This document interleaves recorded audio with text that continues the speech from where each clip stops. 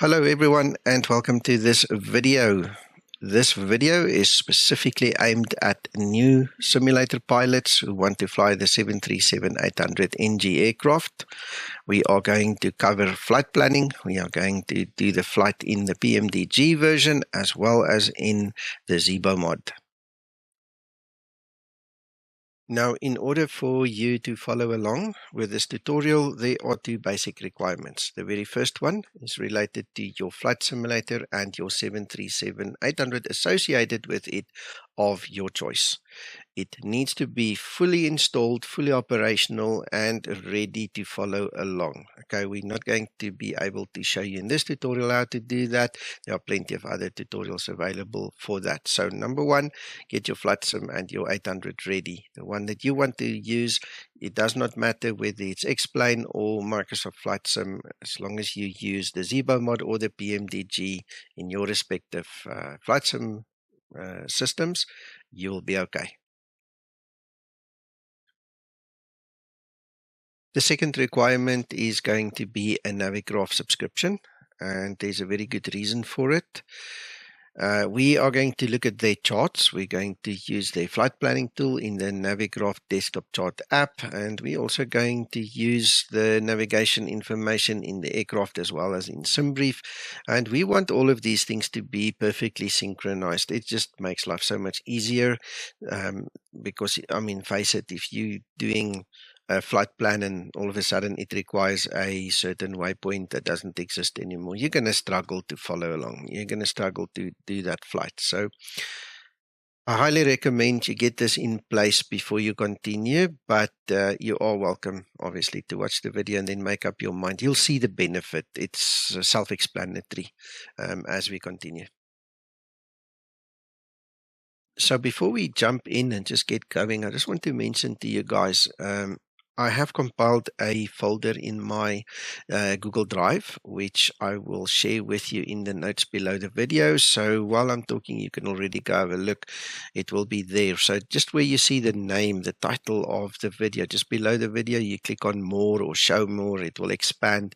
That's where the show notes are. That's where you'll find the link. So the relevant information that I use in this video will be listed in there, so you don't have to go and Google and search around. Just make sure you know to open the description up a little bit and just go to the link, go to my Google Drive, and you will see everything that you need for the PMDG as well as for the Zibo mod to actually use. Okay. And like I said, I think I said that too, the date and time of the flight. If you guys have got access to a weather program like XAMAX or Active Sky or something that you can set historical weather, you can obviously set it to exactly the same weather and the same time as this tutorial. Okay, that would be helpful if you want to fly exactly the same OFP and replicate everything, you know, then you have the same winds and the same clouds and the same rain and all those things, because it just happened that today it is raining in Porto. So I think that was a very nice addition by chance. I mean, I didn't design it that way, that we've got a bit of rain there now. So obviously, it takes a while to make the video. It doesn't happen in the same time span that you guys watch it. You know, it takes many more hours, if not days, to actually finish the video. So it's imperative for me to use XAMAX in both of the simulators, and I'll just set my historical weather and the times correctly so that when we do the simulation, it rather looks similar, you know, just to give you guys a really good grasp of what the two different simulators and 800s look like in similar conditions.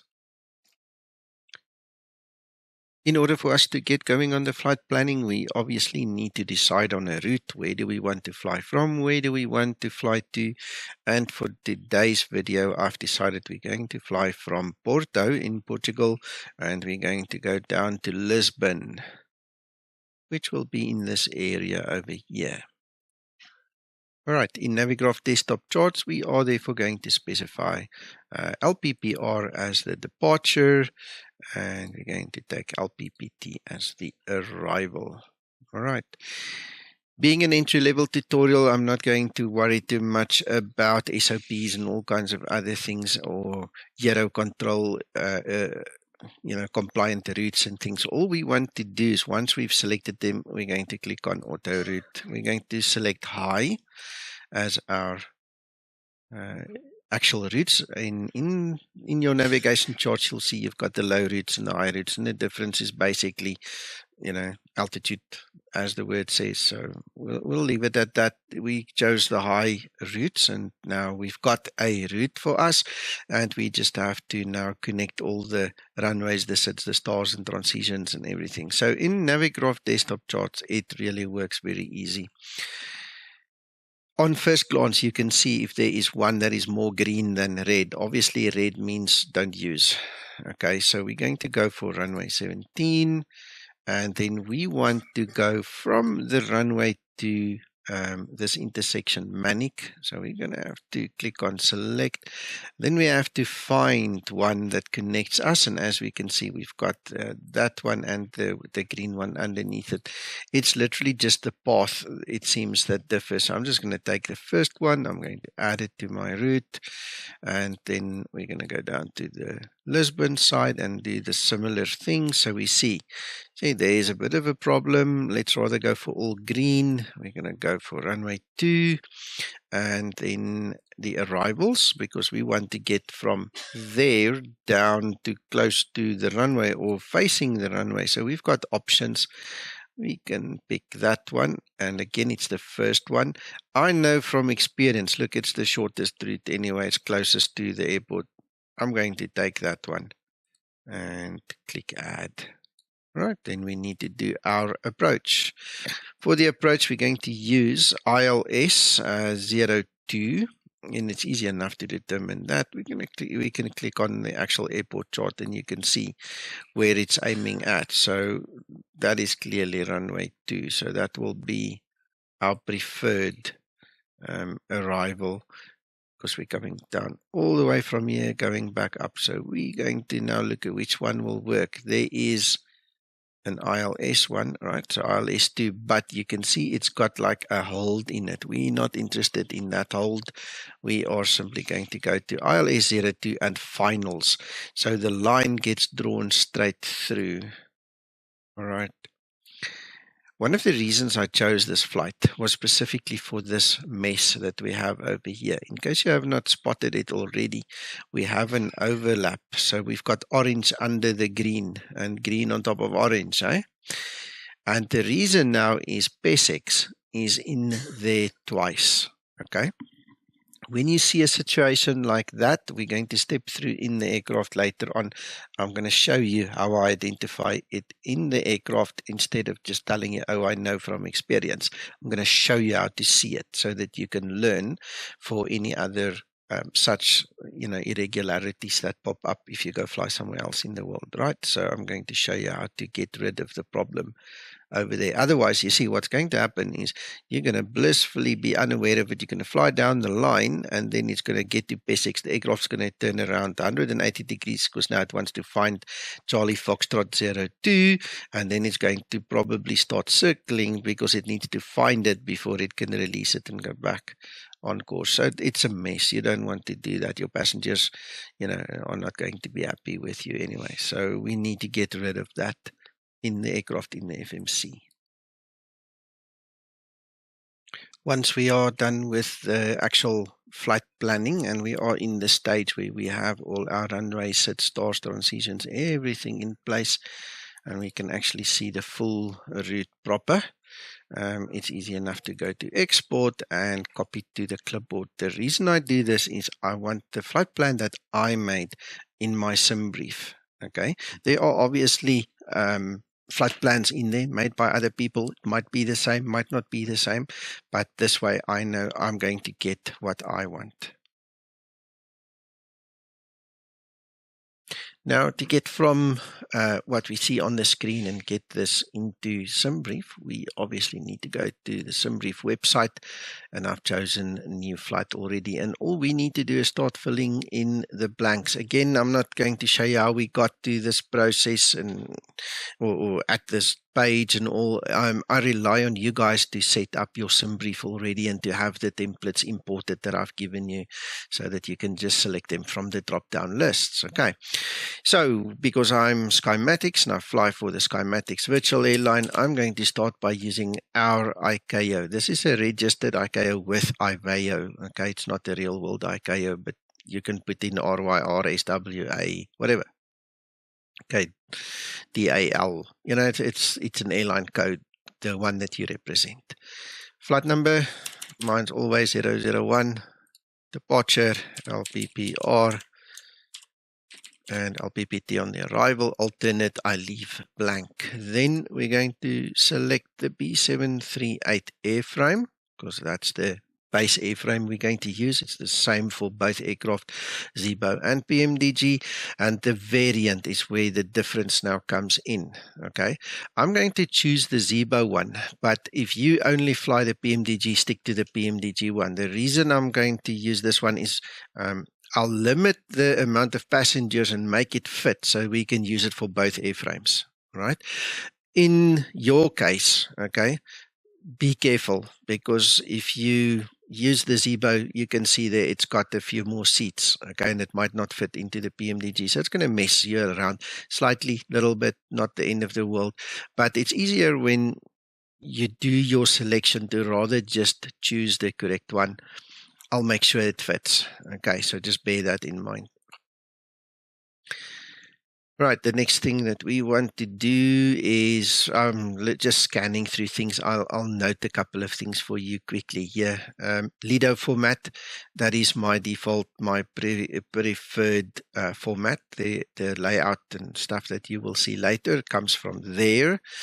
Also the Zibo, in the Zibo mod, when Zibo does the extraction of the information from the XML file, that's the best format to have. Okay. Then kilograms, I use kilograms. You might be from USA or Canada. You can use pounds. Just make sure whatever you have on this page is what is set in your aircraft. Both Zibo mod and PMDG supports both kilograms and pounds. Make sure it's the same. Okay, because if you have your set to pounds, but you use kilogram values, it's like half or more than half less. Okay, so you're going to run out of fuel potentially if you don't put enough fuel in there. So it's very, very important. Make sure that is what it's supposed to be in here and in the aircraft. All right, I'm just quickly checking. It says our block time is 1 hour and 5 minutes. It means we're going to fly anywhere between 40 and 50 minutes. The rest is just the setup time that it's talking about there. Runway 17 departure, runway 2 is the arrival. Okay, then in terms of altitude, in this instance, I am going to select flight level 250 specifically because this is a very short flight, okay, and this comes from experience. If you leave it in auto, Simbrief will decide for you, okay. 99% of the time, it's clever enough to give you a good one, and then just as your luck would have it, while you're following me, it's probably going to give you the wrong one. So just follow suit. Just stick to 250, and then you know you'll be okay. All right, don't go higher there. When you start going and venturing out on your own, you can do the experimentation, which one works best for you, you know, what kind of flight level you want. Obviously, that would depend on the semicircular law that's, you know, governing the altitudes and the flight levels in our case for the different countries that you're going to fly in. Okay, so again, 99% of the time Simbrief is good with it, but there's always that one odd chance that it's going to make a stuff up, and that you're just going to find out with practice, you know, doing it over and over again. Then in terms of the passengers, I want to set up 170 passengers. All right, like I said, this is key. When you use the same template for the Zibo and the PMDG, you need to take the difference in passenger capacity into consideration. So both of them can take 170, and that sorts out my problem for me in this tutorial.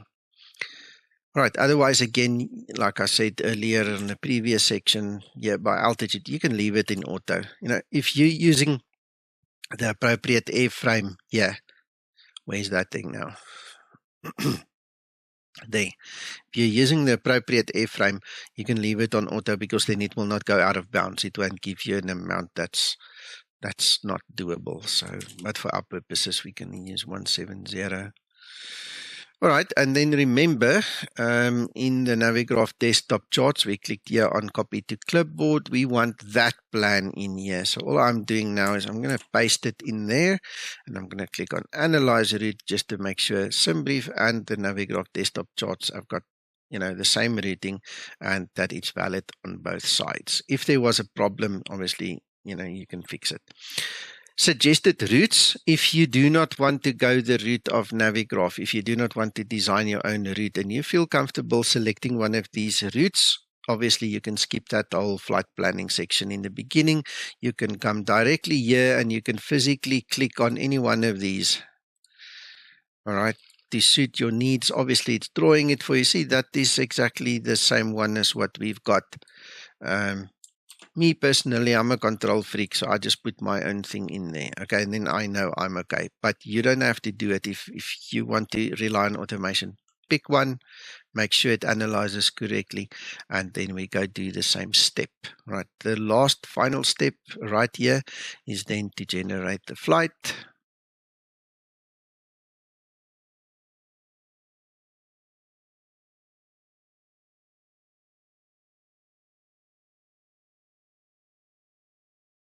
And once the flight has been generated, you will get to this page, and it's up to you whether you want to manually download the downloadable files, which would include the actual PDF of the operational flight plan, or your PMDG or Zibo or whichever aircraft you're using, their flight route information, flight files, flight plans, whatever you want to call it. Okay, so it's up to you whether you want to do it manually, and then you would go over there.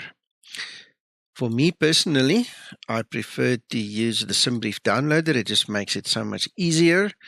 Okay, the link to this utility from Simbrief is also in the show notes, so you can download it and then you can set it up to suit your own needs. Please just make sure that you find out what the correct folders are for your aircraft.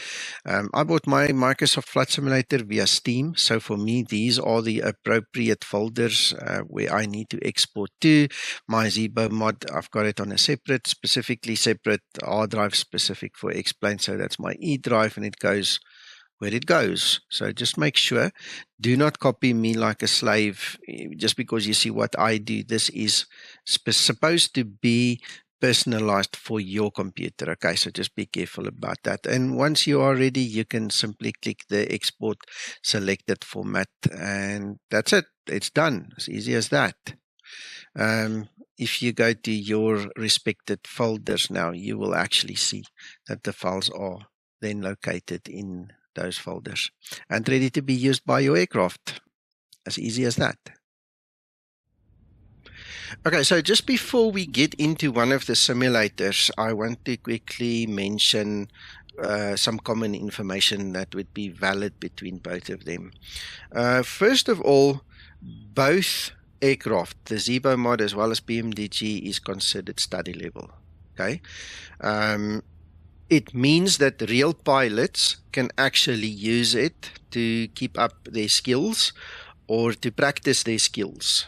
All right, it means that flight simmers can learn how to do the procedures and to set it up and to fly it like a real pilot, but obviously you don't get a license for it and you can't go fly it in the real world. So having said that, there is a certain amount of logic that we need to employ when we use these aircraft. Okay, so typically you need to put fuel before you can fly, and you need to put the payload before you can get the performance values in your FMC. Right, there's no point in you jumping in there, pressing a lot of buttons, and then hoping that you're going to get from point A to point B. That is the very reason why I started this tutorial showing you how to do a flight plan, how to get the flight plan into the simulator and effectively in position where you can import it into the aircraft. Okay, so being an entry-level tutorial, I'm going to make it as simple as possible. I'm going to show you every button that I press, every knob that I turn, and I'm going to talk you through why I do that. All right. I'm going to do that in X-Plane, and I'm going to do that in Microsoft Flight Simulator, and you guys will obviously have the benefit of seeing the flows happening and seeing which button and knob gets used when and where, and what information is required in the FMC and what information is not required. Okay, so obviously both simulators depict the simulated world slightly differently. X-Plane has got its way of doing it, 2020 has got its way of doing it, but having said 2020, I also want to remind you that even if Flight Sim 2024, 26, 28, 30, whatever the number is that Microsoft would put to it, or in our case X-Plane 12, 13, 14, 15, 16 come out, it's irrelevant. It's not going to change the flows. It's not going to change the value of this tutorial. So you don't have to say, "Ah, this tutorial is old. We don't want to do it anymore. We don't want to follow it anymore." So bear in mind, we're going to show you the principles. As long as Boeing does not change the design and the developers in the flight sim world do not change the design to follow suit, everything I tell you now will be valid in 50 years from now. It's irrelevant how many years pass between me making this tutorial and you watching it. As long as we're talking about the same aircraft, the principles will be valid. Also, for the sake of comparison, in both simulators I will use the same time and the same weather. I am able to use historical weather because I use XEnviro in both of the simulators. So the only difference really is going to be how each simulator interprets the weather data that it receives from the weather engine. Okay, but in essence the METARs are the same, the wind should be the same, everything should be the same, and that would give us a very nice comparison to see the exact same flight in the same situation in each of the simulators. In this section we are going to look at Microsoft Flight Simulator and the PMDG 800. As you can see there, we are obviously situated at Porto so that we can fly that wonderful flight plan that we created, and we can use the OFP that it gave us. So I hope you guys are going to enjoy seeing how we do this in the PMDG.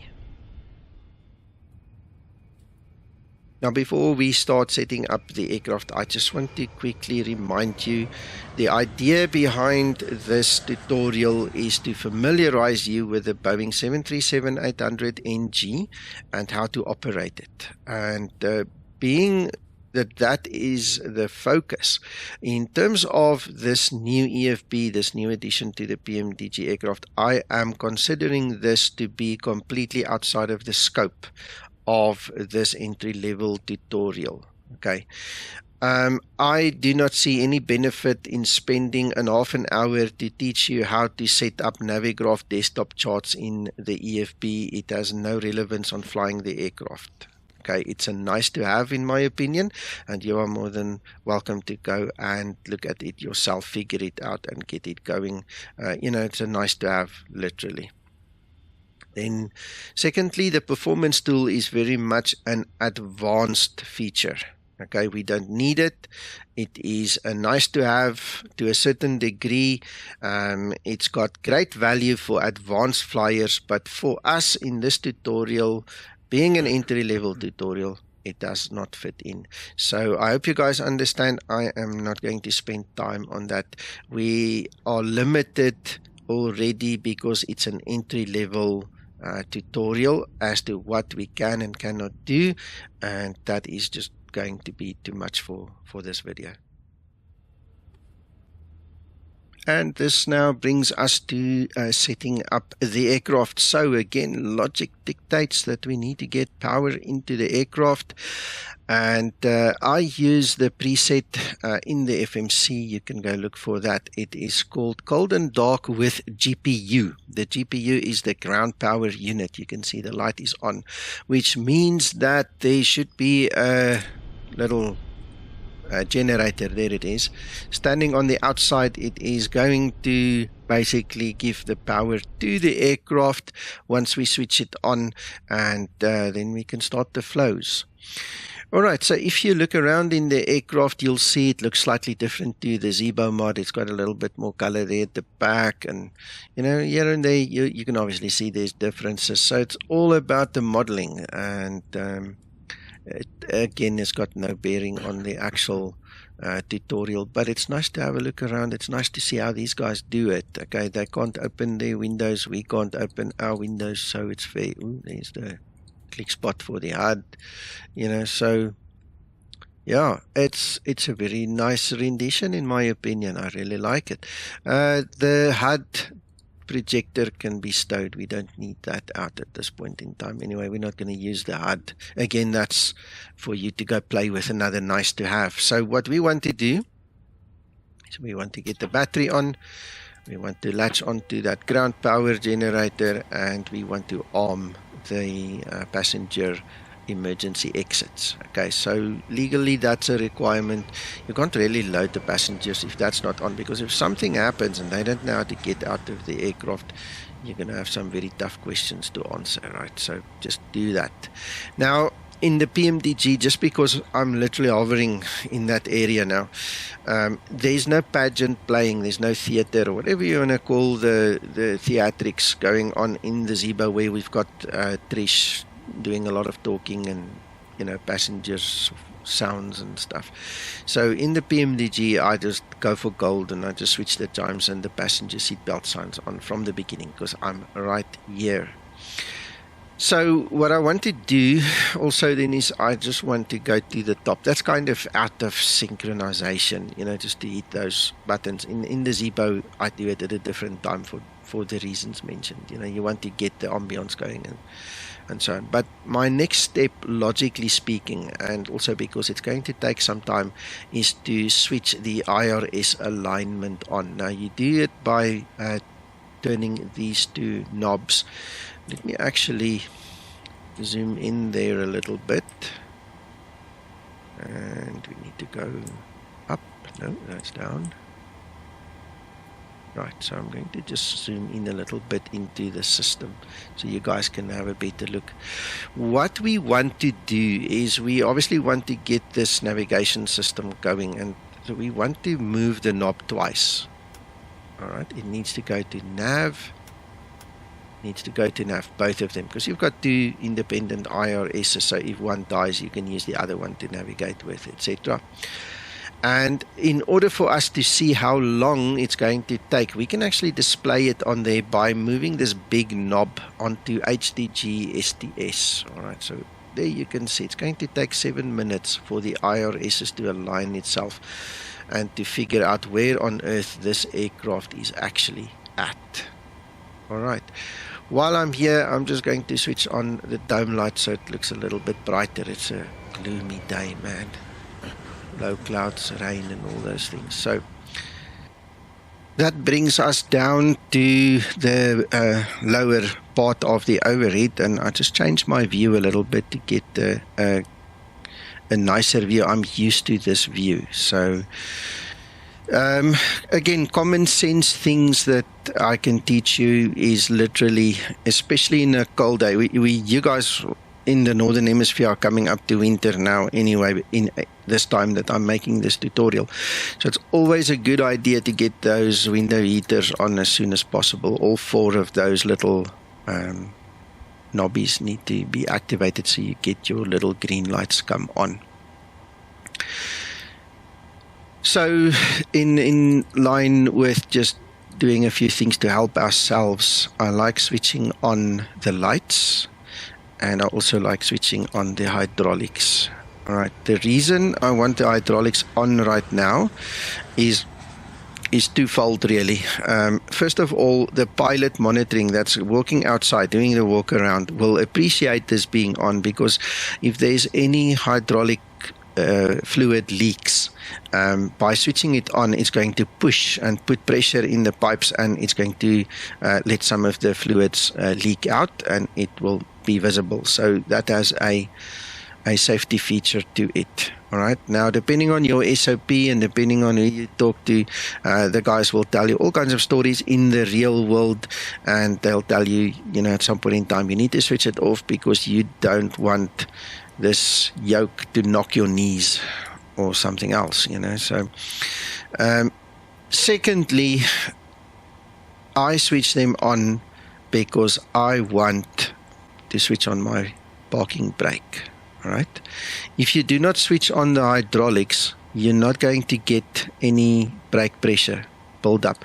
So effectively, even if you switch the parking brake on, it's going to have no value. There's no pressure in the system. It's not going to close the brakes to hold on to the discs. It's going to mean nothing.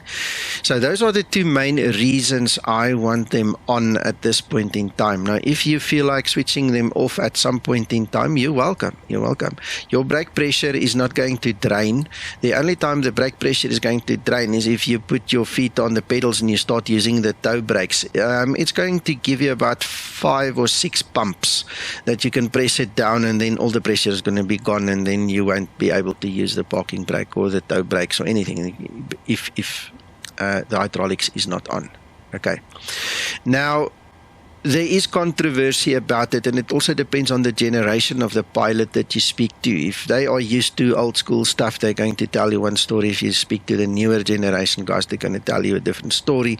So I don't want to get into the mudslinging and he's right, she's right kind of a story. Basically, in the flight simulator, it's irrelevant whether you keep it on or not. In the real world, it's irrelevant whether you keep it on or not, except for a very gusty day. Then common sense needs to prevail. You're going to, learn to switch them off. But having them on is not going to interfere, because this is the common misconception. It's not going to interfere with a pushback truck, and it's not going to interfere with your knees, promise you, when that truck comes. Okay, we're talking about the pushback truck scenario. And the reason is the pushback truck has a bypass pin. Before he connects his tug, he's going to put the bypass pin in, effectively nulling and voiding any pressure that this gives. It's going to cut it out. So when he puts his tug in there, when he does the pushing, he can turn and twist and pull on that wheel any which way he wants to. It's not going to affect your knees, your life, your cockpit. It's not going to affect him, his life, his car, his tow truck, nothing. There's no relevance, because that bypass pin literally bypasses everything. So bear that in mind. Now, being an entry-level tutorial, switch them on, leave them on, forget about them. Okay, it's cool. In the sim, we're not going to worry further about them. Okay. Then, coming down again a little bit more, it would be nice to have the compass light on. And that's about the entry-level kind of stuff we can do.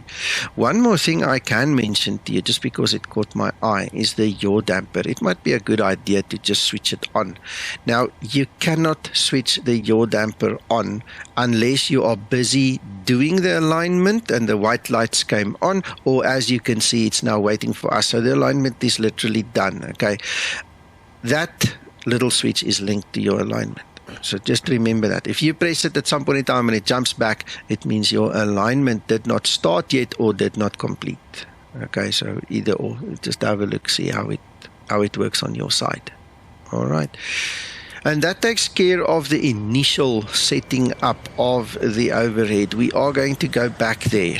Okay, so when we look at this view, we are going to, at the point in the future now in this tutorial, we're going to do top to bottom and left to right, and we're going to handle column by column until we are done. Okay, so we're going to come back to that. In line with what I said, I recommend to get some light on everything here. You can turn these knobs to put the floodlights on. That's for the MCP. This is your main background. This is for the panel lighting. Then we have it on that side as well. And having this panel light on is going to help you greatly in a doom and gloom day like this. So we're going to go floodlight as well. Why not? Okay, so now we can at least see what we need to do. All right. Our next step is going to be to program the flight management computer and we're going to do that next. So again, I'm really going to mention this quite a few times during the tutorial. Logic needs to dictate, okay?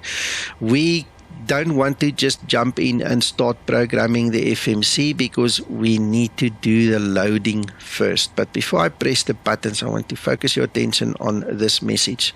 Basically, this message comes up once your alignment lights start flashing, telling you, hey, I'm done, I'm waiting on you to give me the actual aircraft coordinates. All right, so if we go back there, we can clear it because that will be the first step once we go into the FMC and after we've verified the data. All right, so what we're going to do first, logically, so we're going to do the FS action button, press that, and then we're going to go to the fuel, and then we need to find that OFP document that we created. And we need to just put that on the screen for you guys to see that as well. All right. So I took the time to quickly highlight in yellow the most important ones. The green ones are the ones just to tell you, this is where you verify you've got the correct OFP. Tells you the to and the from and the, that information, the date. All right. So we're going to use the same document in this aircraft as we did in the Zibo, and remember I said that I limited the amount of passengers so that we could do that, so just bear that in mind as well, just remember that. Okay, so where do we find the fuel? It's easy enough to look at our block fuel here, but I want you to scroll down to this page and I want you to look at the fuel presented over there. So it says 5.5. Now again, a reminder, I am using kilograms, so for me that's 5,500 kilograms, or in other words 5.5 ton. All right, so we put in the fuel first, then we go to the payload. The payload in this aircraft, you can play with those figures if you want on the left. There's an easy way. Let's make it easier on ourselves. Right, let me show you. You just take the zero fuel weight, 62.2. We're going to take 62.2 and we're going to enter it there. The PMDG code in the FMC will then distribute the weight according to its best wishes, okay? And it's obviously got a logic built in that will give you good performance and things like that, and put all the proper values in the proper place to get the CG correct for you. Okay, so that is the quickest way of doing it. All right. We can then go click return, main menu, and we can do the FMC next. On the first page of the FMC, what is important is your Navigraph navigational AIRAC data. Okay, so we get that obviously from Navigraph. We've discussed that briefly before, and that tells me that we are current and the engine rating is 26k, and we can literally go to the next page. And I want to quickly also mention this to you. To move forward in the FMC, we're always going to use RSK 6. That is your right select key number 6. All right, this is forward. And on this page, there are a couple of things I need to explain to you. This is a rather important page, not only for the information we're going to put into this page, but also for training for a principle, a Boeing design principle to be more precise, where I need you to understand something from the word go already, and it doesn't matter which Boeing you're going to fly in the rest of your aviation career. This design philosophy and way of doing things is all over in the Boeing FMCs, okay? And you need to understand from the beginning what it means and how to handle it and what the implications would be. So in simple terms, in a Boeing FMC, when you see a dashed line like that, it means that the information that you put in there is optional. You do not have to put anything in there. It will not interfere with the operations of the aircraft. In other words, it won't kill you. somewhere down the line, or cause big problems for you. It might cause an inconvenience for you, because trust me, there is another page where I'm going to show you how the lines are kind of blurred in this philosophy. But trust me, the basic says a dashed line you don't have to fill in, it's optional. But on the other hand, when you see an open block, that means it's mandatory. So if you do not fill the information in there, or more precisely, if you do not put the correct information in there, either the aircraft is going to go nowhere, or if you force it to go somewhere, it might kill you. All right, so that is the significant difference between a dashed line and an open block. Okay, I know, and I've seen it on many streams on YouTube. A lot of you guys like to fill in those things. It's irrelevant. It means nothing. There's no point. Okay, you can. Nobody's saying it's wrong. Okay, I'm not being nasty. You can do it. Okay, but it has no significance. On this hand, however, when we look at these blocks, the significance of not filling in the exact location of the aircraft, where it is situated on Earth, is going to cause multiple issues for you. Your navigation simply is not going to work. If you put the incorrect information in there, the navigation might pretend to work, but it's going to be false. It's going to have a problem later. Somewhere along the line, you're going to come short. So, on this page, the whole purpose of this page is we need to tell the position of the aircraft to the FMC so it can do its calculations and navigation. And this is what I want to show you now.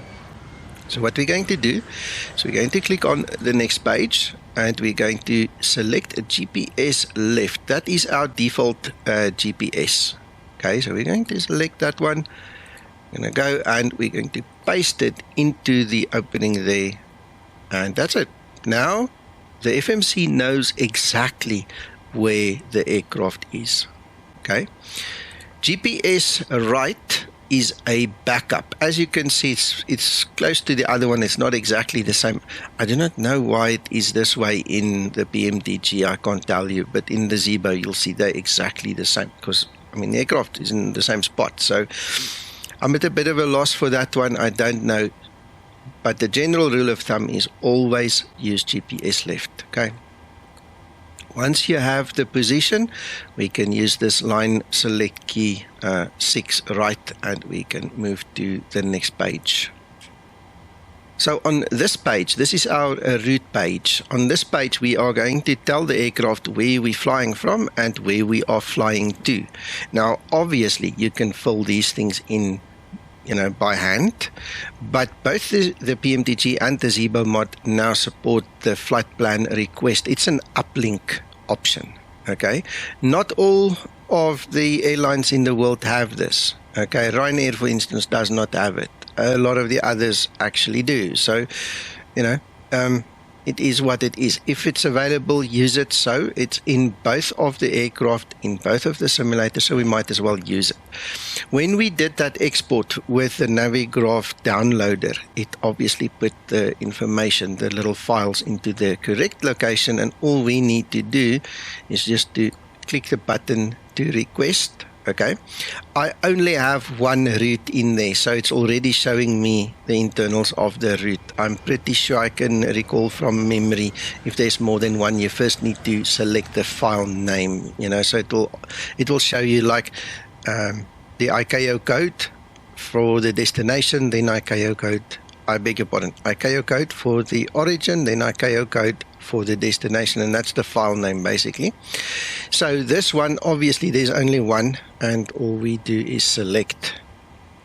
So it's going to take a few seconds to do the uplink. It's obviously simulating, talking via radio or satellite link back to base, so it takes a little while. All right, now we can click the load button once it appears, and again it's now going to take a few seconds to just read through the file and grab the necessary information.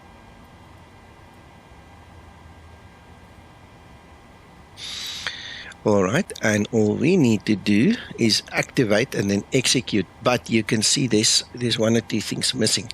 So just to make it easy, I'm going to quickly insert the information. We know we're going to use runway 17, and I know my call sign is that because that's what I always use.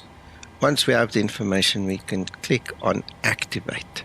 Now, another principle I want to teach you is never ever move off the page when the activate word is there. Always activate it. Get it over with. Guys, we are in a simulator, not in a real aircraft, okay? As much as you want to simulate the real procedures and all, you're also just one single person. So you are using some artistic license already because you're only one guy. There is no pilot flying and pilot monitoring. You are both, okay? And if you go off a page when you had to activate it, this one, okay, you're going to forget to come back. Then things aren't going to work the way it's supposed to work. So my best advice to you as a flight simmer, always activate immediately when you see it, okay?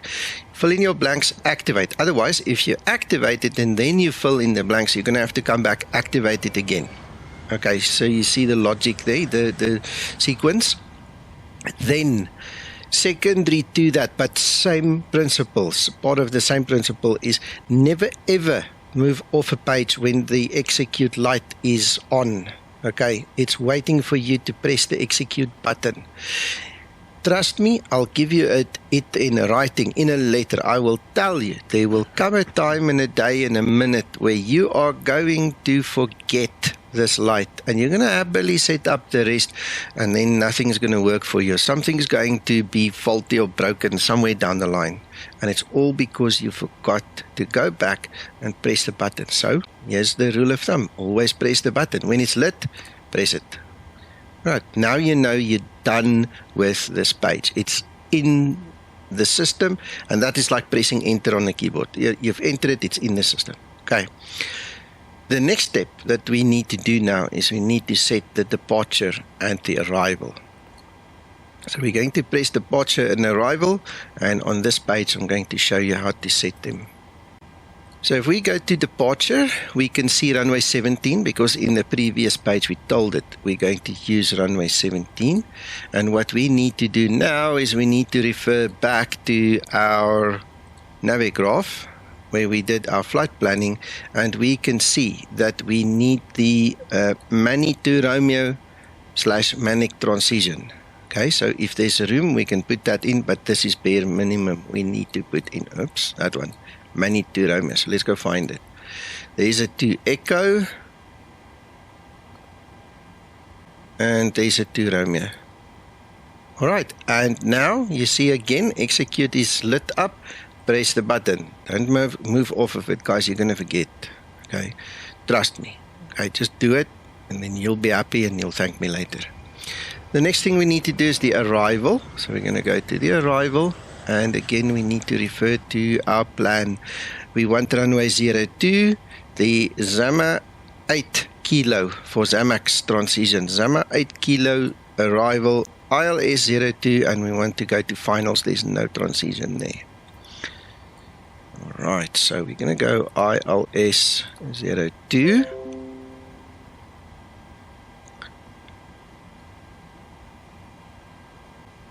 And we're going to look for that Zama 8 kilo. So I'm just going to go previous page because it's going to be at the end somewhere. 8 kilo, there's 8 kilo.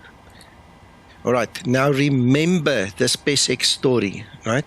Just to refresh your memories. Remember there is an overlap at PSX. And if you can recall, we didn't select the PSX transition because it inserted a procedure hold. If we go and change it quickly, just to refresh your memory. You see it now, if we add PSX, it puts the procedure hold. We don't want that. Okay, we are not going to use it. So why have it? So we just said, no, we're going to take the finals, go to finals, but there's still an overlap. We still have to fix that. Okay, so in here, we're not going to select PSX. That is good enough. The arrival, our star, and the approach is good enough. Execute. All right, so how do we know it's good enough? How do we check it. How do we fix the PESEX error? Let me show you. We're going to go to our legs page next. So by clicking the legs button, it takes us to the legs page.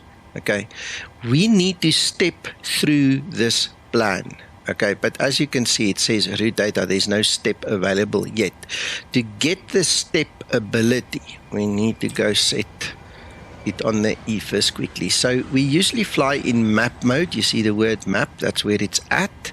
But right next to it, on the right hand side, is PLN. That is the plan mode. So there you can see we are in plan mode. I'm just going to zoom out just once. Okay, so there's our aircraft, there's our route, and if you now look, you can see now we can step through. On the legs page, it turns that route data turns to step, and we can literally step through. And I want you to keep your eyes on the drawing first. Let me also zoom in back again now.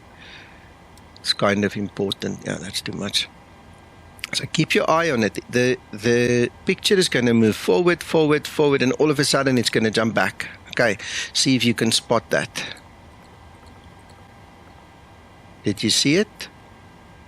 It immediately went back. Why? Because there's an overlap. There's a problem there. Okay.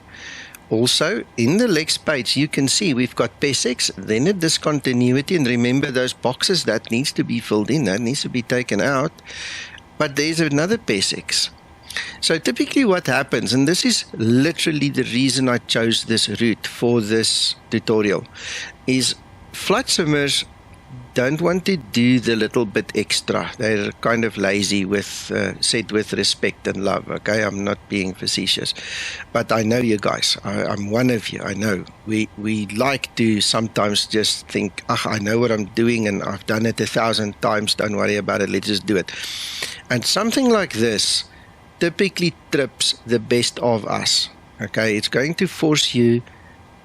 Well, the aircraft is literally going to turn 180 degrees around just before you get on the ILS. You're already going to be aligned and everything, and it's not going to help you, because that aircraft is going to turn around 180 degrees because the plan tells it from PESEX it needs to go to CF02. But you can clearly see CF02 is behind PESEX.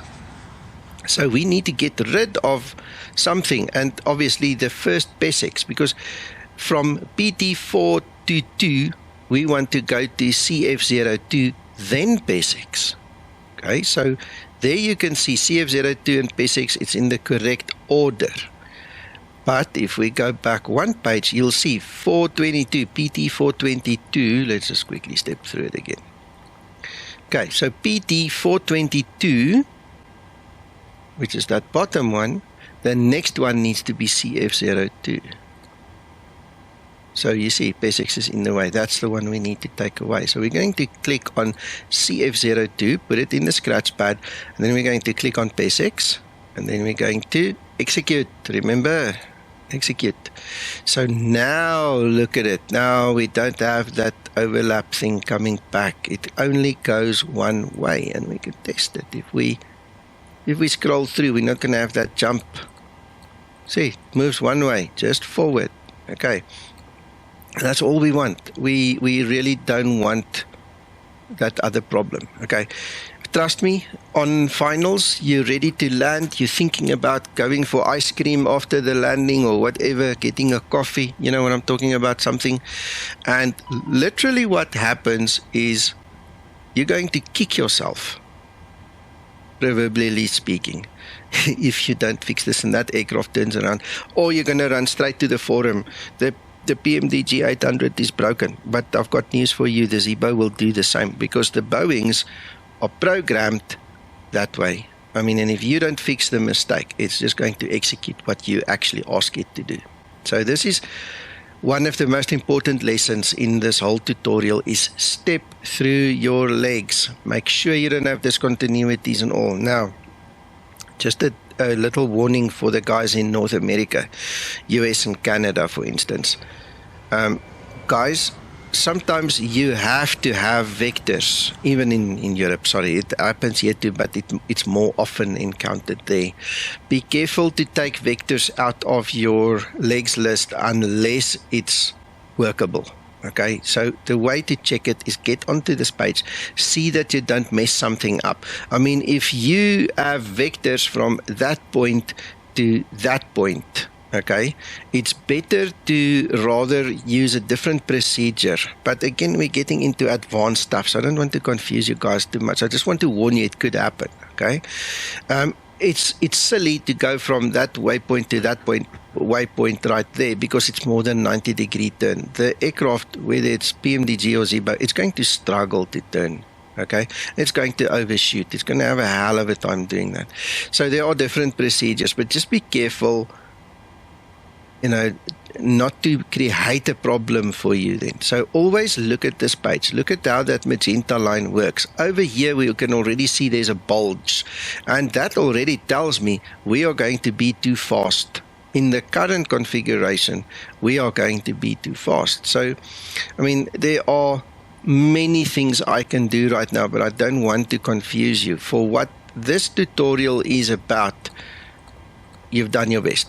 We've done what we wanted to do. We're going to fly the magenta line and we're going to land when this is done. Okay, so I'm happy with that. Right, I just moved back to the map mode, because that's obviously where we're going to fly. And then we can continue with the FMC. We obviously have to get back to the route page. We literally went from route to leg, so now we just need to go back to the route page, and then we're going to move RSK6 again. We're going to press it and go to perf init. Right, so perf init. This is the performance initialization page. All right, again, we can enter this manually. Look at all these blocks. I mean, they are mandatory. You're not going to go anywhere if these things aren't filled correctly. Eh? And you better believe me, you need the correct values. So if you give me a second, I'm going to quickly get my Adobe on the screen here so that we can just compare apples with apples again.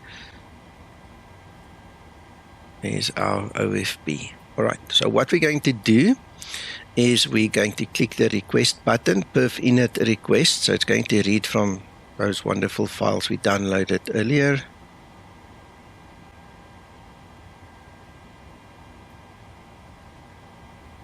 And now we need to click the load button.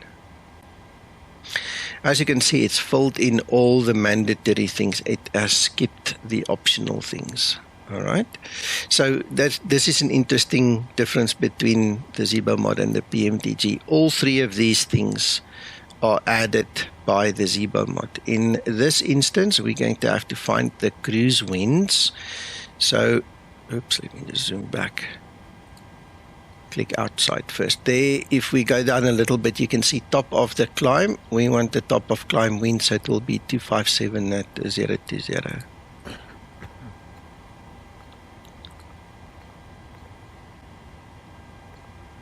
All right.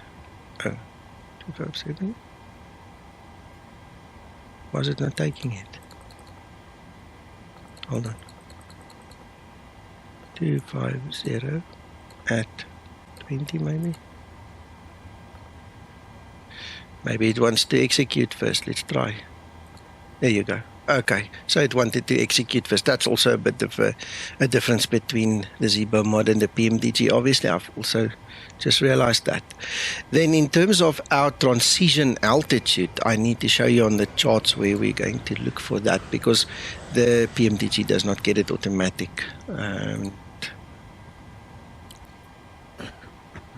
So let me just pull the chart across quickly.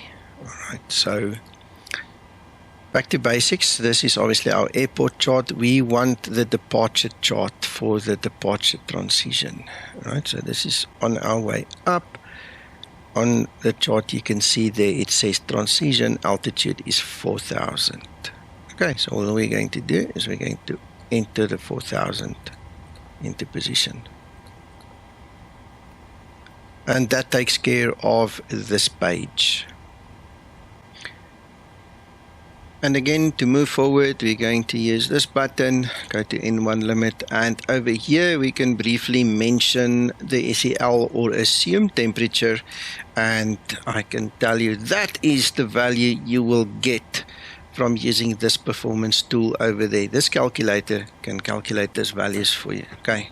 For this tutorial, like I said, it's out of the scope. It's out of bounds. We are not going to talk about it. It's for advanced flyers, not for us at this moment. Okay. There is not a single Boeing capable runway in the entire flight simulator that cannot use the full takeoff thrust and climb setting. Okay. So if in doubt, if you don't understand the rest, all you do is leave it at TO and climb and you'll be fine. Okay, that's all you need to know from this page. If I can give you a little bit more information, I can tell you that obviously you can reduce the thrust. That means that the engines will work less hard, they will run easier, it will be more quiet, you're going to burn less fuel. There's a whole lot of things that's in your benefit. Obviously, maintenance costs will be less. So, once you know what you're doing, you can start derating the thrust. As long as your runway is long enough, you can even go down to the 22K, your takeoff -2. Okay. And the lower you're coming here up to this point is obviously going to lower the thrust, so you need longer runway. But the moment you go to the bottom one, this is like an extra little bit that the PMDG has that Zibo does not have, is the 27K. So this is, if you're in a really tight spot and you need just that little bit extra thrust, then obviously you're going to use this one. Okay. On this side, the significance is climb, means you are going to climb very fast, at a very fast rate. Climb -1 means you're going to climb less fast. It's a more of a lazy climb. And climb -2 means it is a very lazy climb. Okay, a practical real-world example would be London, England. This is where I can quickly explain how it works. So, you've got Heathrow, Gatwick, Luton and Stansted all in the same area, and those are just the better known airports. There are others as well. So what happens is, in the airspace, if there is no ATC that can clear you to a higher altitude, you're going to climb up to 6,000 foot above the ground level, and you're going to sit there for 10 or 15 minutes. There's absolutely no reason to climb like a rocket, to get there and sit all the time.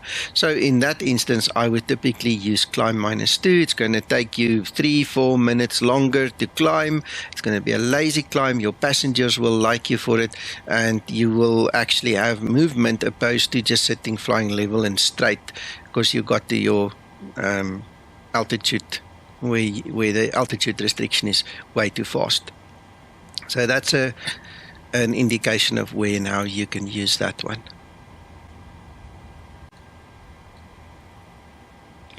And then, as usual, we are done with this page, and we can use RSK6 and move over to the next page. This is one of those interesting pages where I think the line got a little bit blurred between having boxes and lines. Okay, so in this page, please remember, suspend what I said earlier. We know about the principle of boxes being mandatory and dashed lines as a suggestion, but you'll see when I fill it in, without filling in the CG, you're not going to get your trim. Okay, so I reckon if you go to neutral 5 points on your trim, you're probably going to take off, but it's going to be kind of weird.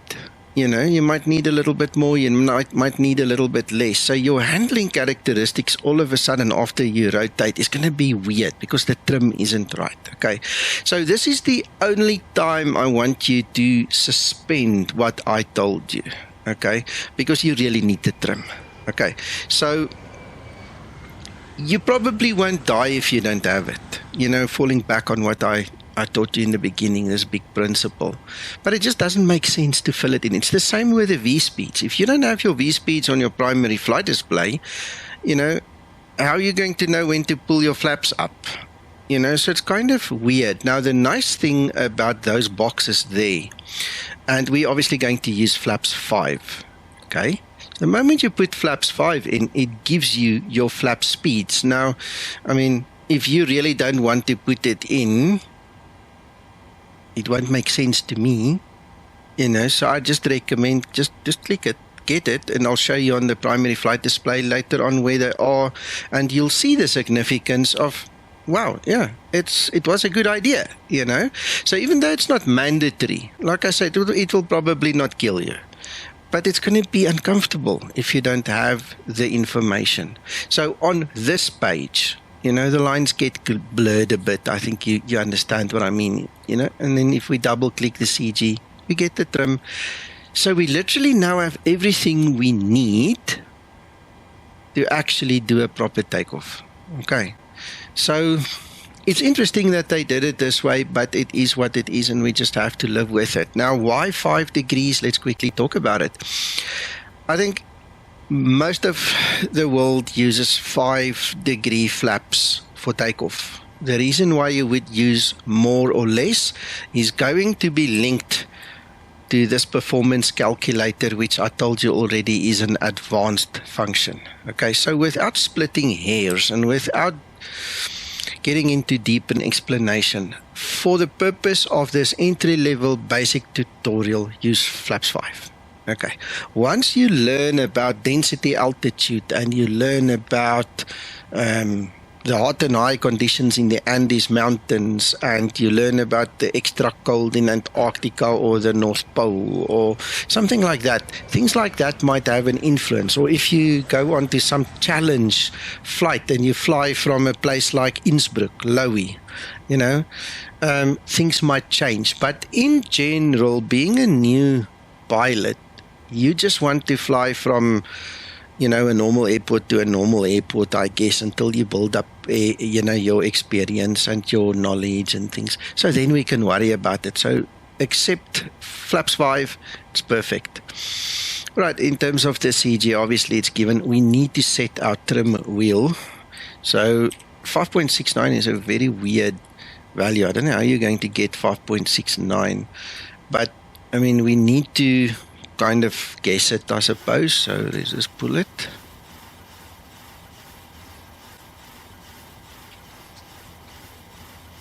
So if we guess that's about 5.5, then I suppose, you know, one more pull is probably 569, something like that. It's a ballpark figure. It's close enough. Okay. So that takes care of that value. So we've used the 5.69, and then we need to take V2, which is 150 knots, and we need to put it in the MCP. And that takes care of setting the MCP.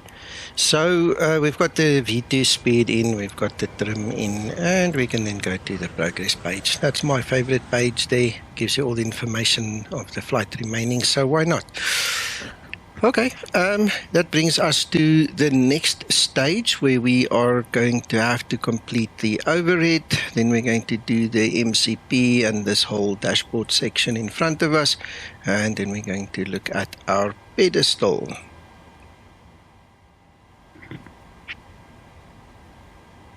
So as we look up and look at the overhead, there are a couple of things I would like to set. I just want to remind you again, we always work top to bottom and left to right. So once we are done with a column at the bottom, we go to the top and then go down into the next column on the right, etc., etc. For our purposes here, I also want to add one small little thing which is not on the lower side of the overhead, but again on the upper side. If you remember, we turned that big knob earlier, so it showed us the amount of minutes remaining for the alignment to take place. Now I just want to reposition my view quickly. There's something else I want to show you which you might find useful. Right next to the HDG STS, where it is set now to show the countdown for the IRS alignment, you'll see there's wind. So if we move it one position left, you can't see anything now. Once the aircraft is in motion in the air, it will start giving the readout for the actual wind. Okay, so the wind direction and magnitude that is displayed here That wind will also be displayed under this heading. You see wind? So in this opening over there, that same wind that you see there is the wind that will be displayed on that display over there. Just a bit of information. Use it, don't use it, it's just there. Alright, so again, starting top to bottom, left to right, we're going to set our yaw damper. The interesting thing about the yaw damper, obviously it does help with your coordinated flight and turns and things. That cannot be set unless your IRS is either being aligned or completed the alignment. Okay, so when you turn your knobs for the alignment, you'll see that the red display will come on, and within 2-3 seconds it turns to white. The moment you see the white lights on, you can already switch that on. Okay, that's by design. But the moment the IRSs trip out, lose power, whatever, that will trip out itself as well, because it is dependent on the IRS. Then as we go down, we don't need anything over here, no fuel pumps right now. I've turned this knob to show the APU gen. By default it's on ground power. We know we've got ground power because we've been working on it for like an hour already.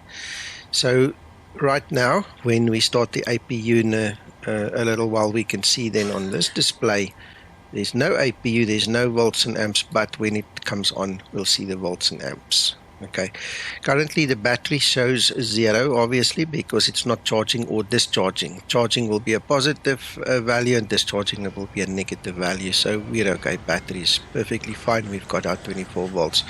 We're happy. Right, looking down, there's nothing we need to do. We'll start the APU later, and then I'll explain a little bit more of what happens behind the scenes with the APU and why I do things the way I do. I don't let it run longer really than about 5 minutes, and that is basically just to keep the green people happy, so we don't pollute the air, and also no noise pollution and things like that. And in the sim, the way we operate this aircraft, you don't really need more than 5 minutes. As long as you're on ground power, you're okay. We'll talk about that later in more detail when we get there. So we've got the lights set. We don't touch any of these little switches. Remember in the beginning I said to you, just because I was looking at them, I set them. In the PMDG, again, it makes no difference when you set them, because there's no theatrical play happening in the background. There's no audio, people doing things that actually interacts with this. So I set it in the beginning, it's fine. You can pretend play with it as you go on, but it's got no value other than that. Okay, so this time nothing else. We're now moving to the next column. We already switched the window heat on, which is marvelous.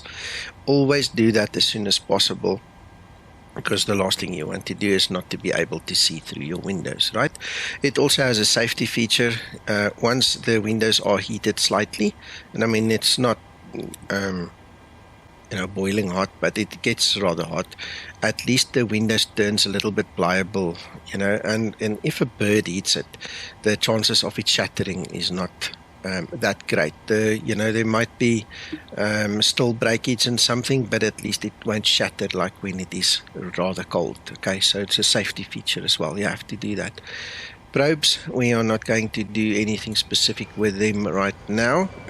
The way I set this aircraft up, as well as the Zibo, they are on automatic mode. So as much as you see those lights are now on, telling you that they are off and warning you that they are off, what's going to happen once the engines run, it will automatically switch on. Okay, we are going to come back and we're going to force it on anyway. Okay, in other words, just move the switch to the on position, because that is vital for your flight and for your survival in essence. Okay, so even though it goes on auto, we just make sure that we don't come short on that one. Right, obviously the hydraulics are still on from the beginning. Like I said, it's much of a muchness. In the flight sim, it doesn't matter. We're not going to pick up hassle from the tow truck anyway, so they use their bypass pin, do what they need to do. So unless you want to simulate the extreme gusting and stuff that might, grab the tail fin, you can just leave that as is. It's not a big deal. All right, there's nothing more to do in this column. Then we're going to move over to the last column.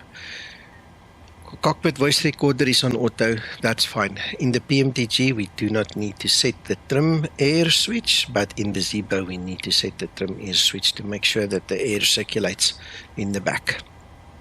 All right, and moving down a little bit onto our pressurization system, we're not doing anything there right now. What we then need to do is we need to set our flight altitude and landing altitude, and I need to grab my information for that. So on our OFP, that is where you get the flight information. If there were step climbs and stuff, you would have seen the different altitudes there. But this flight is short enough. We've only got one cruise level, which is 250. So what I'm going to do is just turn my head slightly, and then I'm going to turn 250 over here, 25,000 feet. That's it. So that is imperative for your survival. You have to set that correctly. In terms of the landing altitude, what we need is we need the actual Navigraph chart again. I'm just going to open it up nice and big quickly. So we go to our airport. We find the information on the airport chart. And then you see airport elevation is 355.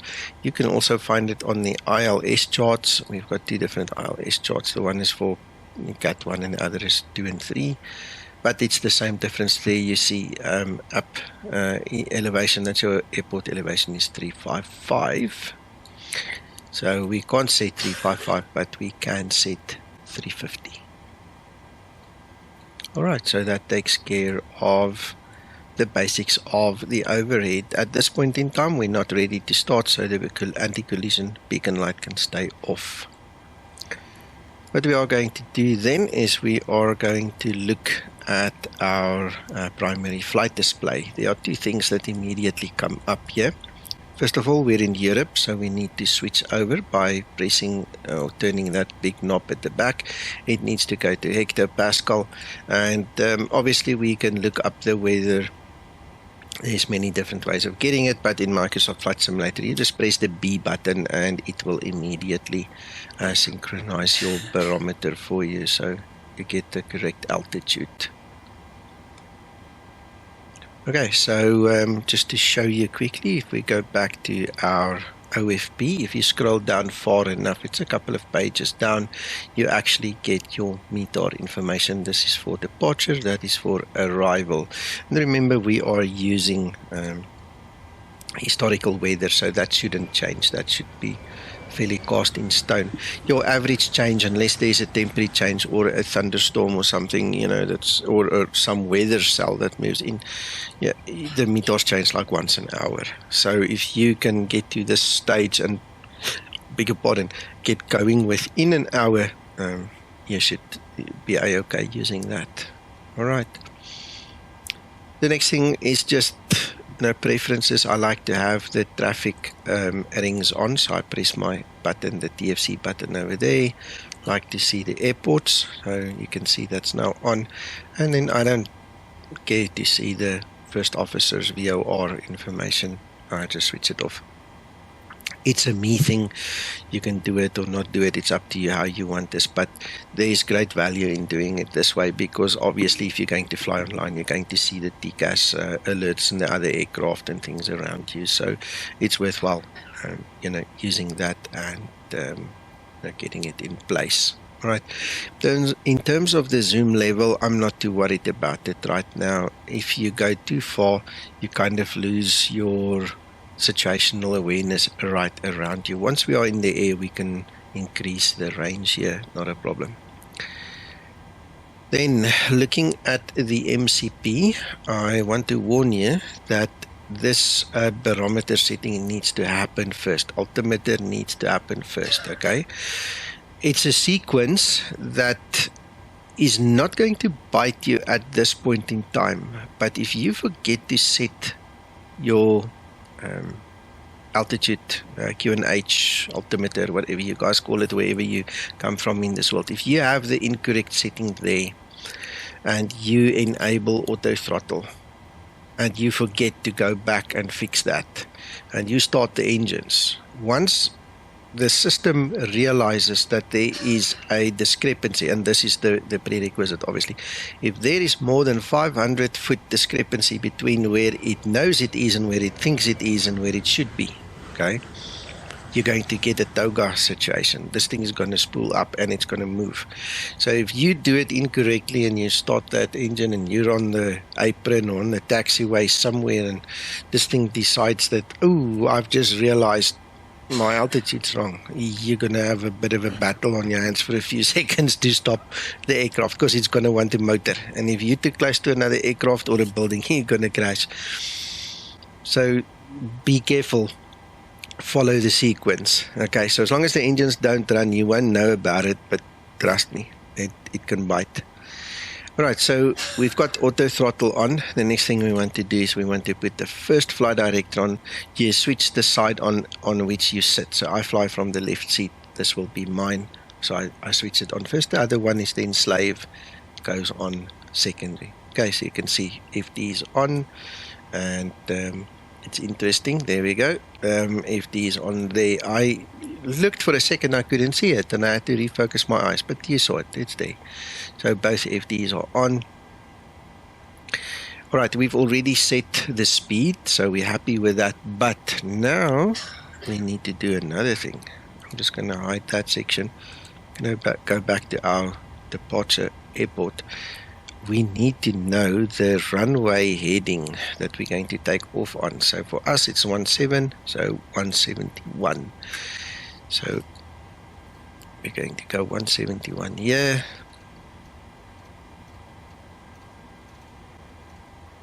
Alright, and we're going to go 171 on both the courses as well. Just in case we need to return to the airport, then we don't have to go and look it up and worry about it and things like that.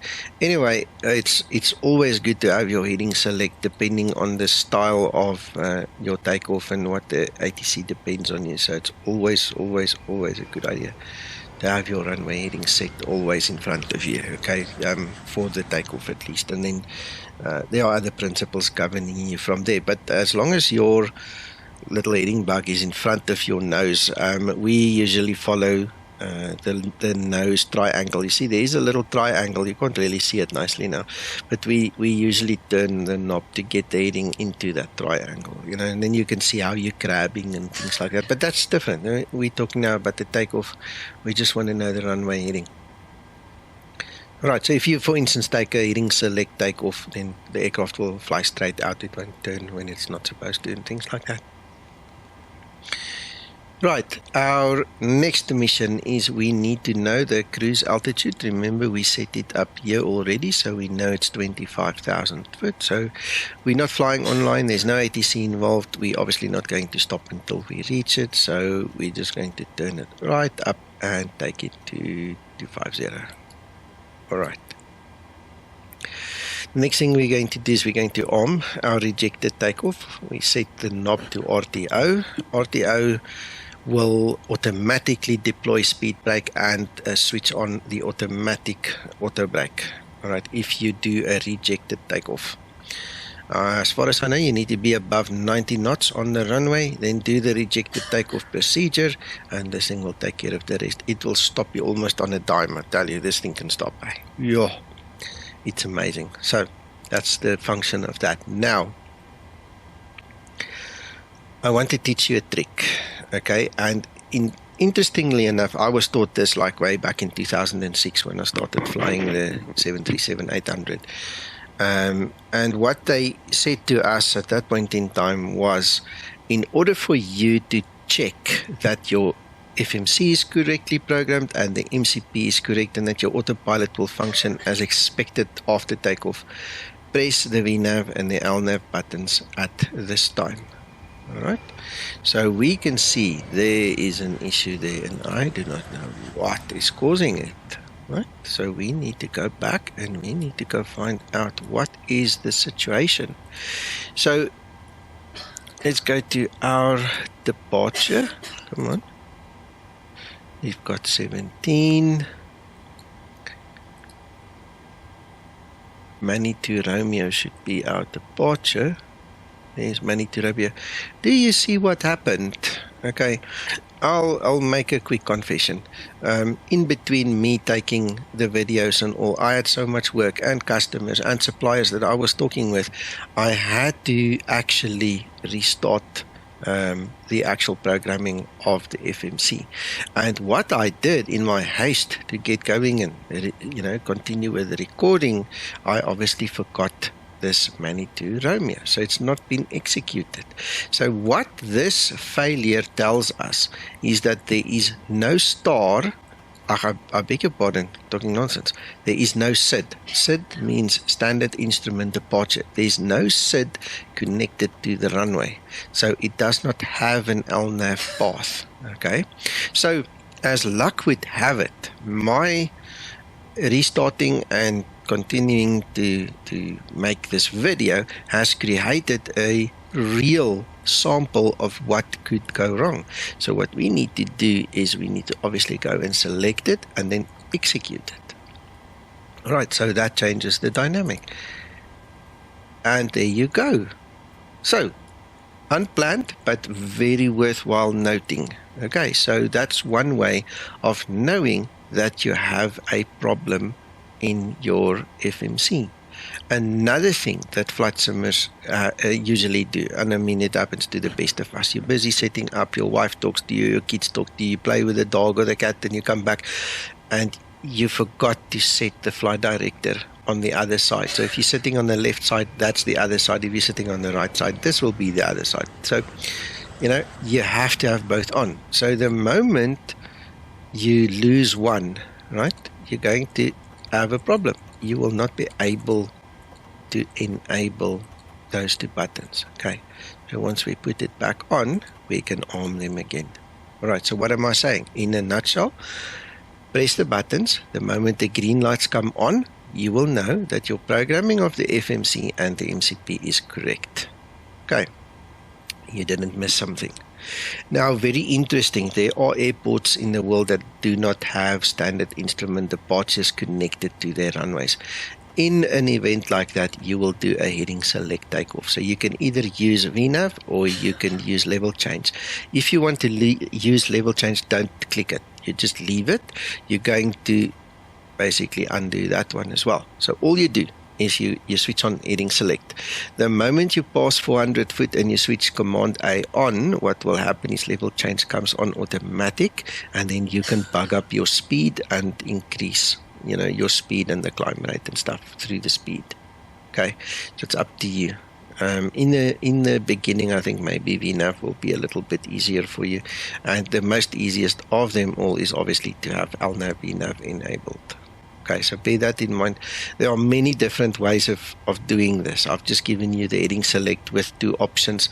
There are other ways of doing it too, but we're not going to get into it because it's a basic entry-level tutorial, right? So that takes care of the MCP. We've got RTO set, and that brings us to our pedestal. Alright, so on our pedestal, the most important thing at this very moment is to get the correct squawk code. Obviously, if you're flying alone, you can have it wherever you want it. We fly a lot on IVEO, that is their default, so I just always tune my squawk code. That's 1000. Okay, so that's how the ATC is going to see you and identify you once you start flying online, things like that. If you don't, it's totally irrelevant, but it's a good habit to get into to make sure that you've got some other code set for the future, so that you get a good habit building, muscle memory set up. All right, I'm not going to set the radios. I do not want to confuse you at this point in time. You will see when I do my normal streams. If it's a short flight like this, I usually go set them and get it over with. But we're going to leave that for the flight so we can get you guys again into the correct flow. Now that's pretty much it. The next stage is going to be to start the APU and to sort out the pushback and to then actually get into the flight. So to start the APU, we just want to focus our attention on this section of the overhead.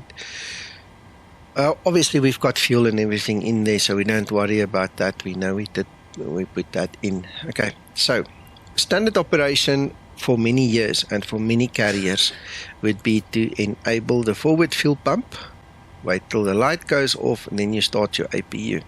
Okay, you're welcome to do that, it's not wrong.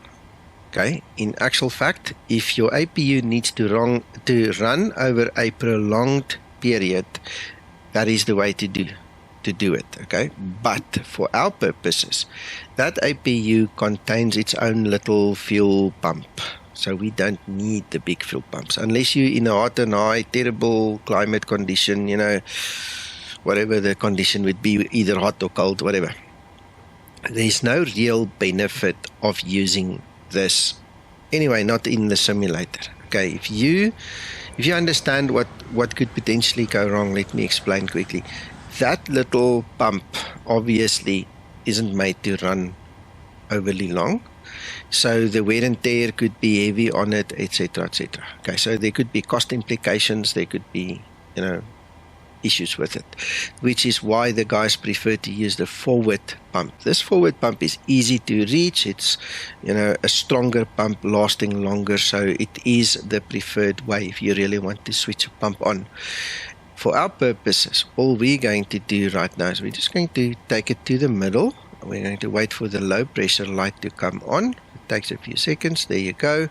Then we count 1, 2, and 3. And then I just press it forward once, the light goes out, and you'll see the EGT will rise.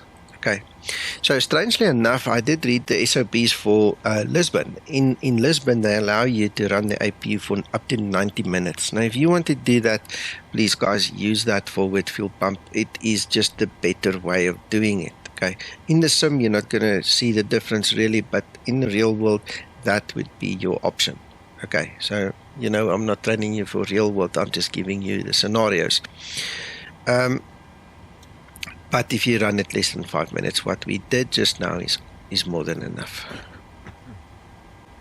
Right, so we just have to wait until it stabilizes, and then we're going to switch over and put the APU on the bus, and then we can disconnect our ground power unit. Alright, so there we go. Now the light goes on in the middle, and there we go, we have switched over. We are now getting our electricity from the APU. For those of you that do not know where the APU sits, I can quickly show you. Alright, that is the APU here at the back. Alright, so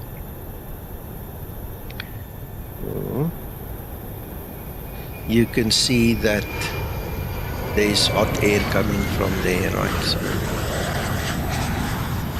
you can see that.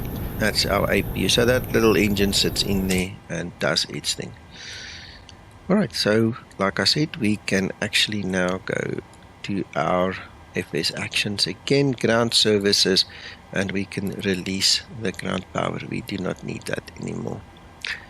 At the same time, we can go to pushback, and we will come back to that in a second. I just want to double check everything is done. We are happy. Right, yes. Good. Okay, again, logical sequence is very important. If you remove the chocks, which is going to happen pretty soon, and you do not have your APU running, you're going to lose power. The GPU will disconnect, and you run the risk of losing the programming in the FMC if it stays on. I think stays off for longer than 30 seconds. You know, so there are issues that you need to take into consideration. If you lose I'm just thinking out loud, maybe you're going to have to lose the battery too. So it's not that easy to lose stuff, but you will lose some of your displays. It will look funny, and weird.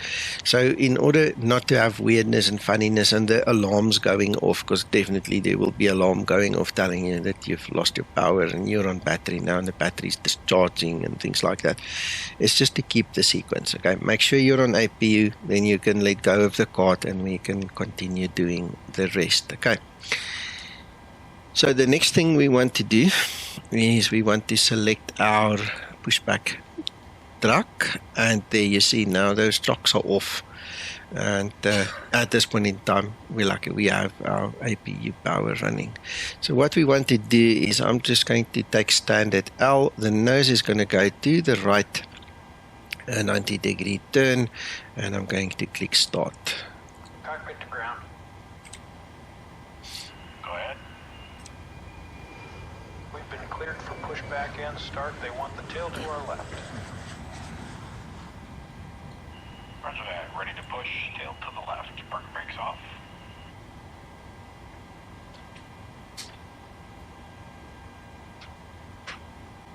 Brakes released. Alright, it takes a second or so for them to start pushing us, and then we can go. At this time I recommend to switch on all the fuel pumps, and then I also recommend that you put your anti-collision light on, signifying that you are going to start your engines. We need the APU bleed to come on. Without the APU bleed, you see those needles will not rise. You need the duct pressure to start your engines. If there's not enough pressure to start the engines, you will not get them to start. So APU bleed is the middle one. We switch that one on. We switch the anti-collision light on, and we have the fuel pumps on now. Now, interestingly enough, the engines will start without the fuel pumps because it's gravity feed, okay? Please do not fly without those pumps, okay? Because that is not how it's done. It's just, it can create a massive problem for you. But to start it, if you forgot the switches, in the off position, it will start. It's not a problem. But when you go up to do your taxi light and stuff, just, let your eyes scan it, make sure that they are on. Right. So theoretically, we could have started, and even practically, we could have started because the pushback guy said that he's starting pushback and we can start the engines. Pushback complete. Park brake, please. Right, I just want to stop. Obviously, I beg your pardon. Obviously, I'm talking a lot, so we're kind of a bit late now. But once everything is in place, all we are going to do is we're going to go to our overhead here. This is our ignition switch, and we're going to turn it to GRD, and then we can look at our engine display, and what we are looking for is 25 of N2. Alright, so once we get to 25, we can introduce fuel to the system. Technically you can do it from a bit earlier, but that's about the standard training practice to say wait for 25. So we've got 25, and number 2 gets it gets fuel. Can you believe it? Number 2 engine gets fuel. There you go. And now we just wait for everything to happen.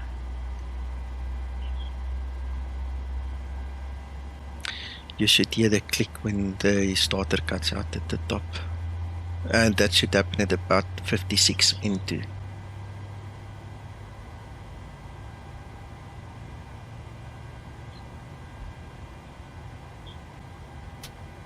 There you go. Right, so then we can do the next one. GRD, and we can wait for 25 N2 again, and just flick the switch to get the fuel in. While we're waiting, I'm just going to go to the FMC on this, the FMC option on this FMC, right? Right, we've got our values, and there goes the fuel, and we're waiting for ignition. There we go. Looks like it's taking, and again we can see at 56 N2, we can see with the view here now, you'll see that knob is going to cut out.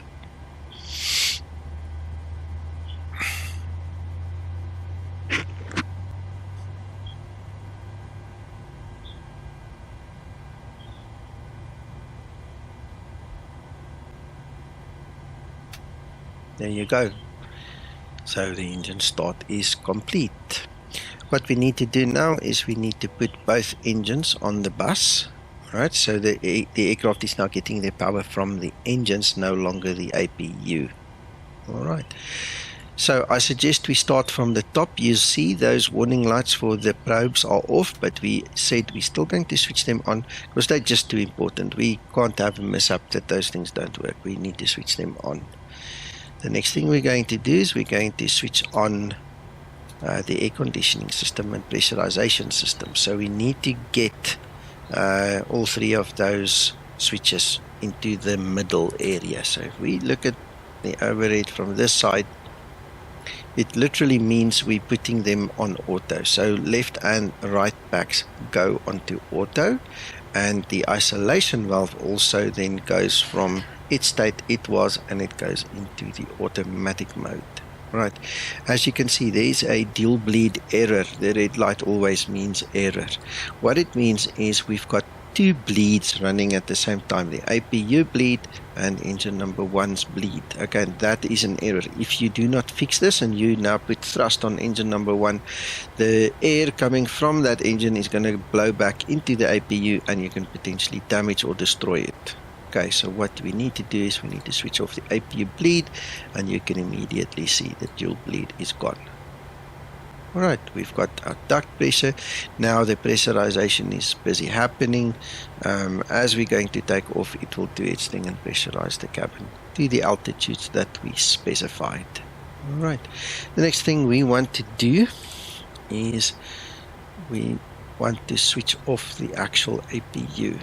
Alright, this is not a good angle, so what I'm going to do is just switch on my taxi light anyway, then I can reach my APU switch better, and as you can see, the light has gone off. It's going to take a minute or so to spool down, so we are still, able to fall back onto it for minuscule seconds and all, but it's still running and it takes time to wind down.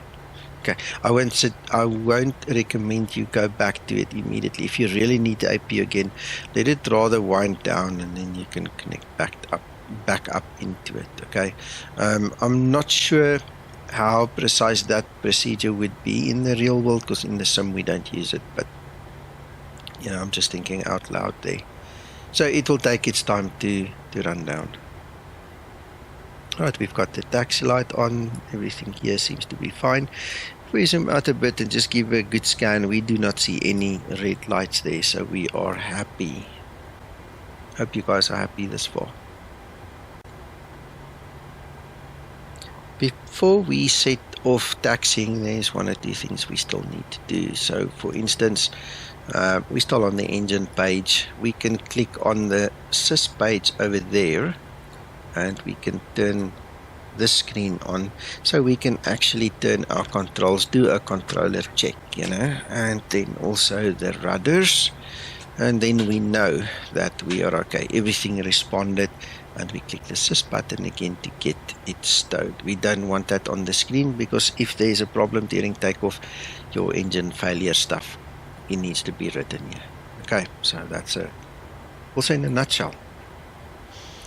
I've just noticed that I did not switch on my traffic rings for the first officer, and I did not put on the airports for him either, so that's much of a muchness.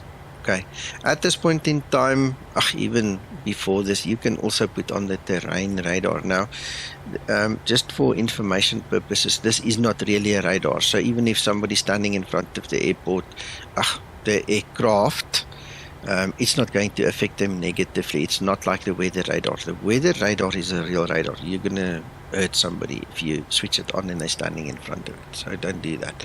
But this one reads off a database, so you can have it on standing at the gate or wherever. There's no radiation from it. Right, same principle.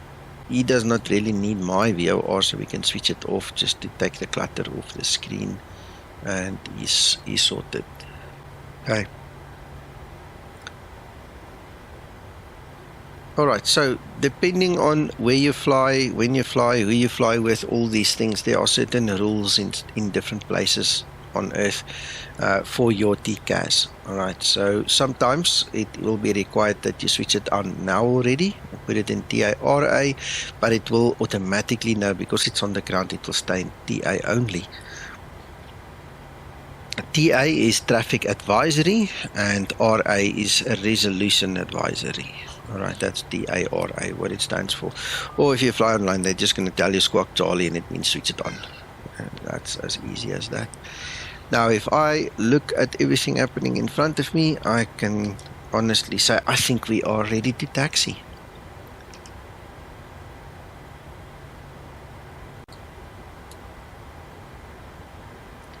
So what we are going to do first of all is we're going to release the parking brake. All right. We also need to set our flaps. So we need flaps 5. And we're going to wait until flaps 5 happens. In the interim, we can do the checks there on the 6-pack to make sure we don't have any errors that we are not aware of. And then we can start thinking about getting going. Remember, taxi speed is not like I do on some of my streams. The guys were telling me last night I'm taxiing too fast. Taxi speed is generally considered walking speed. You should be able to walk next to the aircraft. Sometimes it needs to be increased for operational purposes. And you also get airports where they have high-speed taxiways. And I know here in Joburg, one of our aircraft, one day the pilot said to us, man, they wanted us to taxi at 14 knots. Can you imagine? I mean, if you're flying a small little aircraft and you're light, you can literally rotate already almost. You know, it's crazy. But anyway, so that's just a bit of background story. Right, so we've got our flaps. Whoops, touched it. Oh, just a small mistake. We've got flaps 5 and the green light, so I'm happy we are configured. How do we know we are configured for takeoff? We've got the parking brake off and we're going to move the throttles and there will be no alarm. Okay, let me actually just demonstrate to you. If you have a configuration error and you do this, you're going to hear an alarm. See? And you also get your red indication there. So it's quite neat. Right, so we've obviously now gone through the motions and we know we are fine. Alright, so I'm just giving a little bit of thrust to get going and then we can pull some of the thrust away and actually taxi to the holding point for the runway.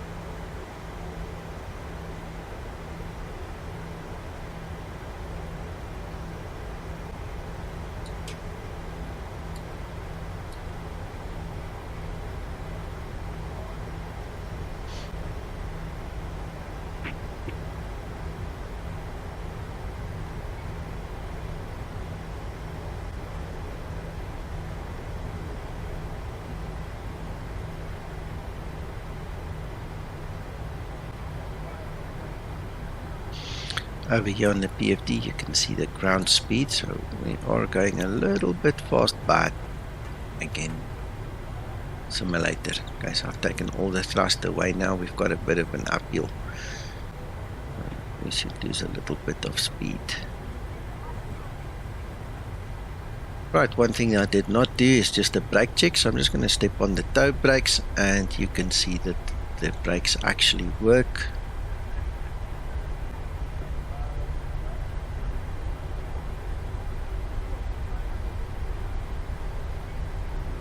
I think it would be more beneficial if you did it a little bit earlier before you started, you know, to reach the 20 knot ground speed stage. But anyway, at least we remember to do that.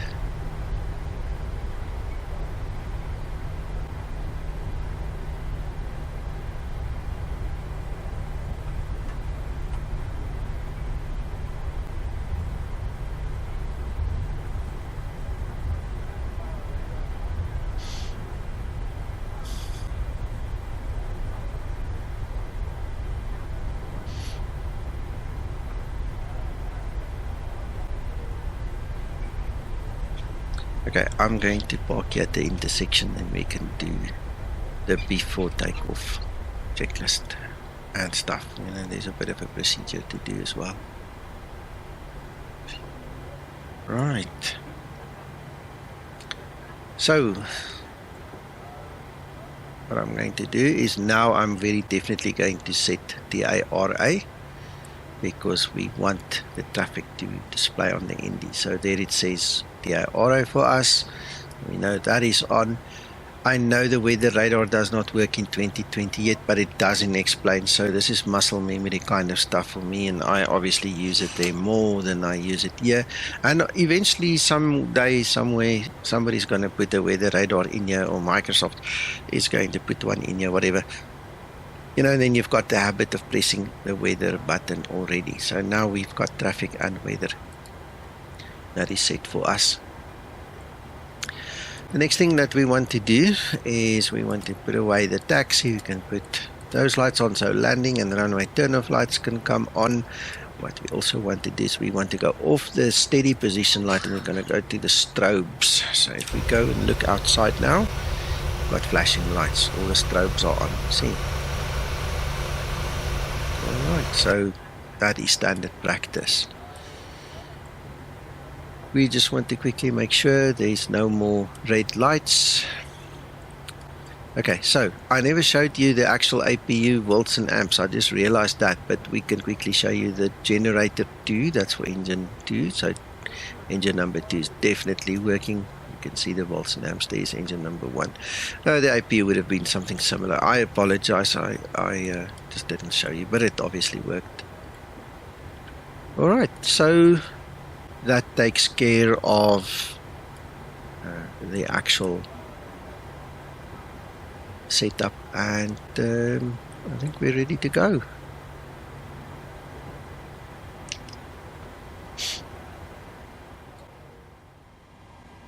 Guys, sorry, I'm jumping to another frame here quickly through the miracle of video editing and having to actually stop that recording of the video at the time I made it, and now having to redo from a certain point. Obviously, I've just started the APU, and I thought, well, let me show you guys. So I'm just inserting this little clip here just to show you that's what the APU looks like once it's running. So you can see the engines are not started yet, they are now dead, and you can use this knob obviously just to follow to see if you've got your volts and amps on the system that you require. And I just thought it might be worthwhile to just inject it through the miracle of video editing right here, so you can actually see what I was referring to when I did the apology in the previous clip just now. Anyway, let's get back on track, and we'll resume as I taxi onto the runway. Okay, right, now we are back on track. Gents, again, I'm apologizing, but I have to use the video editing tools a little bit. You'll see from the previous frame where I was setting up at the runway, the time is slightly different. It's another new day. I could not finish all the editing and the flying and everything in one go, unfortunately. So this is like day 3 of trying to make this video, just for your information. I tried to get the time you know, as close as possible. We're like 5 minutes out. It was 12:55 in the previous clip. Now it's like 12:50. But like I said, it's 3 days later. So, or this is day 3 at least. And so we're going to do the actual flight now that we have time. And I'm quickly going to, you know, taxi, do it, talk you through it. There is going to be a lot of information that I'm going to impart to you.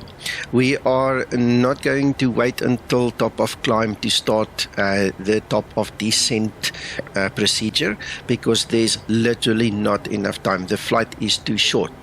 So please make a note of this, what I'm about to say. As a new pilot, do not wait too long to start your top of descent procedure. Okay, I like to teach that when we do a longer flight, one that's long enough anyway, that you need to start your top of descent planning and execution, setting up the aircraft for the descent at least 100 nautical miles before top of descent. Okay, So write that down. Top of descent, start 100 nautical miles before top of descent. That way you will have enough time to look up what you need to look up, to implement it, to click the knobs, to turn the knobs, to do whatever you need to do to get the aircraft ready for the descent. Okay, this flight is just too short. So during the climb, I'm already going to do the forecast winds. I'll start obviously with doing the cruise winds. Okay, so cruise winds first. Then we're going to do the descent forecast page. So we're going to have to look up the QNH and things like that. To fill in all the information that the aircraft needs to make the ride a little bit better and smoother and wonderfuler. Okay. During our descent, I'm also going to show you how to use fixed rings to give yourself like a visual cue. Obviously, you can see here, I just want to zoom in quickly, you can see here the V-speeds for your takeoff is going to be on the speed tape, so you will know when to do what, in other words, when to rotate. You'll also see the flap speeds on the tape, and as you reach a number and you go past the number, you're going to lift the flap until you're in the clean configuration. Now the same happens in the descent. You're going to have your flap speeds over here, but just for us being new pilots, okay, we want to use fixed rings, so you'll have green circles around the final approach fix, and that's going to add to the visual cue that you need to understand when to let your flaps down. Okay, so I'm going to show you how to do that. I'm going to show you how to read it and implement it. Okay, the turn that we make onto base and then finals is a very short flight time area. It's a short piece. It's very shallow, whatever you want to call it. Okay, it's going to happen very quickly. So it's probably not the best example, but if you follow in my training checklist and if you follow this video, I'm going to tell you exactly what to look out for so that you've got that extra awareness to help you get the flaps down. Okay, so just bear that in mind. And all of these things needs to happen within a 40-minute flight. So from the time we take off here, and from the time I press toga and we set the timer on until we land, I think it's 40 or 45 minutes. It's very short, guys, and there's a lot of things to do and to grasp and to make note of. So we're not going to waste time. It's going to require you to really pay attention when we do these things. Okay, so just bear all of that in mind. So I'm going to start a bit early on that.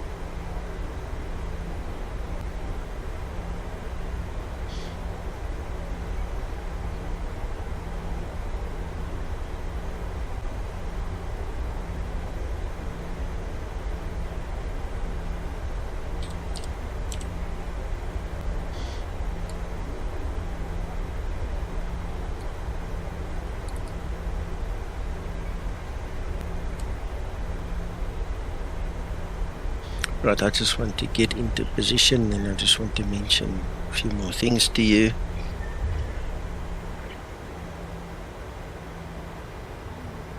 Right, I think we kind of aligned there, it seems.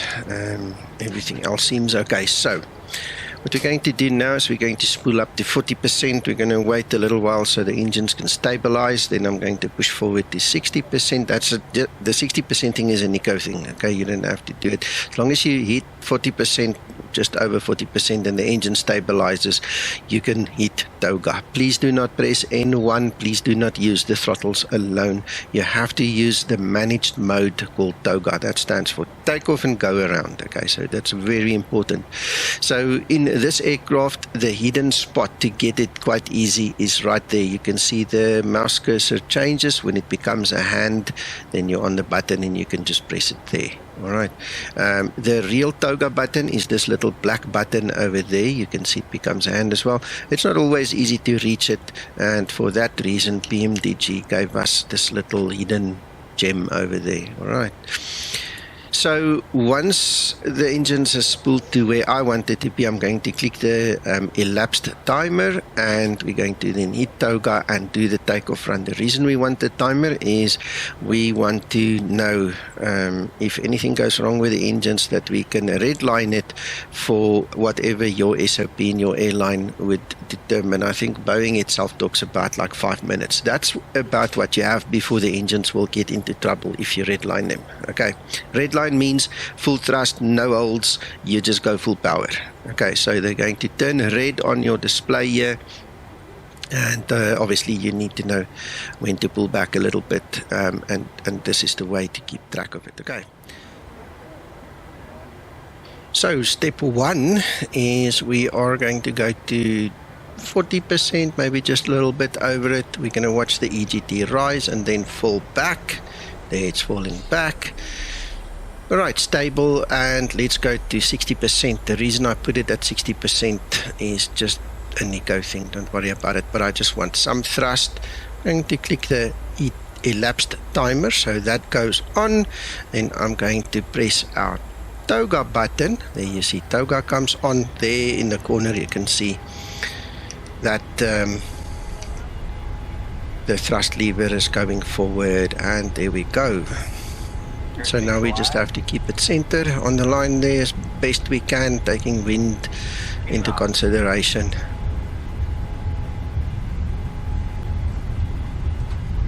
And if all goes well, we can rotate when he tells us to. Rotate. Now we're pulling back. Alright, there we go. Positive rate means gear up is good now. And then we're just going to start to climb a little bit. Alright, be careful not to go over 20 degrees in the PMDG. As you can see there, it wants you to go over 20 degrees, but that's not really how it works. And at this point in time, we can enable autopilot. There we go. So command A goes on. I've obviously got it mapped, but there you can see we're on LNAV, VNAV. We are steadily climbing out. The flight director is going to come back to an appropriate position, and we just keep climbing. What we want to do is keep an eye there on the 4000, that's our transition, also on the flap speed. Once we hit number 1 there, it means flaps 1, and then once we hit the up sign over there on the speed type, means we're fast enough and we can lift the flaps. So go clean configuration. In the interim, we keep on looking at our altitude. You'll see when the 1026 turn yellow, it will be shortly after we pass the 4,000 foot mark. It will turn yellow, and that will be your cue to press the standard button to go into flight levels, because currently we're on altitudes. All right, under the transition altitude, everything is altitude, and above the transition flight level, obviously everything turns to flight level. So we'll give it a minute or so. I'm not sure how long it's going to take. Let's see, there it's climbing again. So I think at about 200 or 300 that should turn yellow. There we go, and now we can go standard. Right, there you go, and the aircraft is just going to climb out, do its thing.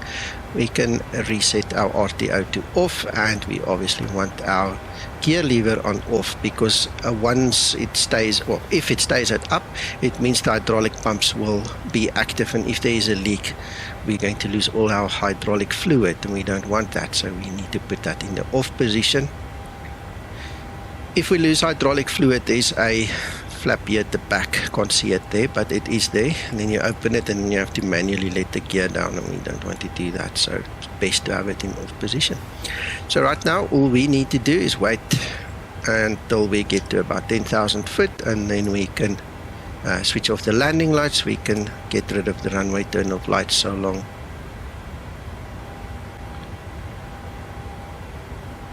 I just noticed something.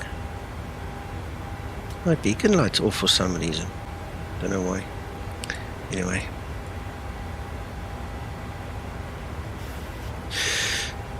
Alright, you guys are aware that this video is not made in one take anyway, so it could be that I just forgot it in this take.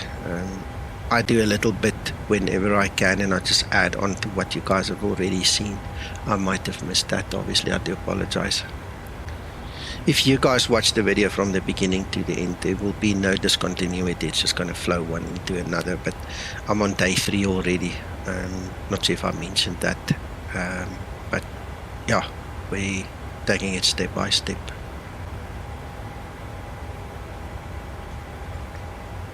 There's 10,000, so the landing lights can come off. I'm going to release the cabin and undo the fasten seatbelt sign, and we're just going to let the aircraft continue in the climb. One of the things I also do is I just follow the nose of the aircraft, because we are grabbing a little bit. That's the significance of that's our nose. So I'm just turning the heading knob to follow the nose. So in the event of we flying on, ATC with ATC online, it's easy enough to know that our heading bug is somewhere in front of us. It's just a good practice.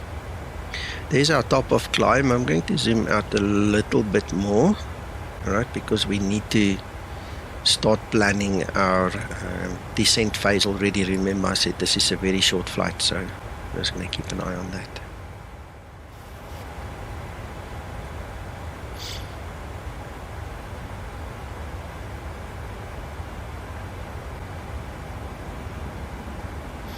So as the aircraft climbs up, it's always nice to just have a look outside, and some nice clouds out here, I tell you. Interesting weather.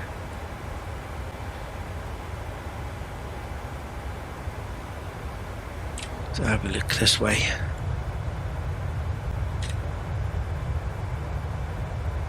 All for the love of flying, eh?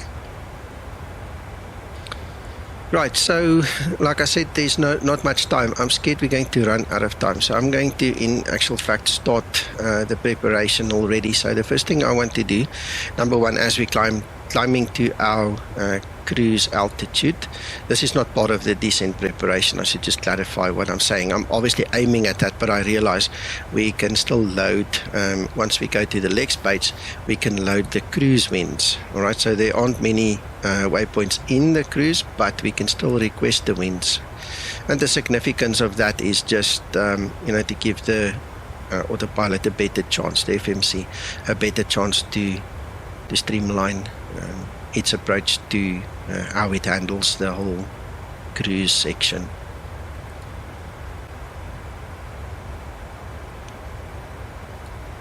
Alright, there we go. So that takes care of the cruise winds, and we can now move over to the descent phase, and we can just clear the messages away there. So we want to go to forecast next. Okay, now I would start this procedure where we are at now. I'll start that usually during a normal flight. I'll start at like 100 nautical miles or just above 100 nautical miles before top of descent, just to give myself and everybody else a fighting chance, because you don't want the aircraft to run away from you. You need to be ahead of the aircraft the whole time. So about 100 nautical miles, you're going to start with this. You're going to go to forecast, and you're going to uplink all the forecast details that is available to us. I'm just going to clear the actual message there. Then there's a couple of things we need. We cannot change in the PMDG. We cannot change the ISA. It is what it is. Okay, I've tried changing it before. It just doesn't for me. So I'm not sure. I'm on the latest version. I don't know if that's just by design. It looks like it. But we need to change the transition level, and we obviously need to add the QNH. So we're going to find the information on our approach, on the star chart. That's the arrival chart. So we're going to go to the arrival. I'm going to go have a read there. Okay, it says there the transition level is set by ATC, so obviously they did not publish it on this one. Usually it clearly states what the transition level would be. So let's go to the next chart. I'm going to go to the ILS chart, see if we've got it there. Alright, so we've got the transition altitude. Now it's not the same thing. The transition altitude is below transition flight level. So for the sake of us entry level pilots just learning how it works, what you can do is just take the transition altitude, add 1000. So let's make that 5000, and that will be our transition level. And then what we need to do is we need to go to our weather, and I mean there's plenty of ways of getting the weather. Even I can show you just now as well, but for this tutorial we know that if we look at our OFP document, it tells us the QNH will be 1027, and remember I'm using historical weather, so it's locked in my simulator so that we can have the same experience in this one as well as in X-Plane. And because it's taken multiple days to make the video, it just makes sense to lock it. So we know it's going to be 1027. So we're going to put the / 1027 in there, and we are going to execute it.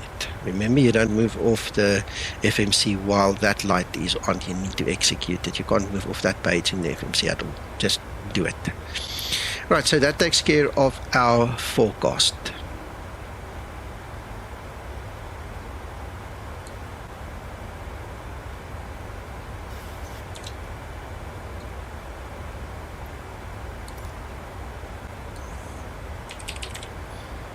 So I'm using XEnviro, and this is a facility that it gives me, and I can search the METAR, and there you can see LPPT is Lisbon, where we're going, QNH is 1027. So this is one way I can get that. I'm not sure how you're going to do that in your version of Microsoft Flight Sim, but this is what I have. So you obviously need to find a way to get that correct QNH. The reason that QNH is important is because if you do not have the correct QNH, it's going to build the VNAV descent path incorrectly. So you will either be too high or too low, especially on RNAV approaches. Okay, it's imperative that you get the correct QNH for your arrival airport there. So once you go from standard flight level back to the QNH, it's going to put you on the right altitude. Okay.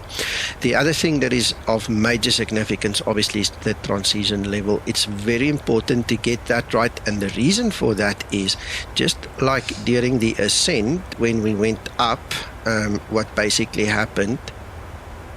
That's interesting. The aircraft stopped at an incorrect level.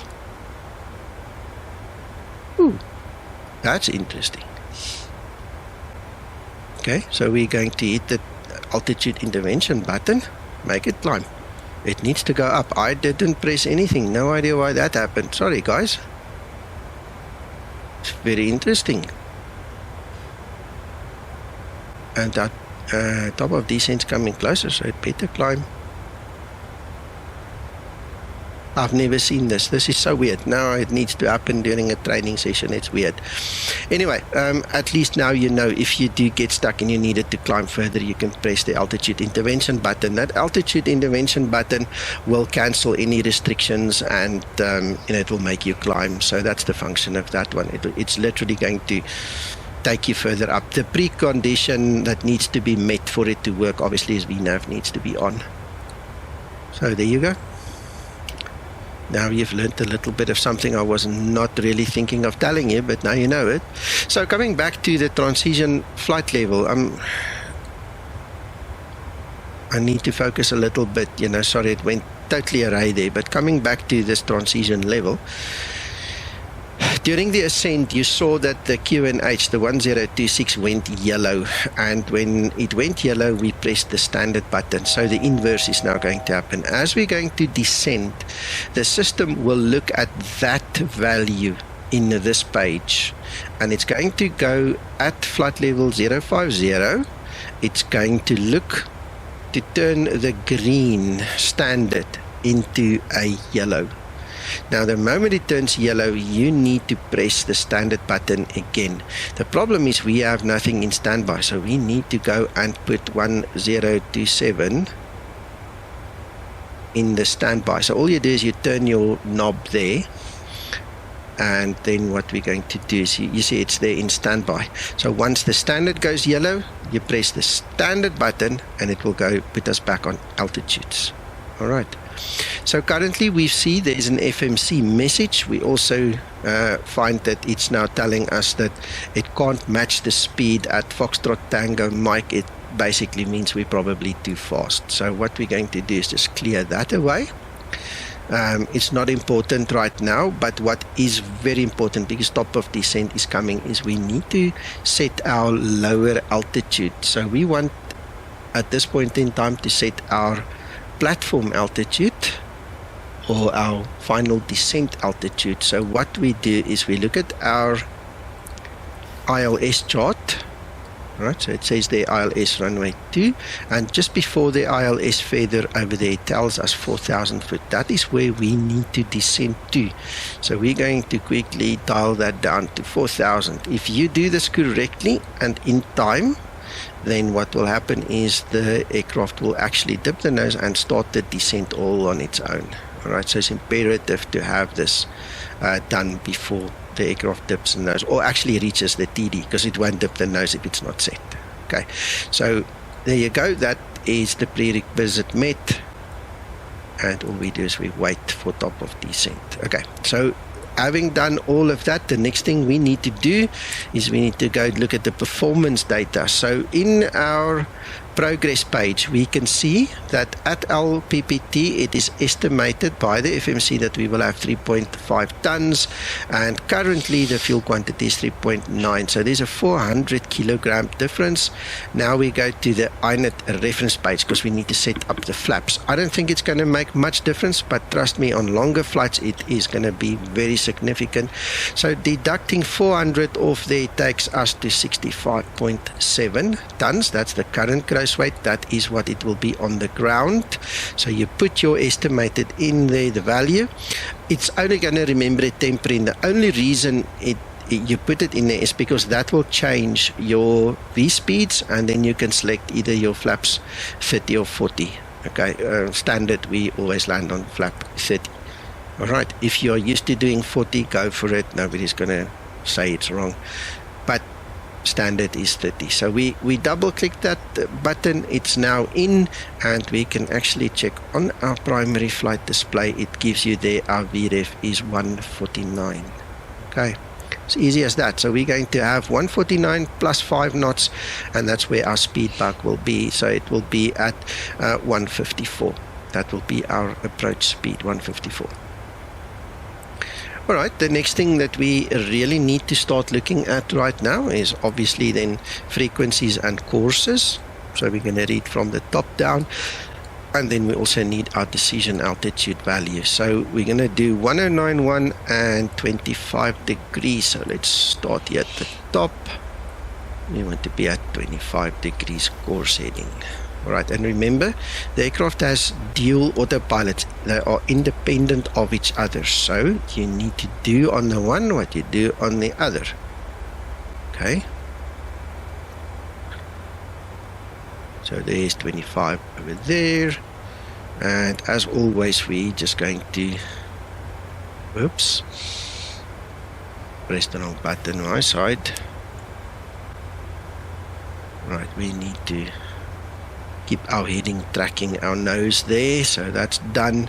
Right, so coming down, the next thing we want to do is we want to go for the auto brake. So 1, 2 or 3, it's your choice. I'm going to use 3.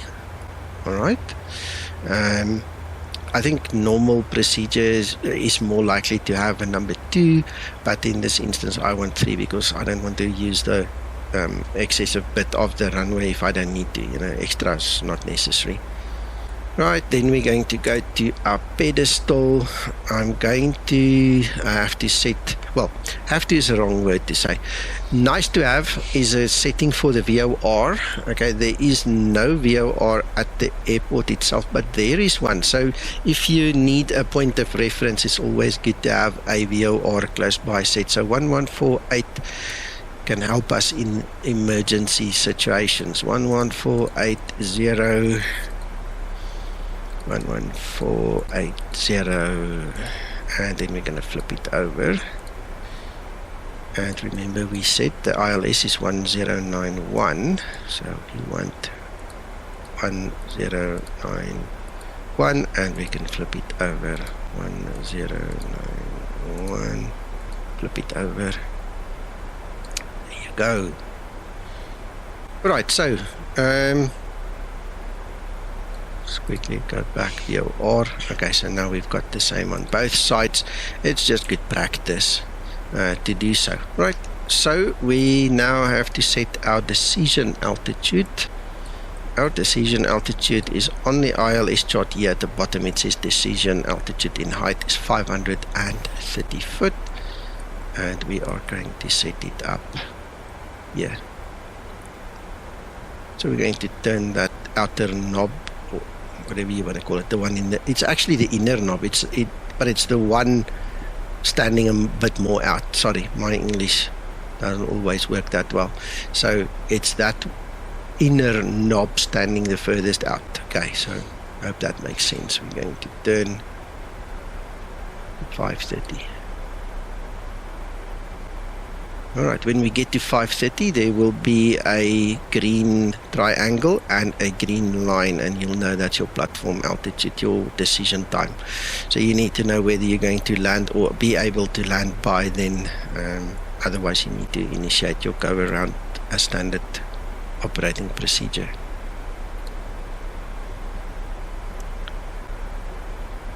Alright, that basically takes care of everything.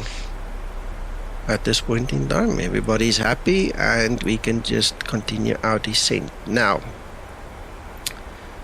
the next thing I want to talk to you about is the fixed rings. So we're going to go into that facility in the next minute or two, and then we'll set that up and I'll teach you how to use that to help you do your flaps.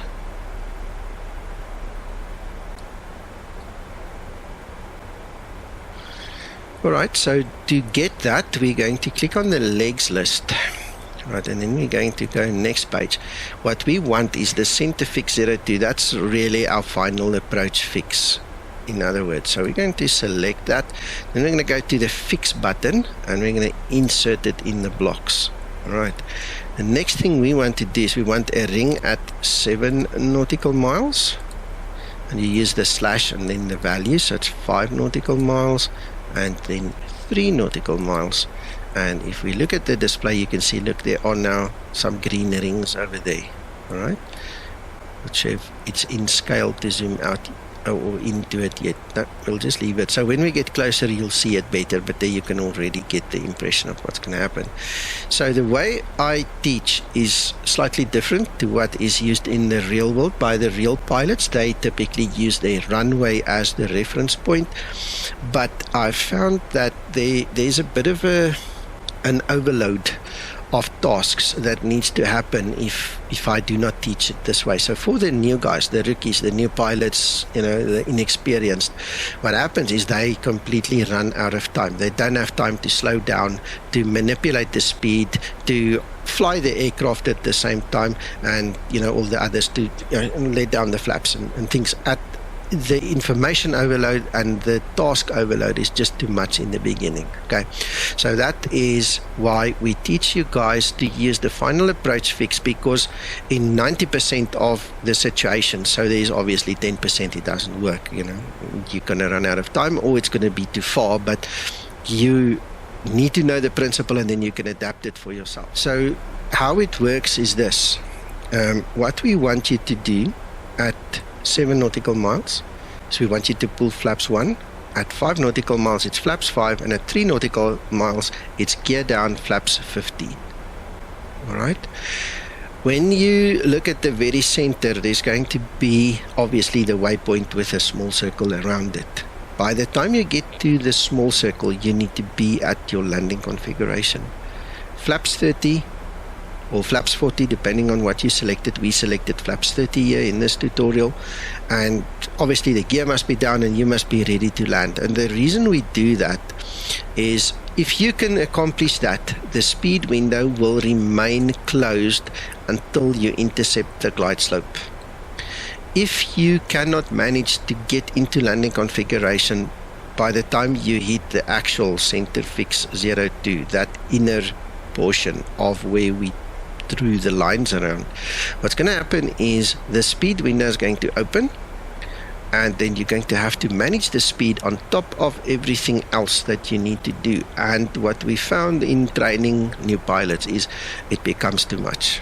Okay, so we're doing this for your own good, to give you the feel of the operation, to get you familiar with it and the experience of it, and then you just need to adapt it as you get better.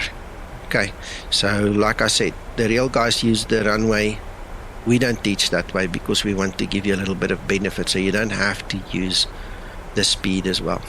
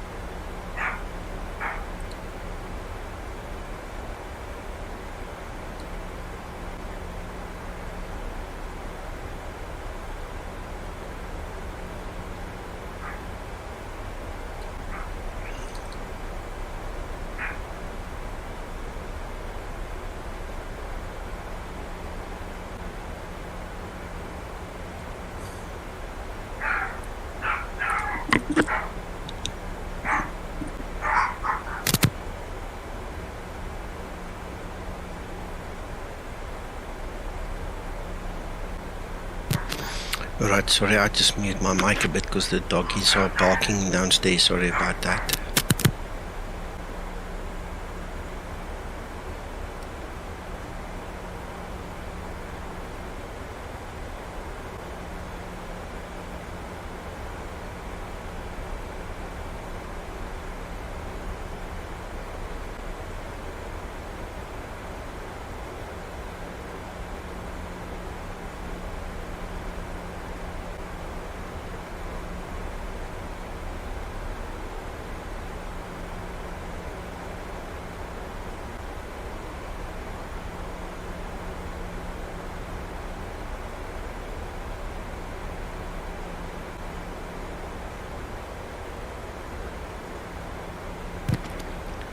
Alright, so we coming up to 10,000. Once we get to 10,000, standard practice is landing lights on.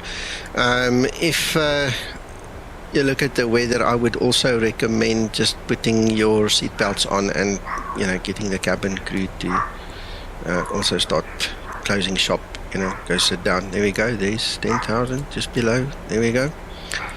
So like I said, let's get the cabin crew settled and put this fasten seatbelt on for the passengers as well. they'll do what they need to do in the cabin crew side, but the passengers need to sit down and buckle up. We don't know what awaits us in these clouds. They look like they can throw us around a little bit, so we don't want to injure anybody. Right, so let's talk about those rings again. So we said when we get to the first ring, but as you can see, we still need to fly around. So my recommendation would be at that waypoint. It's kind of on that ring. Once you get there, pull flaps 1. So once the aircraft turns around, we can pull flaps 5 at the next ring, gear down flaps 15, and then when we get to the center, just before we get to the center, we obviously want to be in landing configuration, as I mentioned. So that will be the game plan for us as we go down.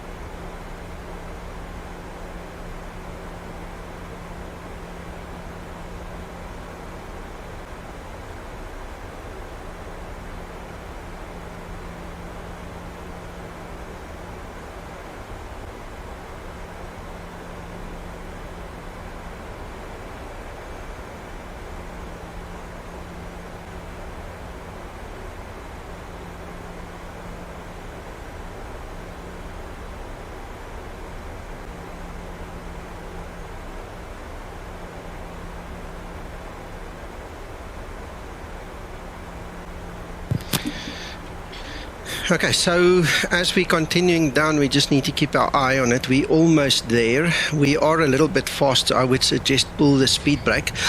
We need to be below 250 knots, and obviously that's pointing to 240, so we can't pull that flaps unless we are within range. Right, so I've pulled flaps 1. There you can see, look, our red band is right on 250, so we need to make sure that we are below that speed before we pull the flaps. I am not sure if PMDG simulates this, but trust me, in the Zibo mod, if you pull that flap too soon, you're going to break it. It's just the way it's made, you know, so don't break it.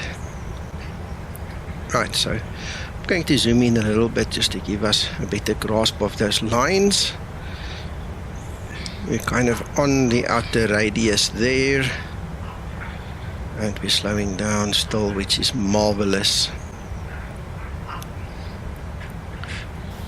Alright, the aircraft's not descending completely on the path because it's fast. Once we reach the speed, you'll see the nose will dip a little bit further. There we go, it will increase the descent rate again.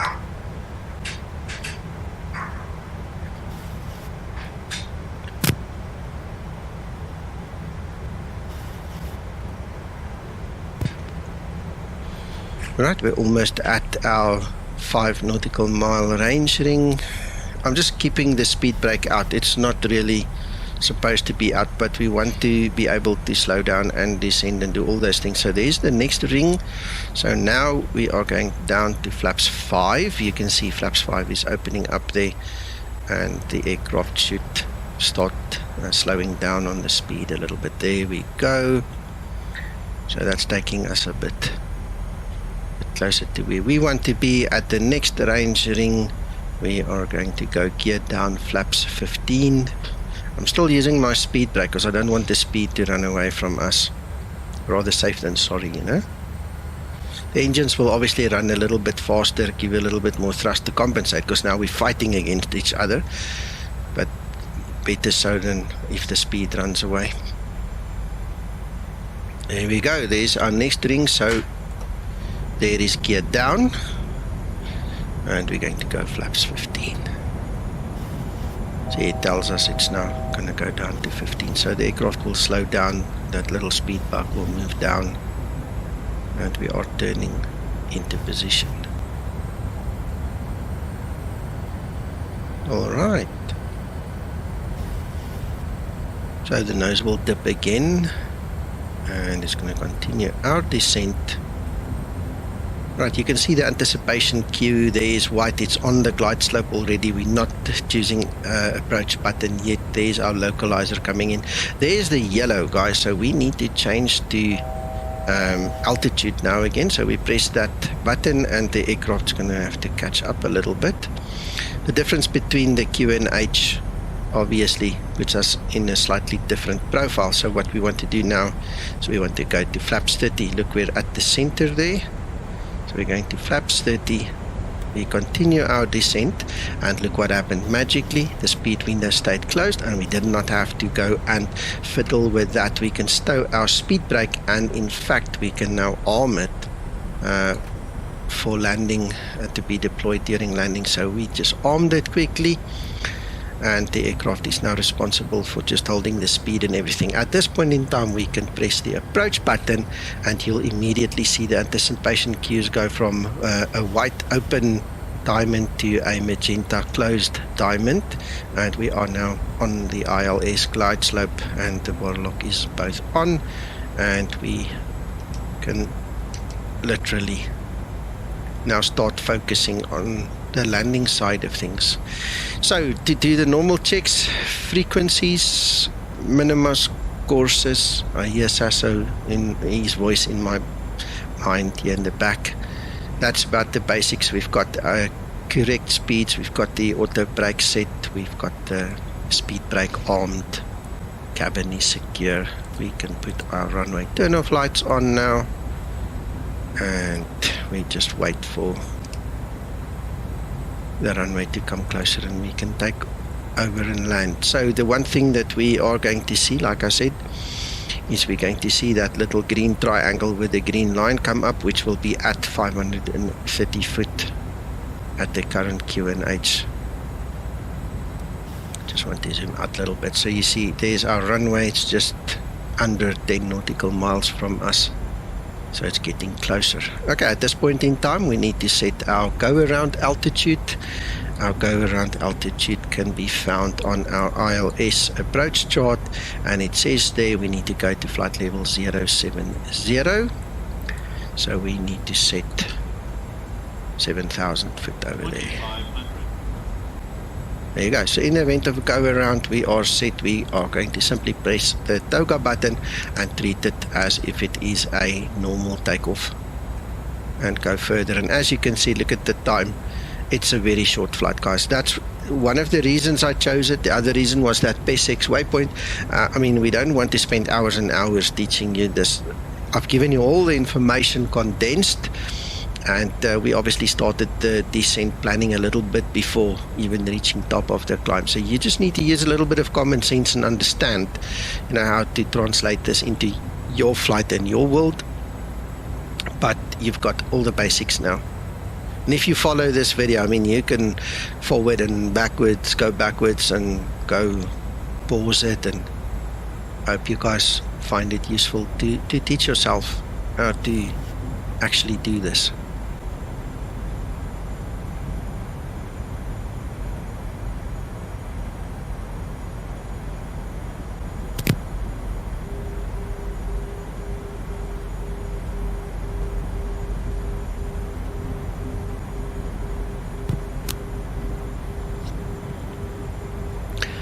That's our outer marker giving us the beep beep beep there. Interestingly enough, I never requested it to be on. It was off, but it still gave it to us. That's a little bug. Interesting. And our VH1 isn't on. Just notice that. Okay, I completely missed that in the beginning. It's not important, guys. Don't let that bother you.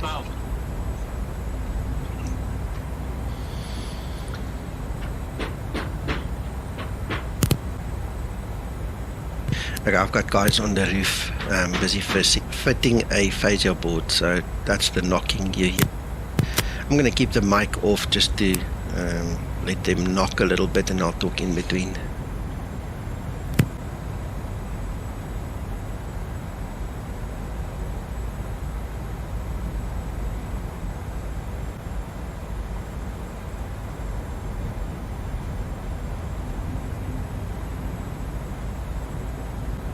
Right guys, there is the minimum, so I do apologize for the knocking now, but I'm going to disconnect the autopilot before we get to the green light. There you go, and I'm going to disconnect the auto throttle, and then we're basically flying down and we're going to do the landing ourselves. 100, 50, 30, 20. Close the throttle, just flare it a little bit, and there we go. There's our landing. Right, we can go use the reversers now.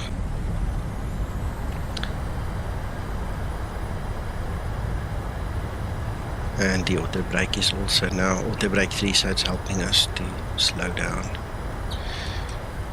Right, I'm going to cancel the reversers, step on the toe brakes, and then we're just going to exit over here.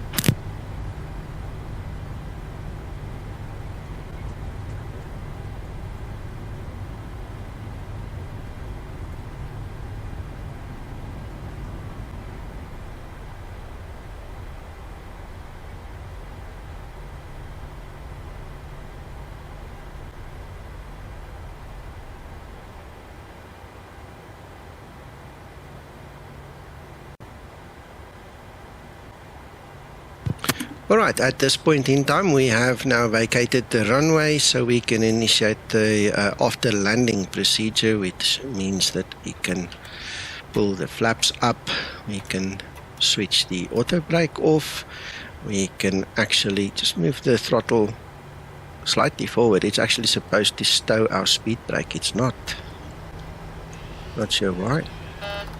We have to move it a little bit forward, so there we go. Alright, a little bit more forward than what we have in the Zibo mod, that's why I got a little bit worried there. Alright, we can switch off our flight directors if we want to, and that takes care of the basics. We can cancel our landing lights, and we can switch on the taxi lights, and again now we switch on the autopilot.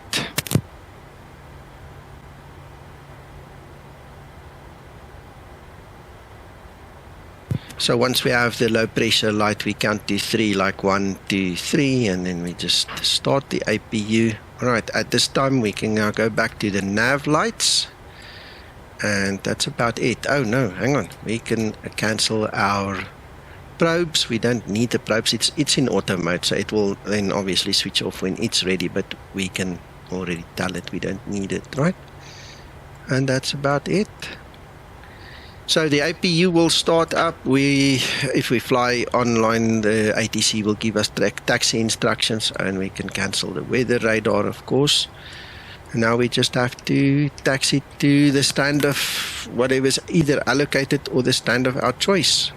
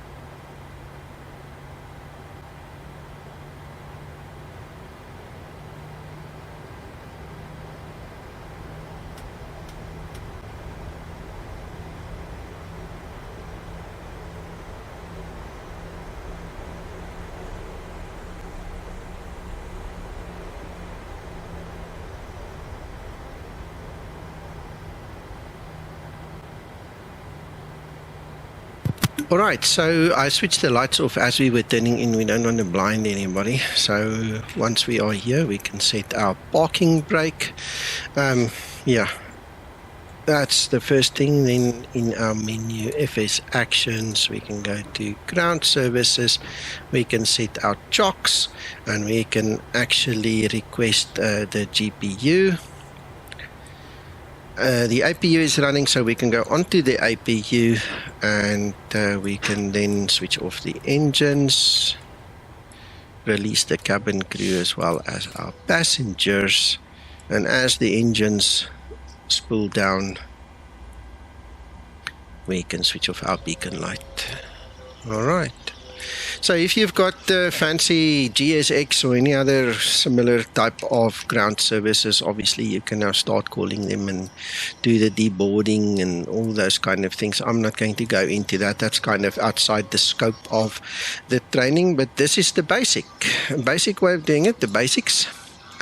And you can either, use this, just do a go around and go back, use it as a go-around state, or you can actually continue and you can just switch off your IRSs.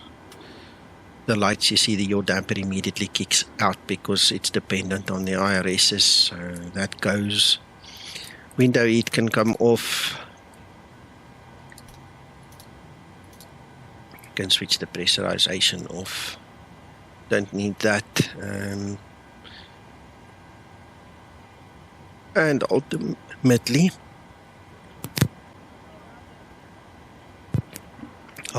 once the deboarding has happened, we can switch off our emergency lights, switch off our battery, and we can go on to ground power, or we can just switch it off. It depends on what you want to simulate next. That's entirely up to you. For all practical intents and purposes, the flight is then done until you want to go fly your next route. So guys, from my side, that takes care of the Microsoft Flight Simulator portion of this video. I hope you guys watch the Zibo side of things, the explain side as well. Please, if possible, just go have a look. Even if you don't have it, I think that's actually the main thing I'm asking you. Especially if you don't know it, just go check it. Familiarize yourself with the aircraft, just as I ask the guys on the Zibo side of the video to actually come and have a look at this one and familiarize themselves with this one. And you'll see the similarities, and you'll hear the little bit of discrepancies, and it's just going to give you a little bit more background, so you don't, necessarily say something about the other one that's not really entirely true or something. Just will help your knowledge a little bit. Anyway, thank you so much for watching. Welcome to the explain section of this video, and as you can see, we are looking at the Zibo mod in front of us. I hope you guys are going to enjoy this section. I am going to pretend that the Microsoft Flight Sim side never happened, so I'm going to start over from scratch, and I'm going to show you exactly how to set this aircraft up from cold and dark straight through the flight and landing at Lisbon at the end and shutting down. As previously mentioned, I use the same time and date in the simulator. I also use the same weather engine. In this case, I use XEnviro for both of the simulators, so I'm able to use historical weather. What is interesting is that Explain has interpreted the weather coming from the weather engine to include the actual rain, which we never saw in the 2020 flight, but it's one of those things. We're going to enjoy the difference in visuals anyway. As we enter into the cockpit and we have a quick look around, you can obviously see it's a Boeing, it's a Boeing, it's a Boeing. All right, something we all love and all want to fly, and I'm going to do my best to teach you how to fly this aircraft today. Please bear in mind that this is an entry-level tutorial. It is not going to contain any advanced settings or tricks or anything else other than just to get you familiar with the aircraft and to give you the ability to literally do a preliminary flight with it, to get you into the swing of things and to get you to enjoy it. The very first thing that you need to know about the Zibo mod without us going any further is this tablet is the heart of the Zibo mod. All right. Obviously, the FMC does all the rest of it, but it all starts with this tablet. All right. Please read the Zibo install guide, follow it, watch my installation video. If you're still struggling, then come and ask questions if you still struggle.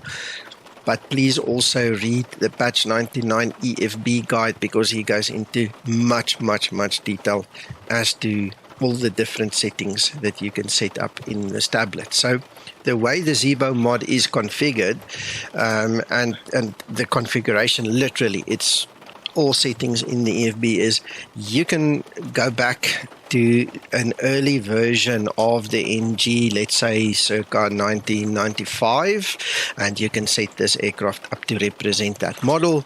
You can make it represent the PMDG generation of aircraft, and then you can also fly it in the later generations that I usually fly, which would go up to U14 in the firmware of the FMC.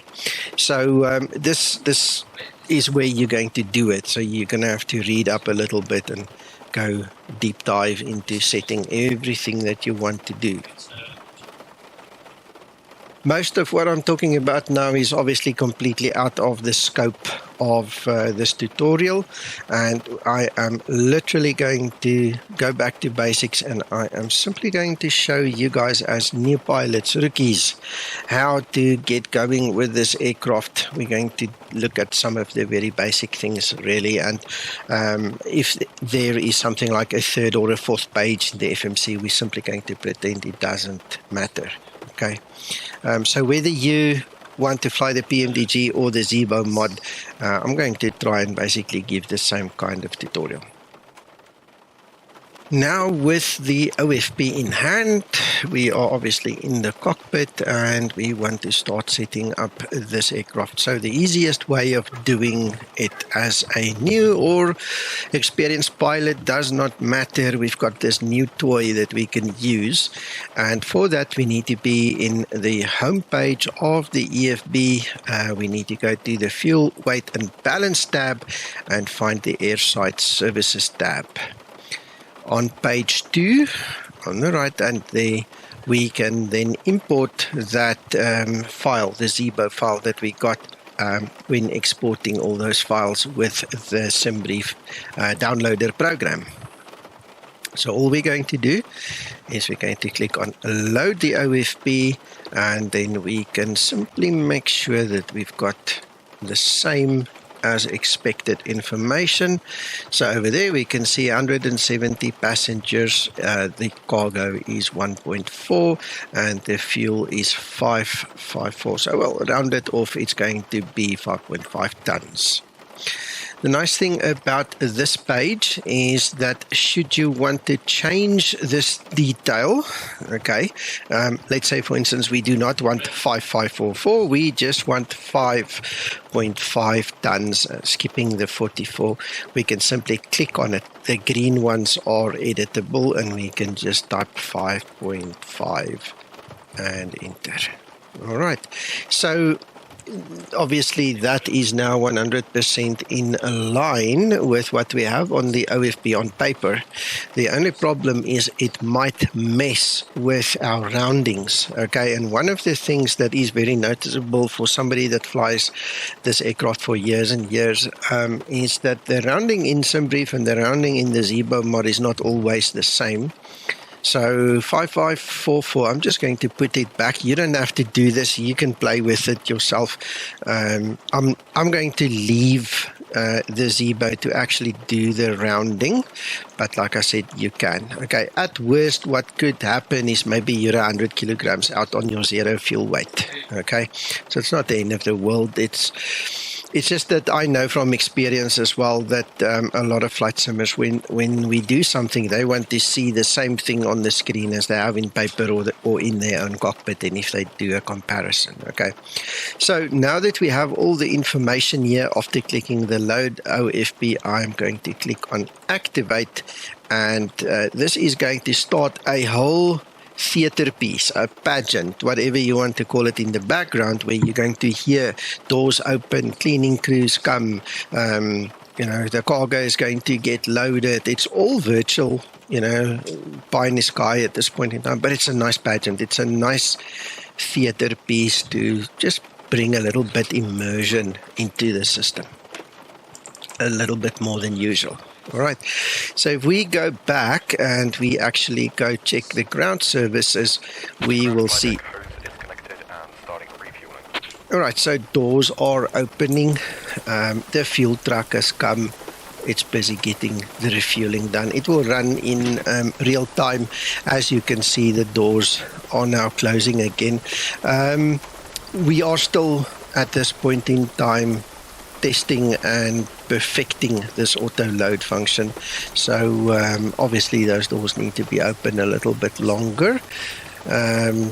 Catering can't get in so fast, but it's irrelevant. We're getting there. Okay, so by the time that you guys get this video, we probably would have sorted those doors already. Zibo is quite quick to fix those kind of things anyway. So you can see the air stairs will come out on its own. It will also auto detect a jetway. So if there's a jetway, the air stairs won't come out. If there is no jetway, the air stairs will automatically extend.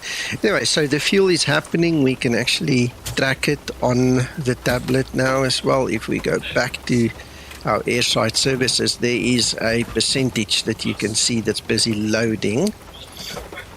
All right, so that's obviously going to run until 100%. If you follow it closely and you listen to it, you will also hear the doors close this side again. Then the entry doors will do its thing, and there's a couple of noises you'll hear the passengers come on and the cabin crew talk, etc. So we don't have to do much in the pageant. Okay, so we are free to go and set up the aircraft further. So we're going to start immediately by getting the ground power unit. So you go to ground services, enable the ground power unit, and then we are going to start setting up the aircraft. So we're going to start with battery, ground power, and we're going to start with arming our emergency exit lights. That's a legislative legal requirement. You cannot really load the passengers without the emergency lights being armed, because if something happens and they can't get out of this aircraft because they don't know where to go, you're going to have a couple of very uncomfortable questions to answer. All right. Now in the Zibo mod, I'm not going to use the chimes and the seatbelt signs at this point in time. There will come a time that I am going to switch them on, and I don't want to interfere with the pageant, so that can run in the background for now. So what we want to do, first of all, is we want to set our IRSs into alignment. So I'm going to quickly move up there and just zoom in a little bit, and I'm going to show you what we need to do. Is we need to move each knob to the nav section, whatever you want to call that, the nav position. All right, then we're going to see that that one is now gone into alignment, as well as that one now. And if you want to see how long it's going to take for the alignment, we can move this outer, the big knob on the outside. We can move this to HDG, STS, and there you see it's going to take 7 minutes. While we are here, I'm just going to switch the dome light on just to put some light on the subject. Alright, I'm going to change the view now as I did, and what I want to do now is I literally just want to set up all the lights so that we just have a little bit of a better experience.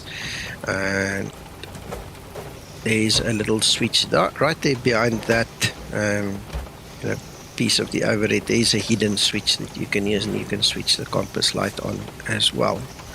While we are on the overhead, just common sense things again.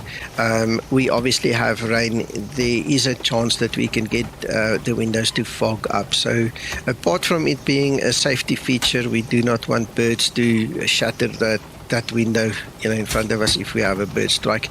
We want to normally switch on the window heaters to just keep it more safe for us, so that we don't get that problem with bird strike, but obviously also then for the possible fogging up. We want to see what goes on outside, so we just switch all 4 of those switches on. Right, the other thing that I want to switch on right now is my electrical hydraulics, those 2 switches over there. And the reason I want them on is while the pilot monitoring is on the outside doing its walk around, if there are any hydraulic leaks, okay, we need to put pressure on in the system. It will then show him where those hydraulic leaks are. Obviously, if there's no leaks, we know that the integrity is good and we don't have to worry about it. But that's one way we're going to do that. All right. When we get back to these ones, I'm going to tell you a little bit more about the pushback truck and your knees and everything. Fuel is all loaded up and you are good to go. Thank you, Mr. Refuel Man. We'll talk a little bit about that a little bit later. All right, so, well, that takes care of the minimum basics of the overhead. I'm going to continue setting up all the lighting, just so that we have a bit of a better experience in the cockpit. Oh, goodness, wrong button. All right, now we're going to go there. All right, so now we want to put everything on there, so there is nice light on the subject.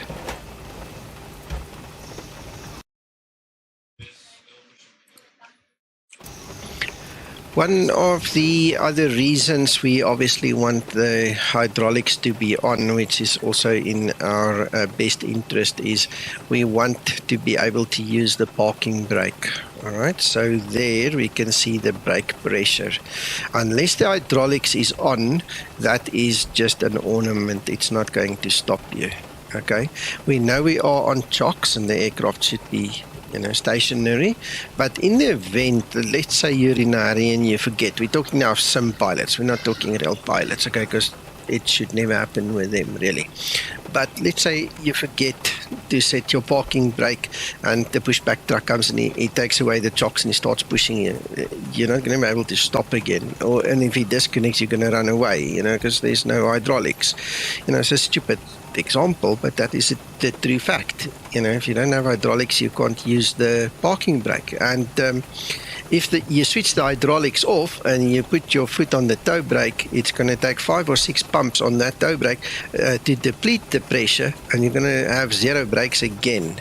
Okay, so you have to keep little things like that in mind. So that's why I've just got my flow of doing things, and then I know they're correct. Our next step is to program the FMC, and as you can see, it's already waiting for us. That 7 minutes flew by in my real time. I'm not sure how much time was spent on the video, because I obviously keep on stopping and starting and pausing and having to deal with real world issues while I'm making this video, so please forgive me. But there we go, the enter iris position tells us exactly what we need to do. So we're going to go to the FMC. We can clear that just for now, because it's now natural progression. We'll get there. All right, and on this one, on this page, you can clearly see our AIRAC nav data is correct. We've also got the 26K engine up there, and a big thing for us is we are using U14. All right, so that is almost the latest version. U14.1, as far as I know, is the latest version. And as far as I know, we actually do use that. I don't know, I must ask Zibo if he should actually just not update that to 14.1. Because 14.0 was only there for a short while, and then I had to update and do bug fixes in the real world. So, but that's much of a muchness. This is just for information's sake. If we go to the next page, and on the FMC, always remember your RSK6, your right select key number 6 is moving forward. Unless there's a particular reason you go backwards, you really should always go forward and complete the page, then go forward again, complete the page, go forward again. That's the basic principles, right? So I'm going to click on this RSK6, which will take us to the position initialization page. On this page, we have a few things to discuss, and I want to jump in immediately and talk to you about the Boeing design philosophy. It is a principle that you can take with you into every Boeing that exists up until now, and it will serve you well to remember it. Right, so the first rule, or the first section of the rule, is going to be the following. Everywhere you see a dashed line, that means it is an optional entry that you can do if you want to. It is not mandatory. When you see a box like this, an empty box, it means it's mandatory. Okay, the big difference is that is more for information's sake, either for you or for, the flight plan or whatever. This one is of such high value that the aircraft will probably not go anywhere if you do not put the information in, or it will be totally confused if you put something in but it's not the correct thing. So this is probably and possibly detrimental to your health or your well-being. You might actually die if you don't fill in the block, whereas that one, you're going to be very uncomfortable, but you shouldn't die. Okay, so that's just in layman's terms me trying to explain to you the importance of knowing the difference. So in order for us to get the actual aircraft location, the actual GPS coordinates where this aircraft is 100% now at this point in time, we have to go to the next page. On this page, we have two options, GPS left and GPS right. GPS left is the default. So we always take that one unless it's okay, if it's not operational, it's not. So then we can fall back to GPS right. But for now, we're taking GPS left. Now in the simulator, obviously, the coordinate is the coordinate. They have both got the same, so it's irrelevant really which one you take if they have the same coordinates, but this is just obviously now habit from real world. Okay, so just bear that in mind. Then we're going to go back to the previous page and we are simply going to paste it into position. Right, it takes it and it goes away. And we are then free to use the RSK6 button again. We're going to move forward. We're going to go on to the route. All right. On this page, just like the PMDG now, the Zibo mod supports the flight plan request, the uplink. Right, so Simbrief has now given us the Zibo file. We can use that, and obviously it was exported already before, with the Simbrief downloader, and we can simply click on request the flight plan request. Here's the right word, right? Right, you probably just heard Trish in the background. She was there talking to us and she closed the door. Alright, so the moment we see the upload, you can click on upload and it's going to do its thing. Right. As you can see, it is filled in the origin, the destination, the flight number. It's even given us the runway. There is obviously no company route. It's irrelevant at this point in time. And all we need to do is to click activate. So please always click activate when it asks you. Do not move off this page. And here is another principle for you to learn. We are obviously a single crew, single person crew. Let's be more precise. In real world, you've got a pilot, flying pilot, monitoring. The one does one thing. The other one comes and verifies it, and then they agree to execute it. Okay, I'll give you a letter that in writing that if you move off this page now, half of you are going to forget to come back to execute it. Okay, so don't do things like they do in the real world. We are in a simulator. We're a single person. Whether you're a man or a woman, a boy or a girl is absolutely irrelevant. We are just one person. Okay, and all we need to do at this point in time is to execute it. The moment you see that light, please press the execute button. Alright, so it does not matter where you go in the FMC. The moment you see that light, always remember to execute it. At this point in time, we can just clear those messages. They are not relevant to us at this point in time. Alright, so as far as I'm concerned, I have now entered my flight plan. The FMC now knows where we are and where we want to go to, and it's got all the waypoints and everything, the whole plan of getting there. Our next step is now going to be to set the departure and the arrival. We're going to go to the DEP-R little button there. We're going to go to the departure. We see runway 17 is already selected, and we know from our plan that we want to use the MANIK to Romeo standard instrument departure with a MANIK transition. So we need to go find MANIK to Romeo. It's not that one. There it is. And as you can see in the Zibo mod, it both shows active already. We do not have to choose them like in the PMDG and then execute. They done. They are active ready. What we then do is we go to the arrival page, and we now just need to double check. We want to be on the runway 02, ZAMA 8 kilo and XAMAX transition on ILS 02. We need to go find that. So ILS 02 and XAMAX. Let's quickly see ZAMA 8 kilo. I need to use ZAMA 8 kilo. All right, and as you can see, it is offering us the transition of PESEX. The problem with PESEX that we saw in our planning was that it forces like a procedure hold right there on finals. We're not interested in it. We do not want it. So we're going to go straight to finals, which means we skip that one. All right. In this instance, because we had the star, but we did not have the runway, we now need to press execute. See the lights on again? Never move off this page until you press execute. There you go. Now it is done. How do we know and how do we test it? We have to go to the plan view. So let me show you how that works.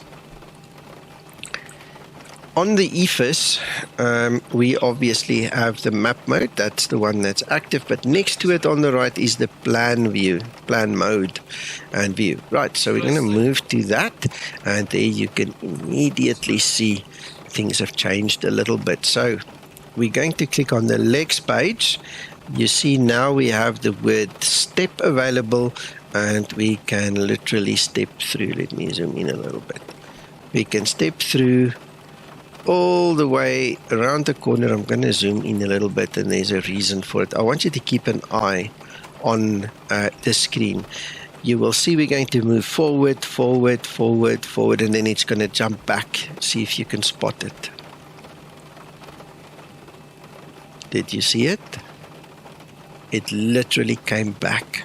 So the question is, why did it come back? And the easiest way to find it is to look at the legs page. All right, so if you see there's a PESEX, then we've got CF02, and then there's a PESEX again, and now we follow it on the line.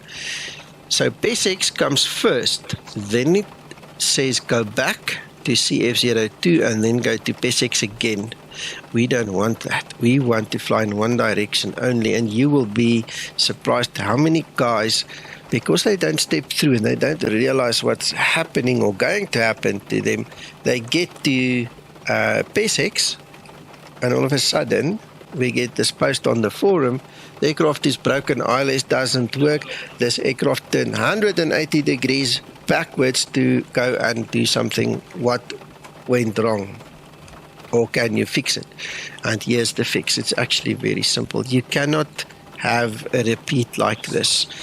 Because CF02 is our center fix, right, we're going to use that as our final approach fix. We cannot delete it. We need to get rid of PESEX, one of them, okay?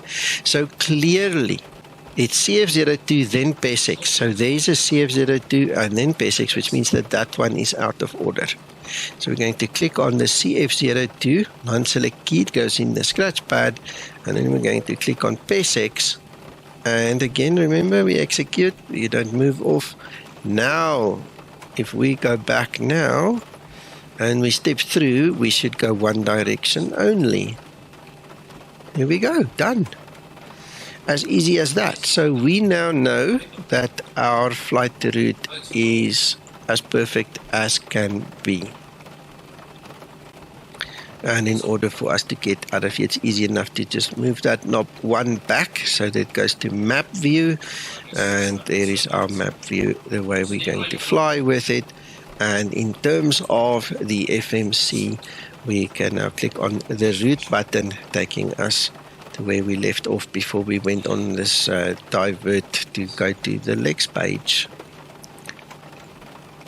I'm going to put this PDF up for us again. This is the OFP, remember?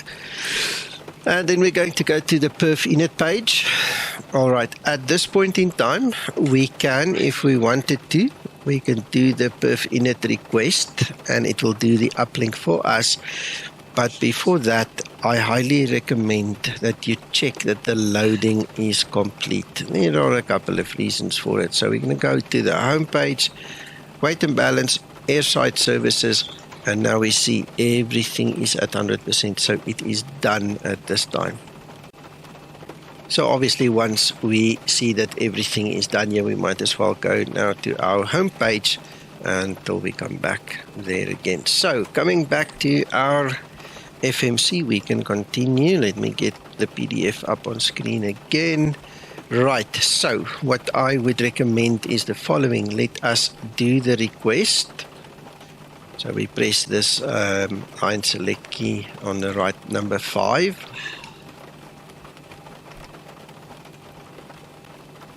And then we wait for the load and we click load. That's going to take a second or two. And there we go. Now everything is loaded. All right. So there's a slight difference here between the Zibo and the PMDG. I just want to mention to you, the Zibo will not load the reserves, and the PMDG does. So the PMDG will skip the cruise winds, and it will get the outside air temperature. It will automatically put it in place once you put the cruise winds. All right, and then I almost forgot about this, but I want to mention this as well. In the Zibo mod, the Zibo code reads from the nav information the transition altitude, so you don't have to set it. Please remember, in the PMDG, you have to set your transition altitude. Okay, so bear all of that in mind.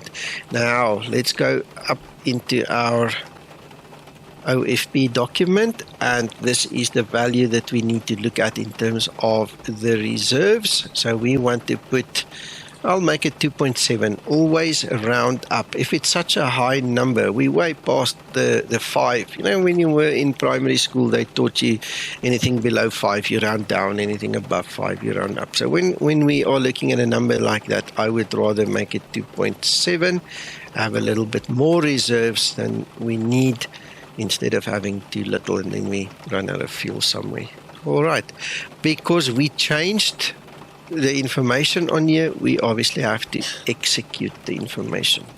All right, now in terms of our zero fuel weight, we know this is an uploaded value because it's in small lettering, okay, small written number. When we go to check, remember, that's the one according to the planning, so it's 62.2. What we can do, just to make sure that everything is going as planned, we can double click that key and we see what the actual is in the aircraft. Okay, so now this is something we entered. This is what we can see in the aircraft, and we can think to ourselves, we concur with the paperwork and with everything that's in the FMC, that we have the right value and we can just execute it again. So this is a cheap trick to make sure that you did your job well. Okay, just do it for your own sake. Make sure that the actual loading happened as you wanted it to happen. And now it's time to go on to the next page. So we're going to go to the N1 limit. All right, I'm going to take away the PDF. I don't think we need that at this time anymore. So I want to talk to you a little bit about the SEL, the assumed temperature. The PMDG now comes with a built-in calculator on the EFB, which I told you in that section that it is, out of scope for this particular training video. It's an advanced feature, all right? And we can take it a little bit further, and I can tell you that in the flight sim world, it's not really required. You're going to use that because you want to simulate more real, okay, not because it's a necessity, okay? So for this video tutorial at this basic entry level phase, we're not going to bother with that, because what we are going to focus on is we're going to say to you, use takeoff thrust, full 26K, and use the full climb mode. There is not a Boeing capable runway in the simulator where you should come short if you use TO and climb, okay? TO specifically is for the runway length. That means it's going to push every bit of thrust it can to go down that runway before you can take off, okay? The climb I'll get to just now, and I'll explain that to you.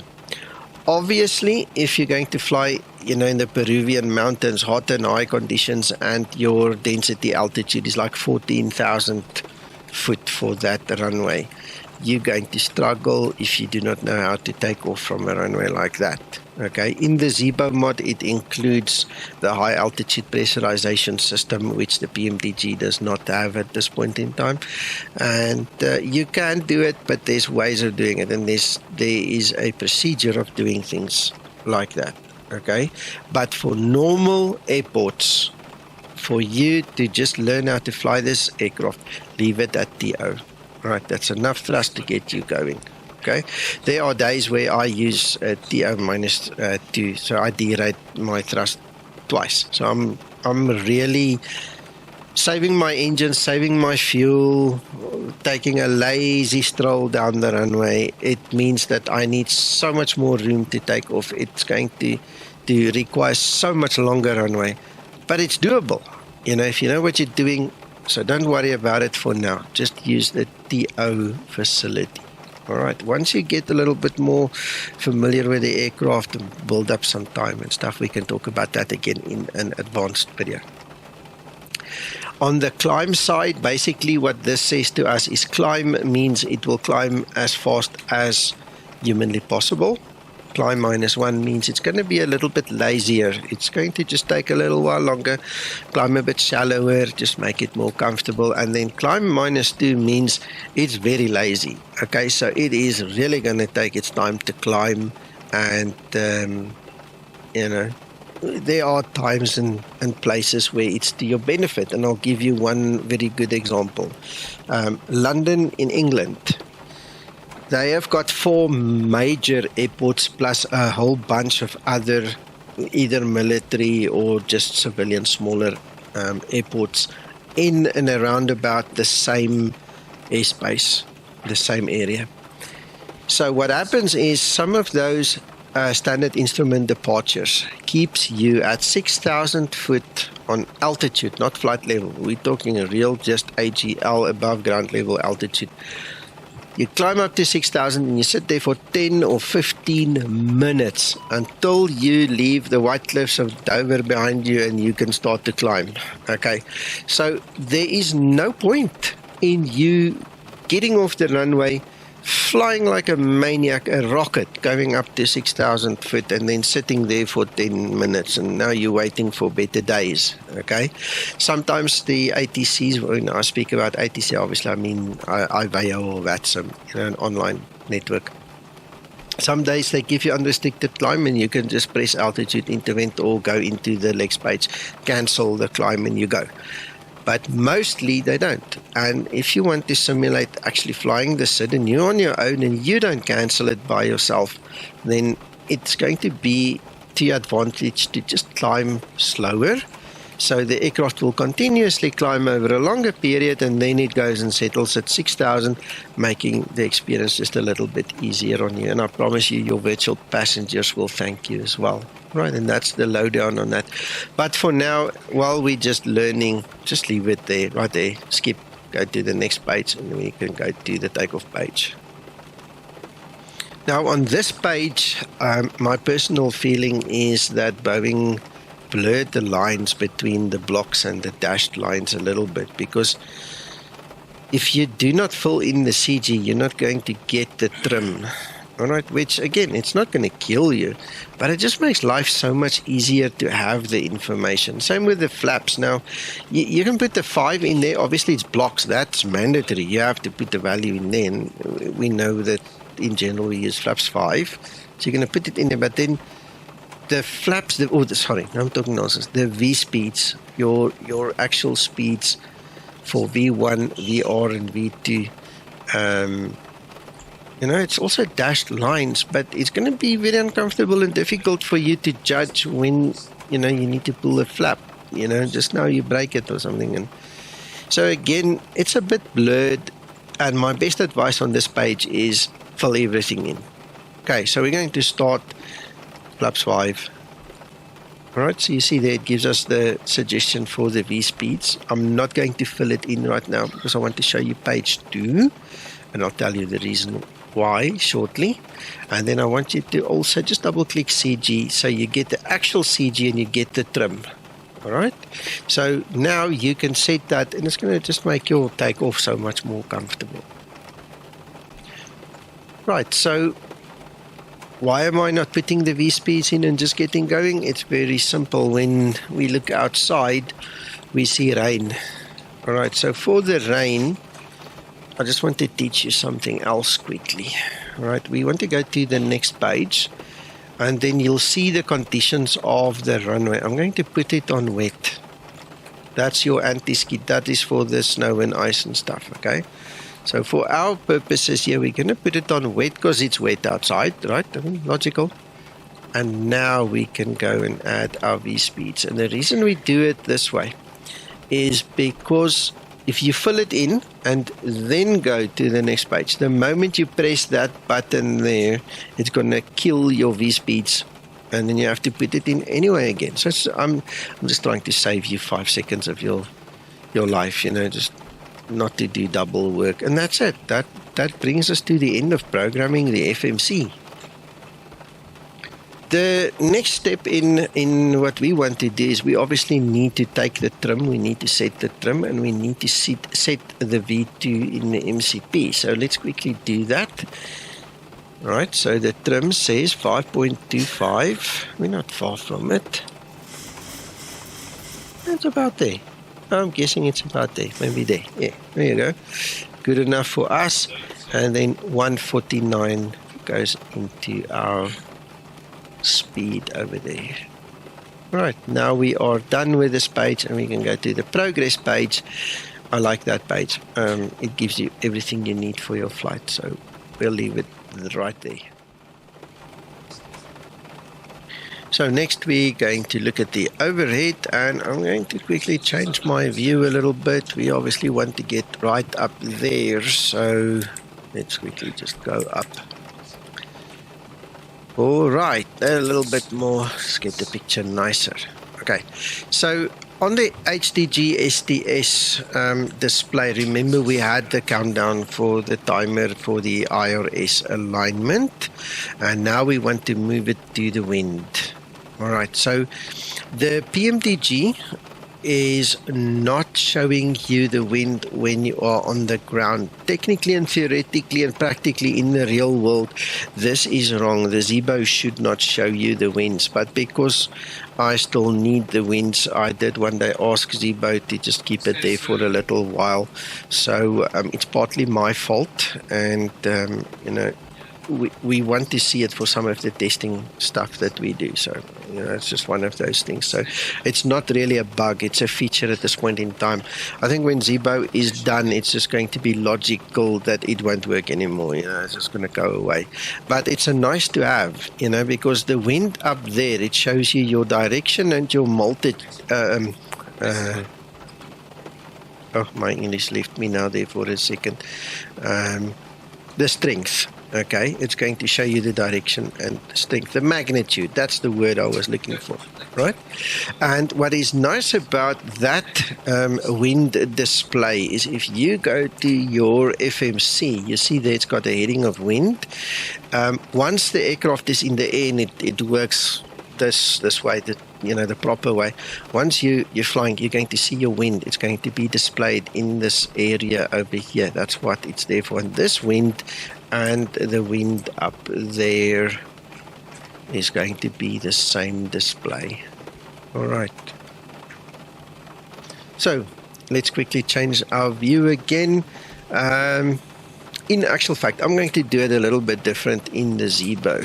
Okay, let's get the overhead like this. So how it works on the overhead is we're going to work top to bottom and left to right. So you can clearly see there are different columns. So we're going to take them one by one and we're going to work through them. All right, so I'm going to obviously zoom in a little bit just for detail. All right, so I want to get everything on screen so you can see it nicely. Remember, in the beginning we did our IRS alignment. You know, we had the red lights come on, and a few seconds later it turned to white, and then it goes through the motions of setting the IRS, finding the position of the aircraft in terms of what we need for navigation purposes. The yaw damper, which is used for damping your turns and keeping the turns coordinated and making sure that the people don't get airsick in the back. Well, that's all part of it anyway. That yaw damper that prevents the tail from skidding out, basically, to damp the movement there, can only be switched on while the IRS is being aligned. Sorry, my pronunciation is bad. While it's being aligned, so once the white light comes on, or after the alignment is finished and you either have it the way we have it right now, or those white lights are flashing. Okay, so if the IRS is off, you cannot arm the yaw damper. So just bear that in mind. Okay. Then we're going to move down a little bit. There's nothing we're going to do really in the rest of column 1. We can then go to column number 2. The battery, if we set it to the battery option over there, it's easy enough to understand what happens here. First of all, if that DC amps over there was a positive value, it means it would have meant that the battery is being charged. If it is a negative value, it means the battery is discharging, and at this point in time, it means that the battery is kind of neutral. It's not charging or discharging. It's right there. We're obviously drawing most of our power from ground anyway, and the system's balancing the rest for us, so that's not a problem. All right, so battery, I'm just going to leave that one there. We can check the ground power, obviously. So standby, ground power, very much the same. We obviously have ground power connected. The moment we disconnect the ground power, you'll see the changes in the display there. All right, for our purposes now, we know it's working. I'm going to switch it to the APU generator, and then we're going to come back later and we'll see that the APU generator is working as expected as well. Right, so then we're just going to move down. There's nothing else we want to set here. We are not going to start the APU at this point in time at all. I don't usually run my APU more than 5 minutes, and I'll give you the lowdown on that when we get there. Okay. Right, so next step, we've got the lights. I mean, we can set it to where we want it. I think that's sufficient. Now we're going to get to our chimes and our seat belts, and we can actually switch that on. Alright, so that is done. There is nothing more to do over here. We can then go to our next column. The probe heats, we are not going to do anything to at this point in time. Okay, we're going to switch them on literally after the engines are running. Now, just as in the PMDG, I've set them to be auto. Okay, so you'll see the warning lights here. They will disappear, meaning that they are actually on after we start the engines. By the time we look up here, they will be on. The only thing is we're going to switch them on because it's too important to miss them. You know, we're just going to make sure they're really, really on. Okay. Then in terms of our electrical hydraulics, I can tell you the story again. There's no reason to switch them off. Okay, the tow truck driver is going to come with his pin. He's going to insert it in the nose gear. It's going to bypass the hydraulics. He can twist, turn, pull, shove, do whatever he wants with that nose wheel. We are not going to feel the effect on our knees or anywhere else when that yoke moves, because it's not going to move. That's the whole purpose of the bypass pin. Okay, so again, there's no real reason to switch it off. I know there are old SOPs that tell you to switch it off. I know the older generation pilots are used to switching it off. I mean, if you're really, really in a bad wind position, that's about the only time you would switch it off, because you don't want that big tail fin to be knocked with the wind and then you get your knees knocked, you know. So that's a good reason to put them off. For us in the sim, it's irrelevant. We're going to keep it on. Okay, just leave it as is. All right, then our voice recorder is on auto. We can leave it as that. And in the Zibo mod, the trim air is not on. In PMDG, they have it on already. So in this one, please make sure you switch it on. We're not going to do anything in the pressurization system at this point in time. We're just going to leave it as is. And then what we are going to do is we're going to make sure that we have the correct cruise altitude and the correct landing altitude. One of the nice things about the Zibo mod is that Zibo made it that way that it remembers your last settings of a lot of things, okay? Kind of like a state that it remembers your values to be set. Okay, so your ILSs, your nav datas, your overhead like this, you know, the numbers should stay the same going from one flight to another until you change it.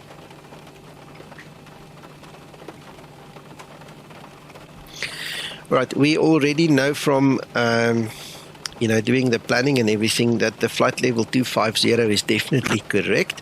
And if we just want to double check the airport elevation, we can go to the ILS chart or the airport chart itself. There it shows you airport elevation is 355. Let me share that with you on screen. So this is the actual ILS chart, and then you can see airport elevation 355. So we know that that is set correctly. You don't have to set auto. It's already on auto. Everything is good. Guys, just as I was sitting here thinking of, you know, starting with the dashboard and MCP and the rest of this tutorial, I just thought to myself, you know what?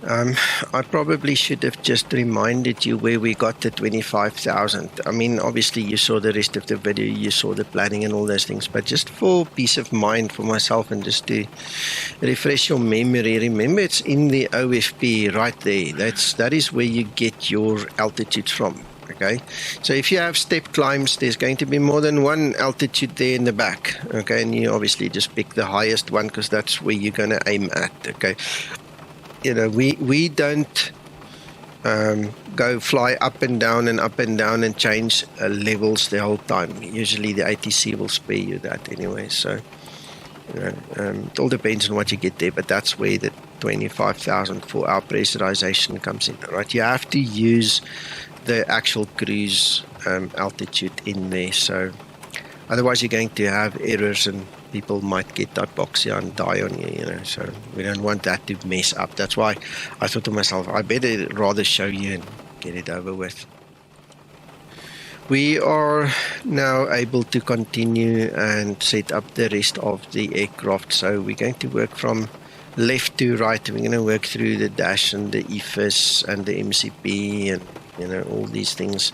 And after that we'll do the pedestal, and then after that we can start our APU. So I think our first order of business, looking at this picture now, is going to be to set our QNH. All right, there are various different utilities and tools and things that you can use in Explain to find out what your actual altimeter setting should be. I'm going to start off with a basic. I'm just going to press M to get the Explain map on. So this is built in, and obviously the green is now signifying the weather, you know. So we're just going to zoom in on the airport. That's obviously our aircraft. If we click on the airport and we go to details, you can see there it tells us the actual QNH here is 1026, and we can then just go and set it there on the EFIS. Make sure we get to 1026. That's it, over there. Wonderful. So this airport has got multiple I almost want to say altitudes, but it's basic. The altitude will change depending on where you are, because there's like ups and downs, you know, and where you're going to taxi, it's going to change. But obviously that is recognized as the QNH for the airport, and we'll keep it at that. Now, in my setup here, I also, like I said, make use of XAMAX. So if I go do an actual search here, I can put LPPR and LPPT, and then I can see both the airports information here, so we can also see it's 1026, 1027 on the other side. But there are so many freeware little programs and stuff that you can use to just determine what is going on in the sim. You know, it's imperative to know what goes on in the sim. You can't necessarily use something on Flight Radar 24 or Radar Box or one of the real world sites. If it hasn't updated, if it's not in your sim, it's irrelevant. You know, so just be careful. But those are two quick ways of getting your QNH sorted for you. Then standard practice for me, as you can see in the Zibo mod, I don't even have to press the traffic rings. They are already there. Without them, we're not going to see the other traffic when TCAS is on, so we want them there. That's why I switched them on in PMDG as well. But what I want is I want the airports, so I'm going to choose that button. What I also want is I want to cancel the VOR for the first officer, and while I'm thinking about it, let me cancel my one on his one, so just to declutter the displays a little bit. Okay, then what we want to do is we want to move over onto the MCP. We want to switch the auto throttle on, the FD for the captain, me, my side, and then the first officer side. Very important, don't forget that one. Otherwise, you can have a problem. I'm going to demonstrate the problem to you later on anyway, so just to round off the training a little bit. We also need to find out what the rest of the settings need to be in our MCP. Now, if we go to our Navigraph Desktop charts, we want to go to the airport. We can hide that portion. Alright, we want to know what the course heading is for the runway we're going to use to take off, right? So there it says 171. And what I'm going to do is I'm going to set 171 over there. That's our course heading on the left. Then we're going to go 171 over here. This is the actual heading the aircraft will follow if you use heading mode, so that's that one. And then we're going to go 171 on that course heading as well. 171. Alright, so we've got courses, we've got the speed, we know we got that from the FMC, we've got the heading, and now we need to set 25,000 up here. All right, there's no ATC here. Nobody's going to stop us. The moment we take off, we can climb straight up to 250, and that's it. All right, so here is a test for you. If you would like to know whether you have configured your FMC correctly and the MCP correctly, the quickest way to test your handiwork is to click the VNAV and the LNAV buttons. If those green lights light up, in other words, they get armed, right, it means that your FMC and your MCP is set correctly. Now let's do a test practically. Let me show you. If you forget that flight director, they will not work. All right, and then you can quickly go and check and see what happens.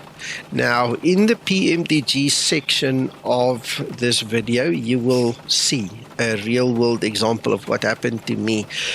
I obviously make this video over multiple days, so there was a break in the recording, and when I reset the PMDG up, I forgot to add my SIDs and stars.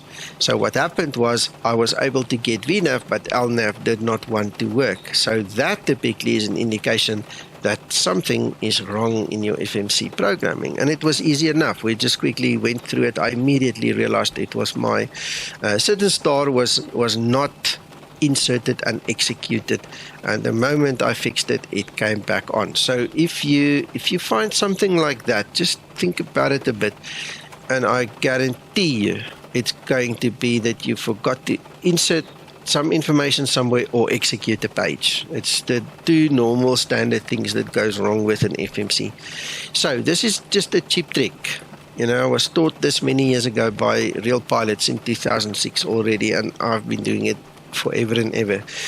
If your SOP of your airline says don't do it, then don't leave it on. Do it, but don't leave it on. Then you go switch it on when they tell you to switch it on, if it's at the runway or wherever. But that is a good way of testing whether your programming is good.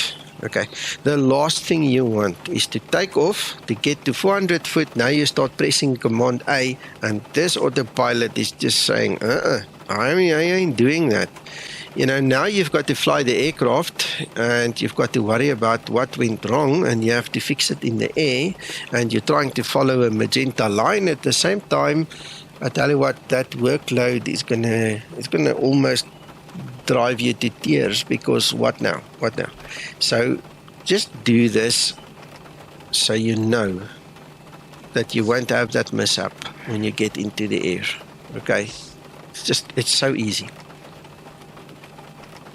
The next thing we want to do over here is we want to set RTO. So let me explain that to you quickly. That is a rejected takeoff. So in an Airbus, remember, when you take off, you have to arm your speed brake. In a Boeing, you do not do that. You set RTO. If this is set, you pass 90 knots on the runway running, for the takeoff, and you perform the rejected takeoff procedure.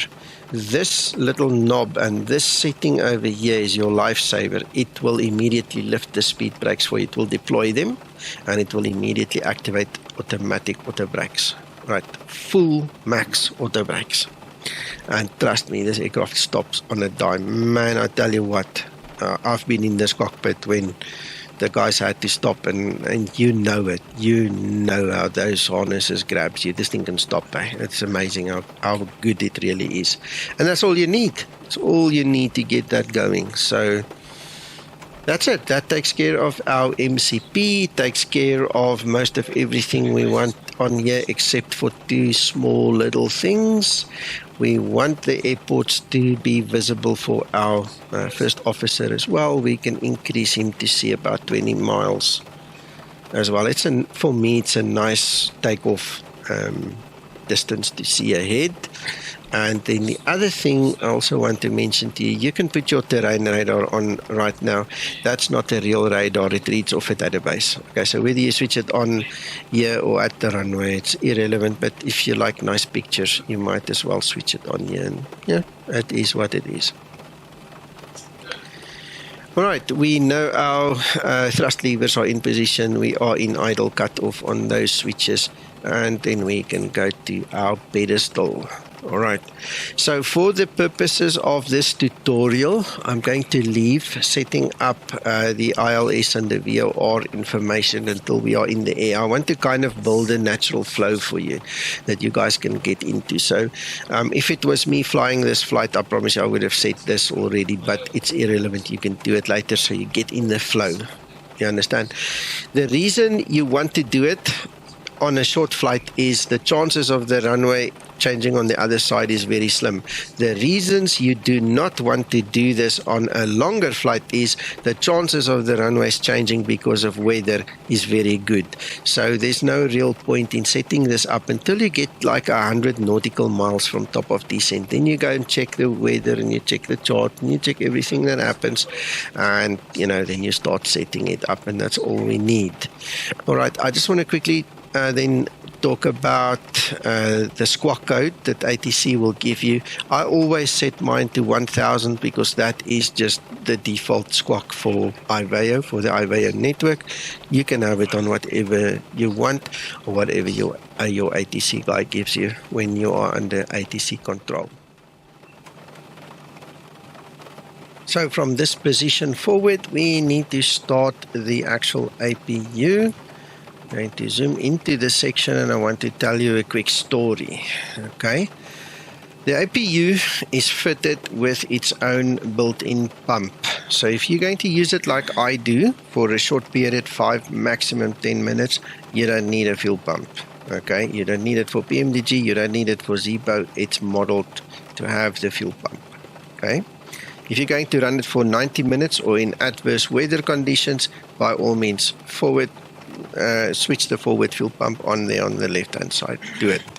Okay, that's just good practice. In real world, as in sim, it won't make a difference in the sim, but in the real world, it's going to be a cost versus benefit exercise. That's going to have the least cost with the most benefit versus convenience of that one, and then having to replace that pump every now and then for wear and tear. It's not that big. It will wear out sooner than the bigger pump. Okay, so the way to start the APU is we're going to move it to the on position. We're going to wait for the low pressure light, then we're going to count 1, 2, 3, and then we're going to set it to the start position, and there you see, now it's running. It's going to do its thing, and while it's doing its thing, I am going to quickly go to ground services. I have better pushback installed, works perfectly. So I'm going to go to better pushback and I'm going to request my pushback. Ground to cockpit. Please show me where you want to go.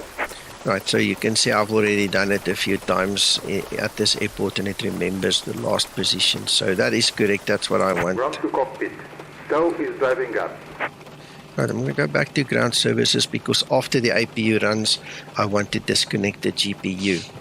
Better pushback will disconnect the chocks for me, but if you do not use better pushback, please remember to go remove it, otherwise you're not going to move, you're not going to go anywhere. Alright, so there we have it, the APU is running. I can put it on the bus and then we can look at our display at the top. You see, remember we set it to the APU and it was all zeros. Now we can see we've got some values there. The engines are not running and we are going to switch to them later just to make sure that they work. But there you go, that is the APU display that we wanted. Okay, all doors and hatches are closed. Ready to connect. Right, so GPU is off and I can go back to home and relax a little bit. Okay, at this point in time, we can switch on the beacon light and we can switch on our fuel pumps. We need to have the APU bleed on. You see the duct pressure increasing. Otherwise, there's no way we're going to start this engines. And that's it. Now I suppose we can let go and do the pushback. I think I might be too quick for him. Let's put this back on. Let's see. Sorry, while I was talking, he was talking. I didn't pay attention to what he was saying. Oh yeah, there's the nose lift now. Okay, so he's busy doing his thing. So connected and bypass pin inserted. Release parking brake. There we go, brakes released. Starting pushback. You may start the engine. Thank you, Mr. Pushback guy. So we've got the pumps on, we've got the duct pressure, and what we want to do now is we want to move the engine number 2 first to GRD, and we're going to just quickly click on the ENG button so we can see the engine display. If it's not there, obviously it should be there. If it's not there, you just press it. I might have pressed it off somewhere. So we're going to wait for the N2 to reach 25%. There we go. And then I am going to introduce the fuel. Oops. Right, so when N2 gets to about 56%, you should hear the click, the starter cutout happens, and that starter switch goes back to the auto position.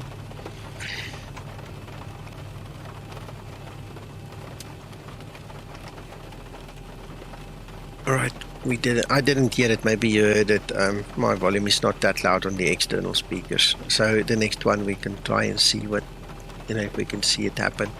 So because it's now cut, we can put the next one on and wait until 25 into and introduce the fuel to that one as well.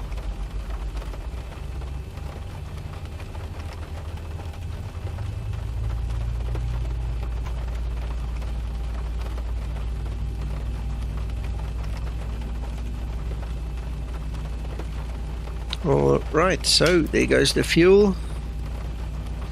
When it hits about 50, I'm going to look up so you can see the starter switch cut out.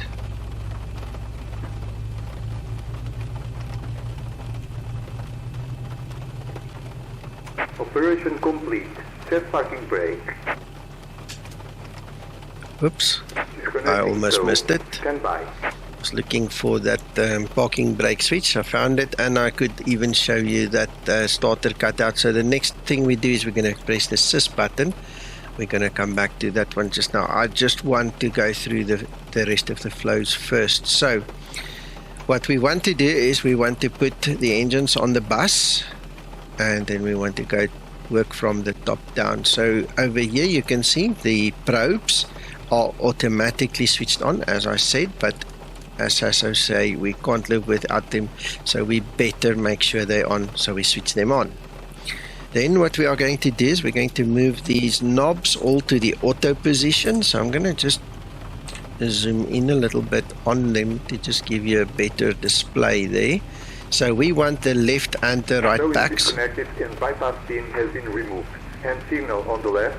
We'll see you next time and have a safe flight. Thank you, Mr. Pushback guy. We want the left and the right packs on auto, and we want the isolation valve on auto. Okay. Then I want to put your attention to the dual bleed error. Remember, red light error. We don't want that.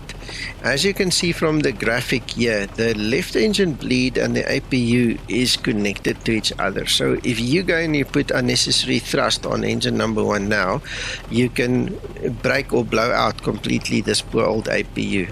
Okay, so the way to get rid of the error is just to switch the APU bleed off. Alright, I don't think any of the aircraft currently supports an APU breakage because of what I've just mentioned, but in the real aircraft, that's how it is. Right, so now we can see that our duct pressure is synchronized. Everything is the way we need it to be. Then the next step is going to be taxi light on. The reason obviously is we're going to taxi now, but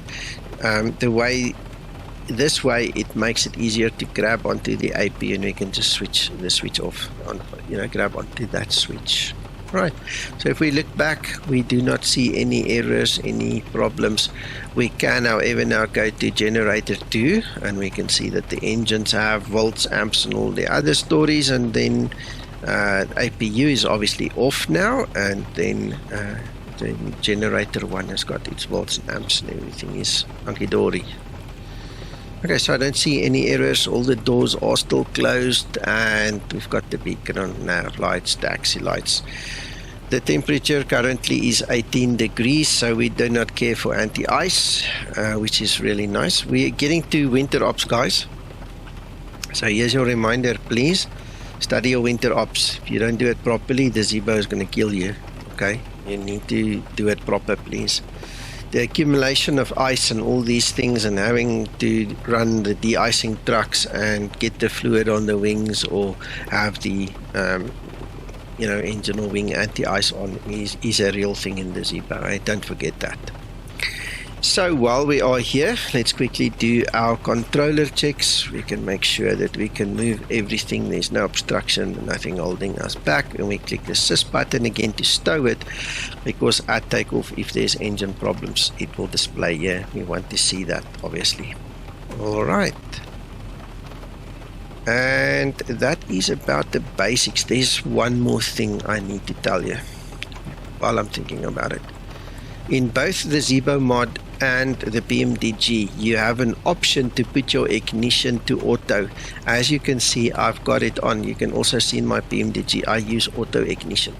In the old days, we used to, at this point in time, put the engine switches on continuous. It's not required when you have auto. Okay. Well, if it comes to your airline, your SOP, and they tell you to do it, just do it. But I'm a bit past that already, so it's just one of those things. And if we look at everything now, flaps 5 green light.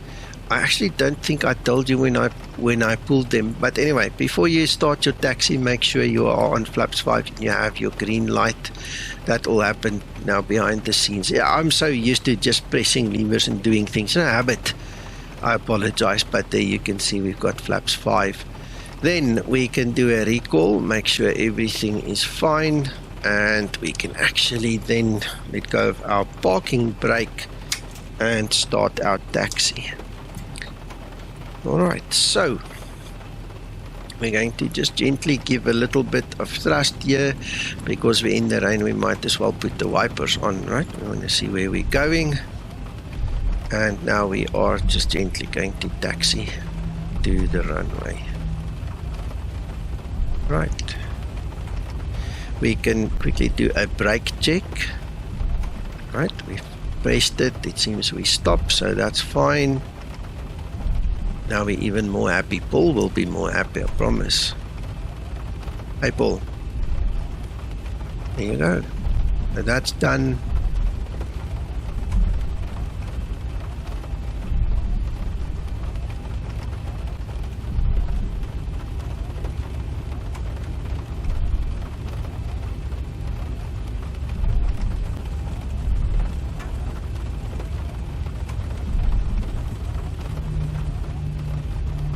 We don't want to taxi too fast. Over here we can see the ground speed. We're doing 15 knots.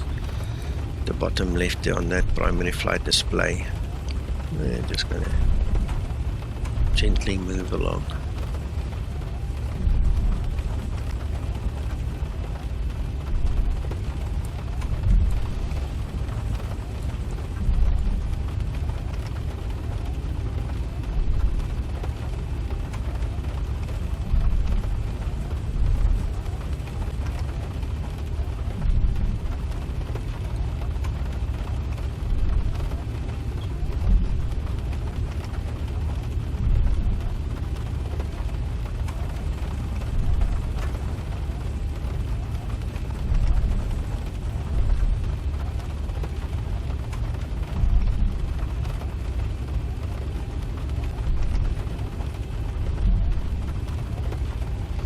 Alright guys, so while we are taxiing, I want to bring your attention to the flight quickly.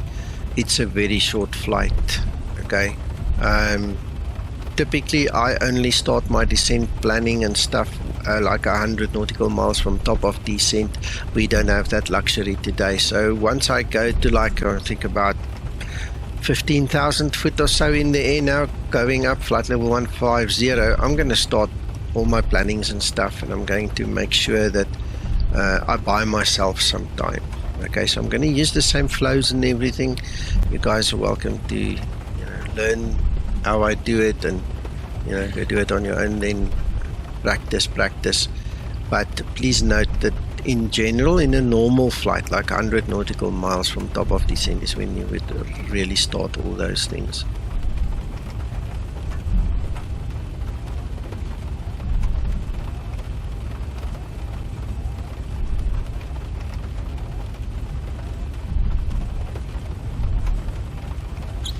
But I'm going to do an intersection takeoff. We have enough power to get out of here from the intersection. We do not have to backtrack all the way. Unless something absolutely catastrophic happens, we should be hunky-dory, 100% fine.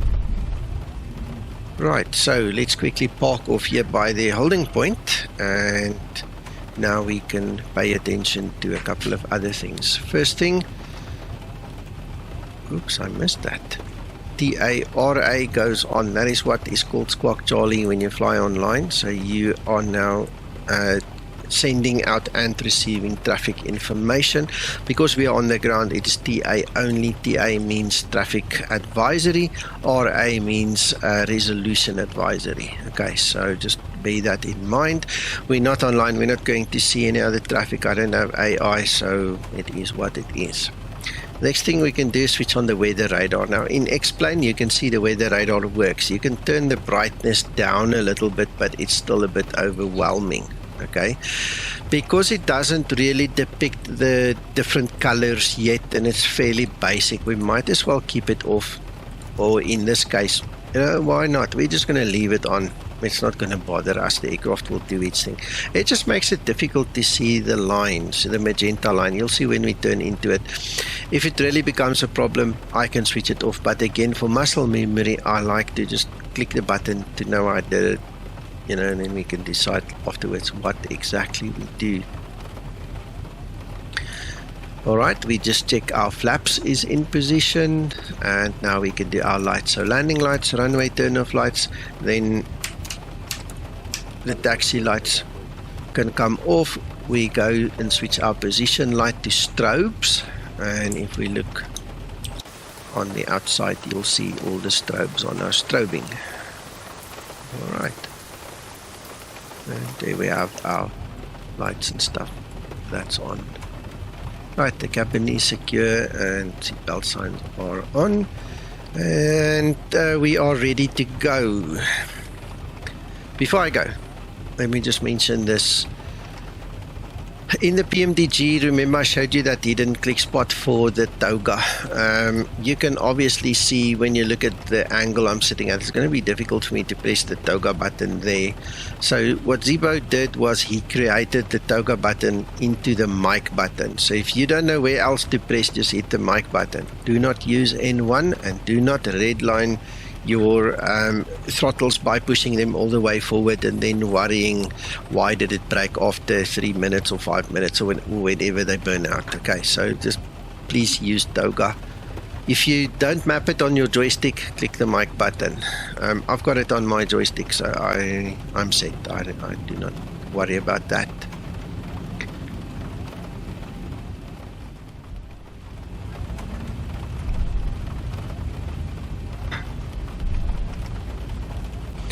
So we're going to taxi into position here, and then I'm going to talk you through the process that comes after that.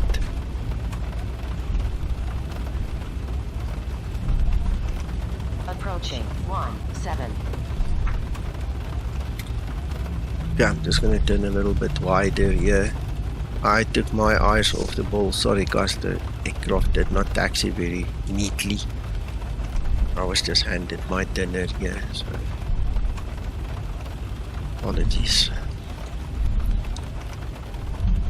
Right, we obviously want to try and pull this aircraft now to go straight, right?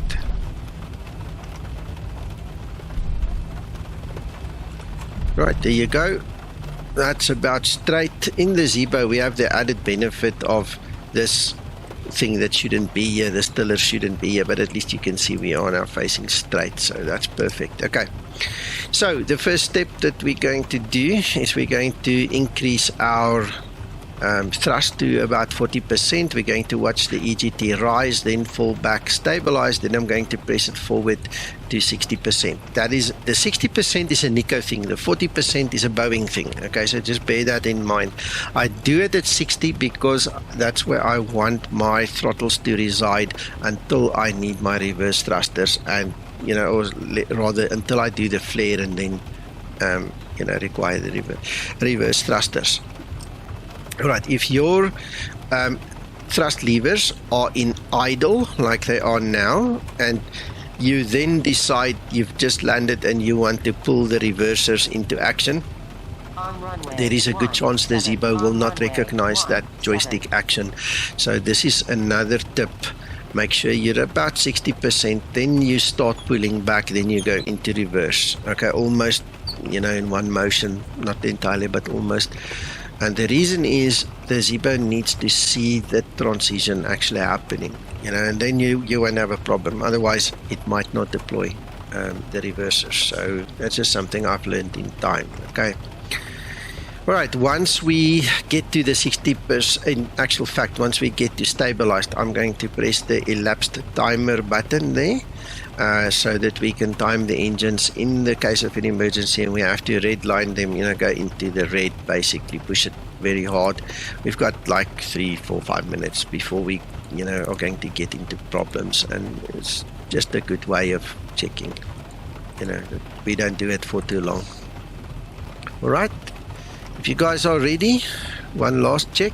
I think everything is done.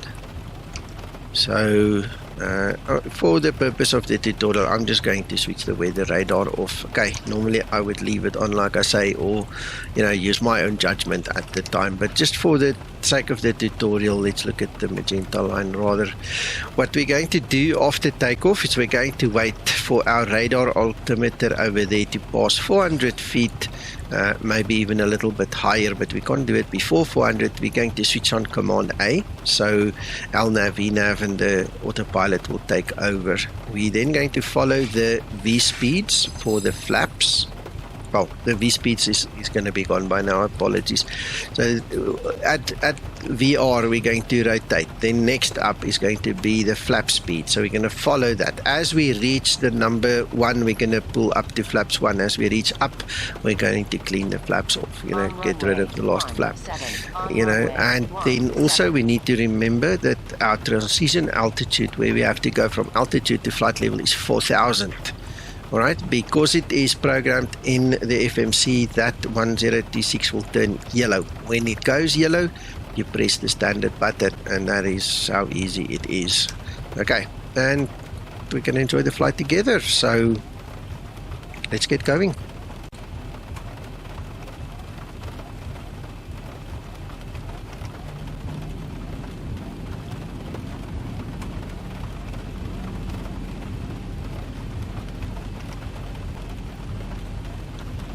Alright, it looks fairly stable for me. Gonna press forward to about 60%. Alright, I need to make sure that the two levers are straight next to each other, that there isn't a discrepancy. Now I'm going to press my ET timer and then toga. There we go. We're ready. Now we just need to make sure we keep it on the runway. Unfortunately, X-Plane needs better wipers still. That code needs a bit of work, man. We'll try our best to keep it steady.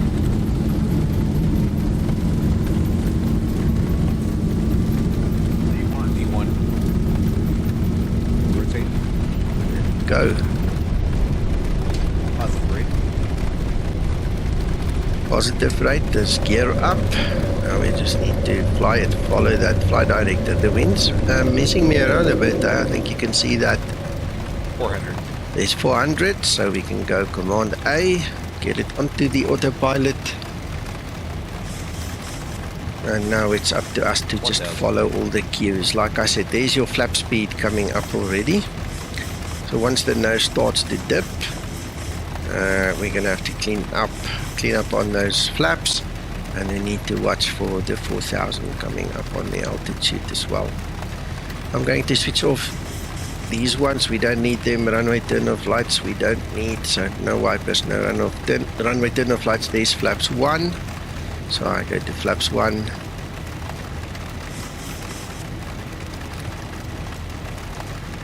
Now we're just waiting for up, and then I'll pull the last flap up. Right, here we go. Alright, what we can do then is switch the RTO to off, and we need to bring our gear lever to off. We don't want the hydraulic pump on and then, you know, squirting out all our hydraulic fluid, and then we don't have landing gear to lay down on the other side if there was a leak. You know, obviously if there's no leak, we don't care, but you know, in the event of a leak, you're gonna really care. There is a hatch here at the back that you can open up, and you can then manually let the gear down, but we don't really want to do that. And there we have 4000. That's our queue to go to standard. The yellow is the queue. Now we are on flight levels. I'm going to extend the range of the ND a little bit, and we're just going to let it climb. And like I say, at about 10,000 feet, we're just going to switch off the landing lights, and if we are in clear air at that point in time, we can release the cabin as well. Otherwise, we'll just keep the seat belts on a little bit longer.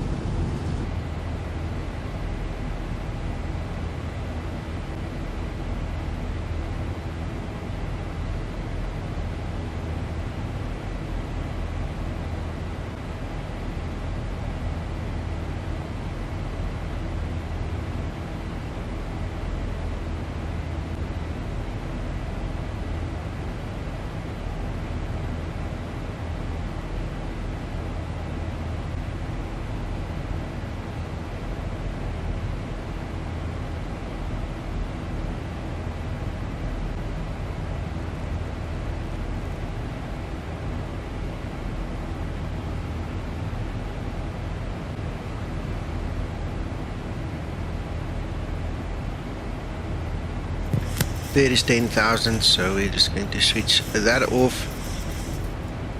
Doesn't feel too turbulent. We're obviously going to climb more, so we might as well release the cabin.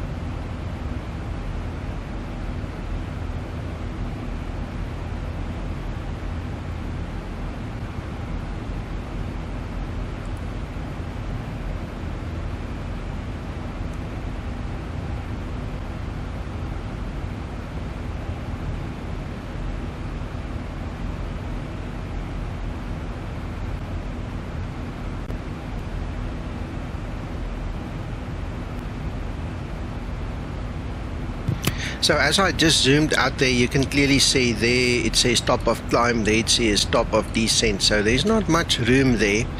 We're almost at 15. I guessed earlier about 15, but we can actually start the rest now.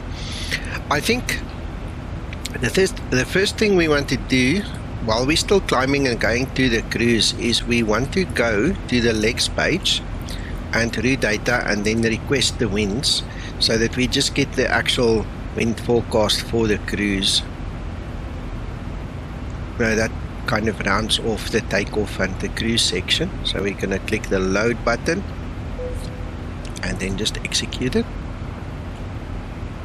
Alright, so we know that is done.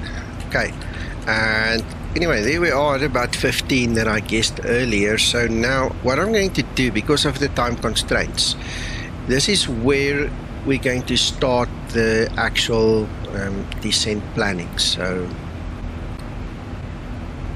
in order to start this whole descent planning, I recommend that you go to your descent page, to the forecast page, and then request the information that is required there.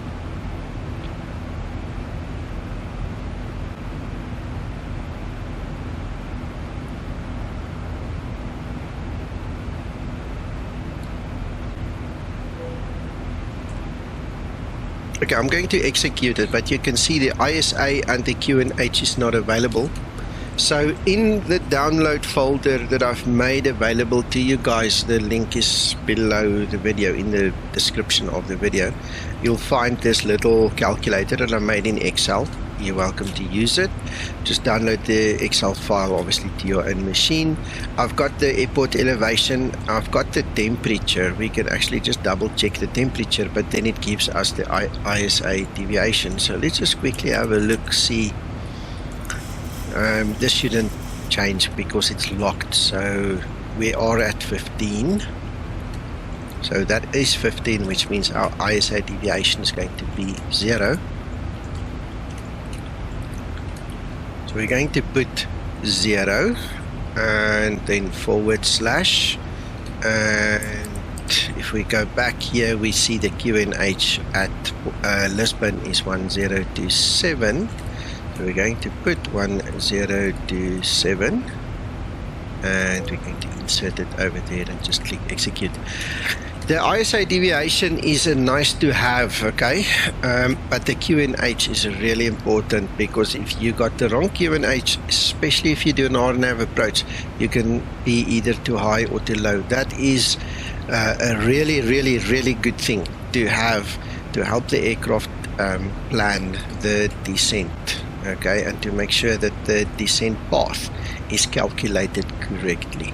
Alright, now in the PMDG we had to look up this transition level.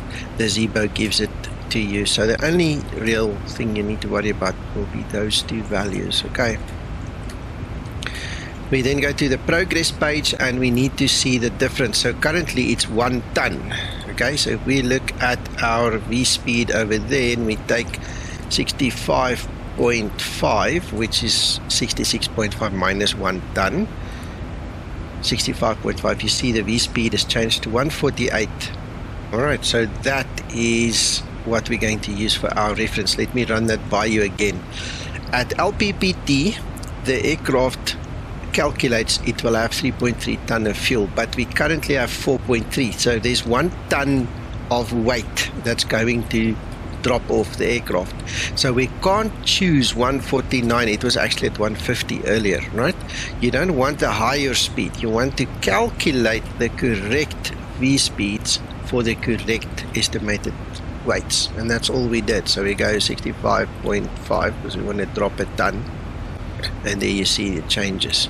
So from the initial that was 150, that's 2 knots less. From the secondary that we saw 149, that's another knot less. You understand? So the VREF is going to be 148. Ooh, the mouse didn't release, sorry guys. So there you can see, that's our VREF. So we need to have our speed later on, we need to have it at a VREF plus 5, so that will be 153 will be our VREF. Right, and that's it. That's how easy it is. We can go back to the progress page, and then what we're going to wait for is we're going to wait for us to just reach the top of climb, and then we just have to make sure that the calculations we did just now is still valid.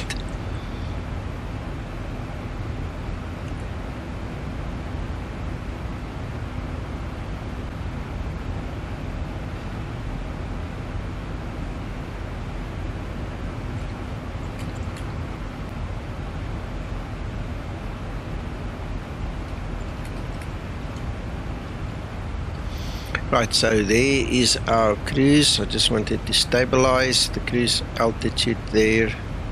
Then I just want to double check that what we did just now is still valid. So yes, it's still 1 ton less. Okay. And now we have 65.3. Alright, you see it's still 148, still 148. Okay.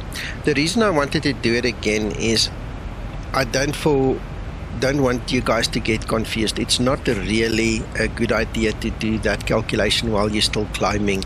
It is better to do it once you've reached the cruise altitude. Okay, I was just pressed for time, so just bear that in mind. You are going to do that calculation 100 nautical miles from top of descent. Okay, literally, not during the climb and not as quick as I had to do it. So just remember that discrepancy. Then what we want to do now is we want to go look at our ILS chart, and we need the frequencies, the course headings, we need the platform altitude where we want to descend to, and then we also need the minimums, our decision altitude. That's 530. So that's 530, that's 4,000. Approach course 25 degrees, and localizer is 1091. So obviously I have it on my secondary screen. I'm not too worried about it. I won't remember that. I promise you, I'm too tired to remember that. It's been a long week and it's Friday. The time that I'm making this video, it's a Friday afternoon. Just after work, so you can imagine. Right, so 25, right?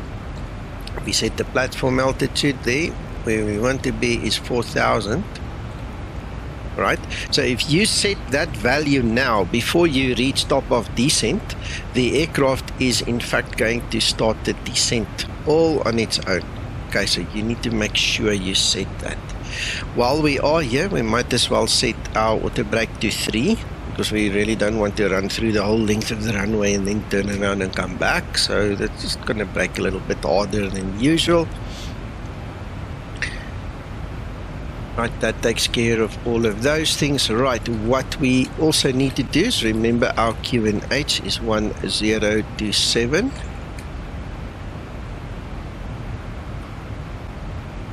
Okay, and we set our decision altitude is 530. Oops, that's a bit fast. Better do it slower. That's 530. So that means our primary flight display is completed, our MCP is completed, but we still need our frequencies. So the frequency we're looking for is 1091, but there's also a VOR in the area. It's not at the airport. Now the older guys and the guys that, you know, have done any cross-country navigation and stuff, you know, your ordinary point of reference, usually I think in regards to where we are at now, is going to be somewhere the VOR. You know, if you have to get a direction and there's no ATC to talk about and all, VOR is a pretty good thing to choose. So just as a point of reference, why don't we just use that one? So it's 1148 that we're going to tune. And we're going to slip it over 1148 and just change it over. Then 1091, look at that, it just happens to be the exact correct value. So we've got that. Right, another thing we need to keep in mind is our missed approach altitude is flight level 070. We'll talk about that later again. So I'm just going to flick over. I didn't realize that was already set in the Zibo. Like I said, these are the kind of values it will remember. So obviously I've been to an airport with the same frequency or the exact same airport with this version of my Zibo, so it just remembers. Okay, we are 100% ready for our descent then. This is amazing. Thank you everybody for watching. I hope you're enjoying it. I hope you're learning something. There's so much more to teach you. Man, I have to bite on my lips sometimes because I just want to say so much. I just want to add so much, but you know, I'm really trying to keep it just basic so that the new guys can just jump in and follow me and go do what I do.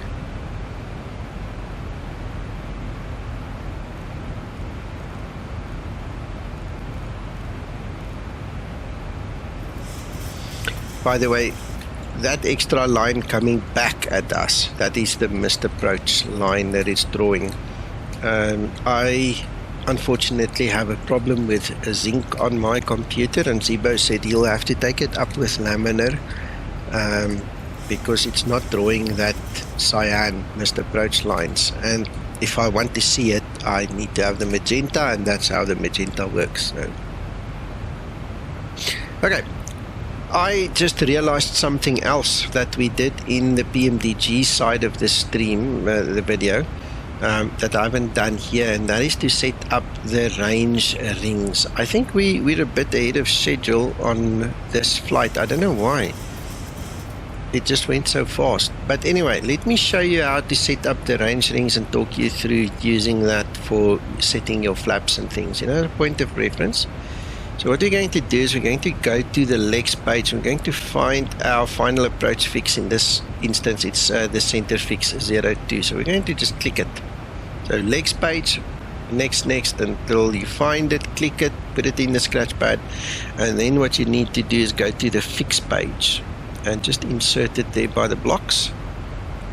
What we're then going to do is we're going to draw a circle at 7 nautical miles, at 5 nautical miles, and at 3 nautical miles from that fix. Okay, we can go back, have a look. See, you see there we've got the green lines already, the green circles. So what's going to happen is we're going to use it as a guide. The first ring is going to be flaps 1, the second ring is going to be flaps 5. So obviously you need to manage your speed to be able to do that, right? Okay, and your third ring is going to be gear down flaps 15, and thereafter, before you get to the center, before you get to that actual fix, what's going to need to happen is you need to go to your landing configuration. So it will then, in our case, be flaps 30 because that's what we selected a minute or two ago, and you know, you will literally set yourself up for the landing. The reason we want to do that is we want to be fully configured for landing before we capture the glide slope. The moment the glide slope captures, that speed window is going to open, and we're trying to save you the extra hassle of flying the plane, doing the flaps, keeping the speed, controlling the speed, and all these things all at once. Okay, so if you're going to follow my lead, that thing should not open. Right, and once you capture the glide slope, you will already be configured for landing, and you won't care. That thing can open because it's going to be at VREF plus 5, exactly where it needs to be. So that's what I'm trying to show to you guys now in this section of the video as well.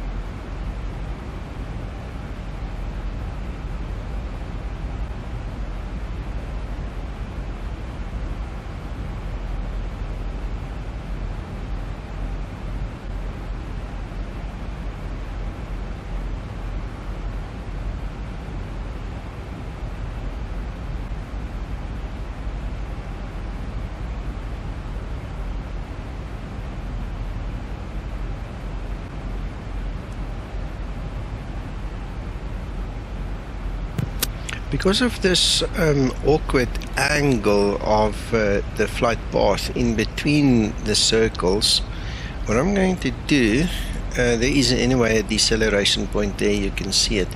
I'm probably going to pull the first flap anyway somewhere there, because we don't want to overspeed. We really need to keep the speed intact until we get onto finals.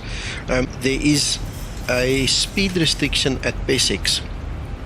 Maximum speed at PSX is 180 knots. So we're going to have to slow down significantly. We're going to use the flaps then as obviously part of the speed brake while we're also using the speed brake. So it's going to be interesting. It's a bit of a tight turn there, but we'll manage. And coming up to 10,000 foot, I will put my landing lights on again.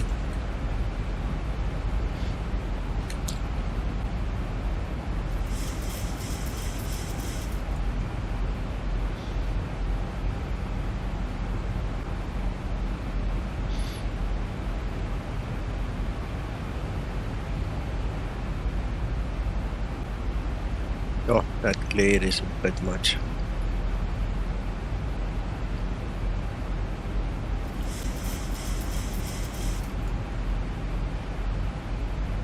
I will also zoom in a little bit more on the ND just to make it more clearer as well. There's our landing lights. Below 10,000. So that's good.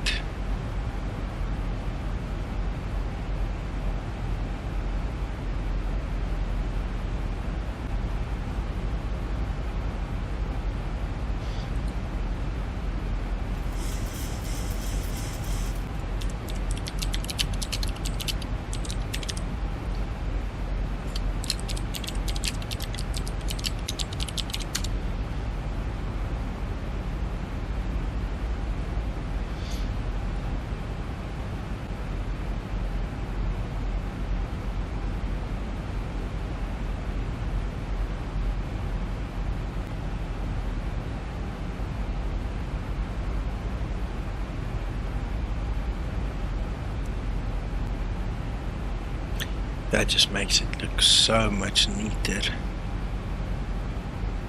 I'll probably think about pulling my first flap after this first waypoint with its restrictions.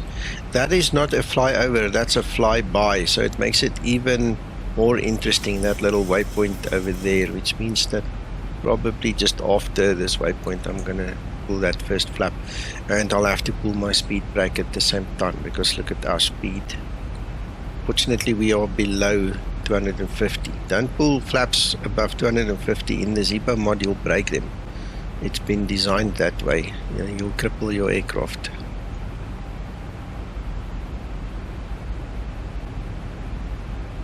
So then it becomes a speed game. We need to make sure that we keep speed and keep slowing down.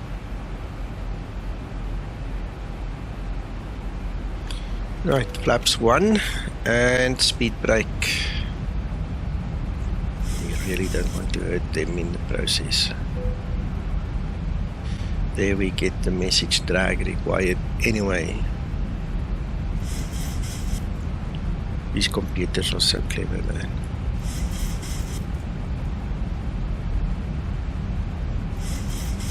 I'm going to go down to heading off to 0 to 5, because that is where we're going to turn to. And I don't have to worry about that again. It's also our final approach course, so perfect. Right, once we hit the second circle, remember I said we're going to do flaps 5, and look at our speed, look how nicely it's coming down. There we go, flaps 5, so the aircraft will continue with the descent and it will continue with the deceleration. By the way, the reason my display looks like this is that's an option in the EFB. You can switch it on and off. That speed bar is just, it's a setting. Right, when we get to our inner circle, we're obviously going to go gear down and flaps 15. can already see the anticipation cue for the localizer coming up. We don't have the glide slope yet. The aircraft needs to turn and it needs to face in the correct direction, you know, before we can even think of going on the approach button, but it's on its way. There we go, that's gear down, flaps 15. And there's the anticipation cue for the glide slope. You see it's very close, very, very, very close. Now, if you press the approach button too soon now, what's going to happen is that speed window is going to open and you're going to have to worry about that speed window as well. Anyway, there we have our standard. It's gone to yellow, so we can press the standard button and the aircraft can quickly dip its nose and catch up with that glide path because we're a bit high now. Also, what we want to do is we don't want the speed brake out anymore. Flaps 15 or further than flaps 15 is not a good idea to have the speed brake extended. So we are going to arm it. As you can see, the arm light comes on and we're quickly going to just double check everything. We've got the auto brake on, speed brake is armed, and we can tell these guys to go sit down, buckle up, and the runway turn-off lights can come on. So at this point in time we can go full flaps 30, that's our landing configuration, and we can press the approach button. And you'll see that glide slope going to catch any moment now. The moment it catches, look, it immediately opened the speed window. So I hope you understand the value of just using those fixed rings, getting everything sorted, because I'm in perfect landing configuration now. I don't need to worry anymore about any other weird things that can influence my speed or my configuration or anything. I can just sit and wait it out to land now.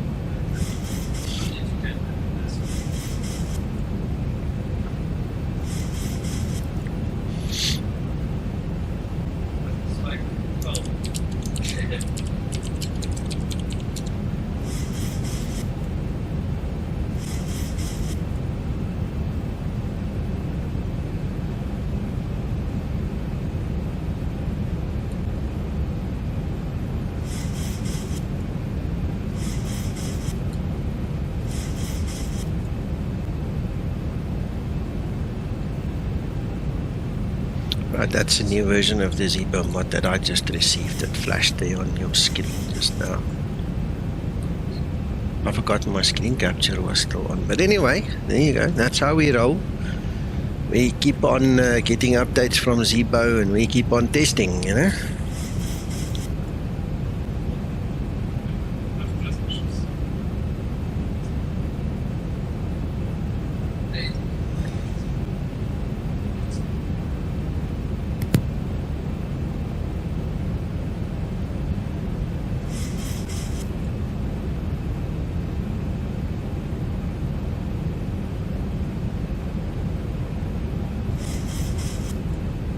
Radio altimeter.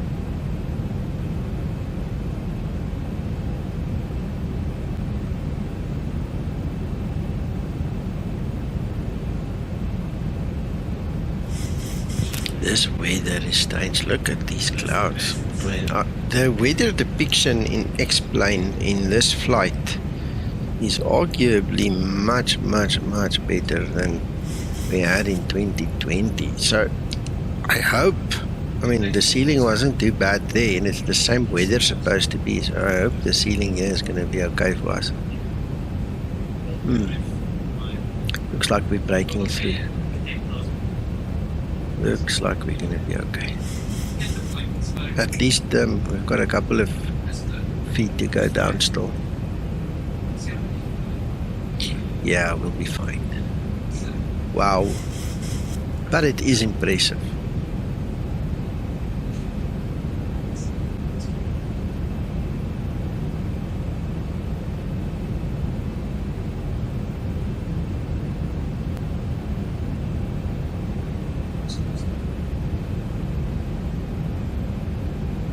Bit of a kick there.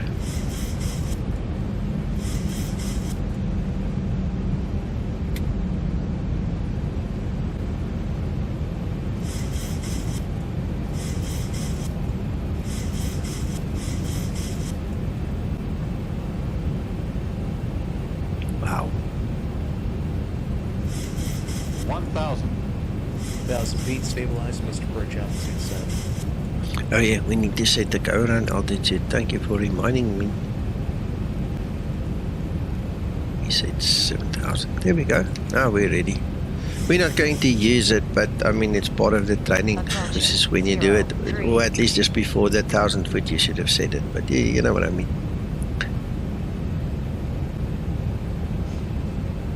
That runway is just visible.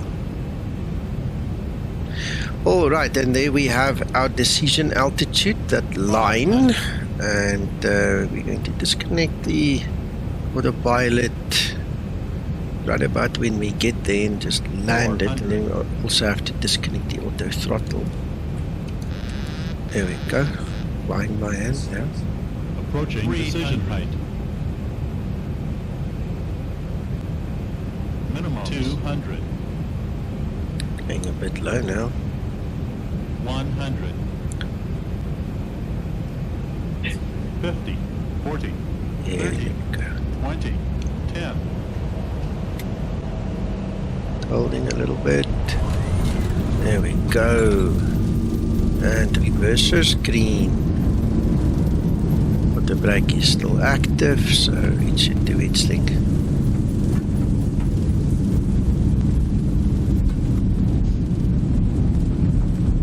80 knots. Alright, we can cancel the reversers, cancel the auto brake. We can just taxi off the runway. That was really smooth, that was really nice.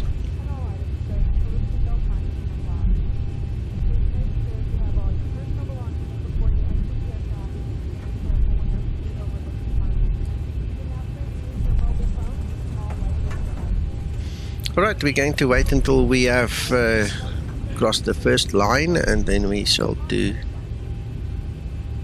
the after landing procedure.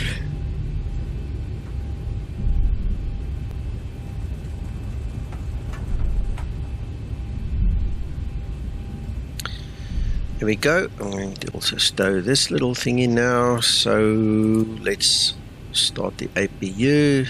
Red. 1, 2, 3. Right, we don't need that. Okay, so landing lights, taxi lights, nav lights, runway turn-off lights can stay. We switch off. Obviously, it's on auto, but we switch off the probe beats already. And we're waiting for the APU. We're not going to put it on the bus immediately, just need to make sure all the other things are in place. Then weather radar can definitely go off now. Might as well switch the terrain radar off. We're done with it. Then we're going to cancel our RTO, needs to go to off, right, and then it's the turn of the flaps to be stowed. Why is it not listening to my joystick? It's not. Can you believe it? Okay, well, it's listening to the other button then. Interesting. Okay, so the moment we move our throttles forward, we should get the stowing of the speed brake. There we go.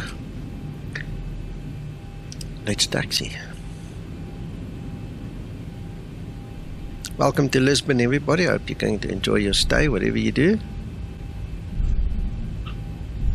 The other thing we did not do is just switch the TARA off there on that transponder that DK has. See, depending on the airport and the country and, you know, things like that, the rules they fly under, there are a lot of places that leave that thing on, eh? But I'm now in the habit with Iveo, I usually just switch it off. I'll leave that up to you when you switch it on and off.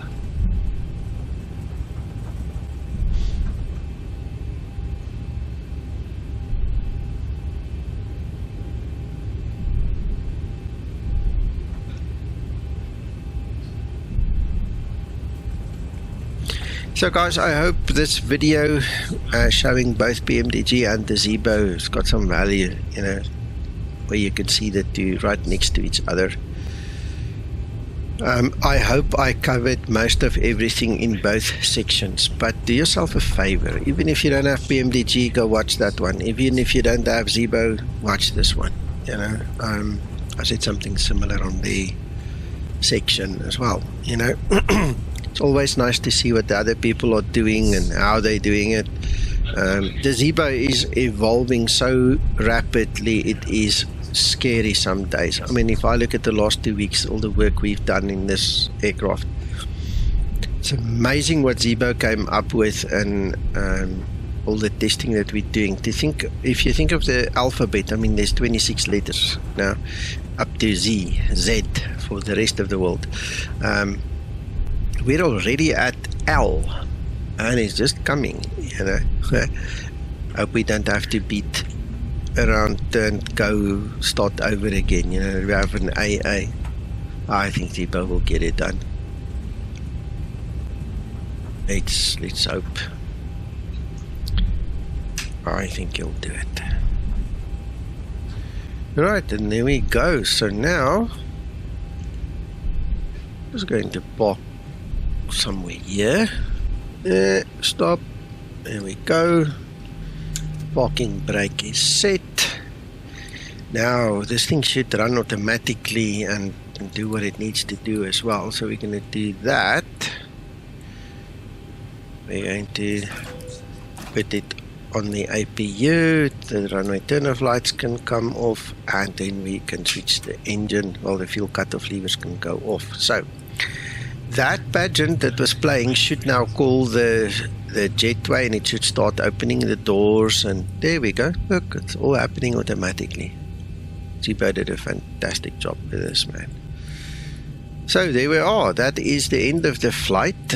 We can obviously now let these people loose and let them do their thing. We can switch off the beacon light. We're done with the engines, and we can obviously switch off window heats. You don't need all of that.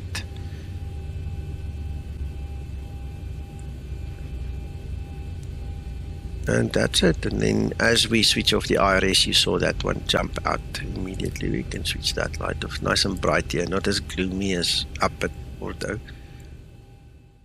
Apologies everyone, I should have at least just ended by taking the power off the bus and switching the batteries off to go to full cold and dark there in that last segment with the Zibo, but you know, it's done now. I hope you enjoyed the video. It has taken a good couple of days to make it, and many retries and takes and effort. So I tried to give you a good glimpse into an entry-level basic way of using both aircraft, doing the flight planning, running through Simbrief, getting your OFP, you know, the whole story there. And I hope you guys will remember this going forward. If you are a new pilot, remember this is like, you know, step 1, 2, and 3. There are hundreds of steps remaining, and I want to encourage you guys, you know, don't lose heart along the way. You know, even if it takes time, invest in yourself to learn more. There is literally so much more remaining. And unfortunately, I can't put everything in one video, and we're going to have to make more videos in time, you know, to build on what we've done here today. But at least we have a good reference now. So thank you again for all your support, and for flying with me, watching with me, and learning with me. And I'll speak with you guys in the next video or on the next stream.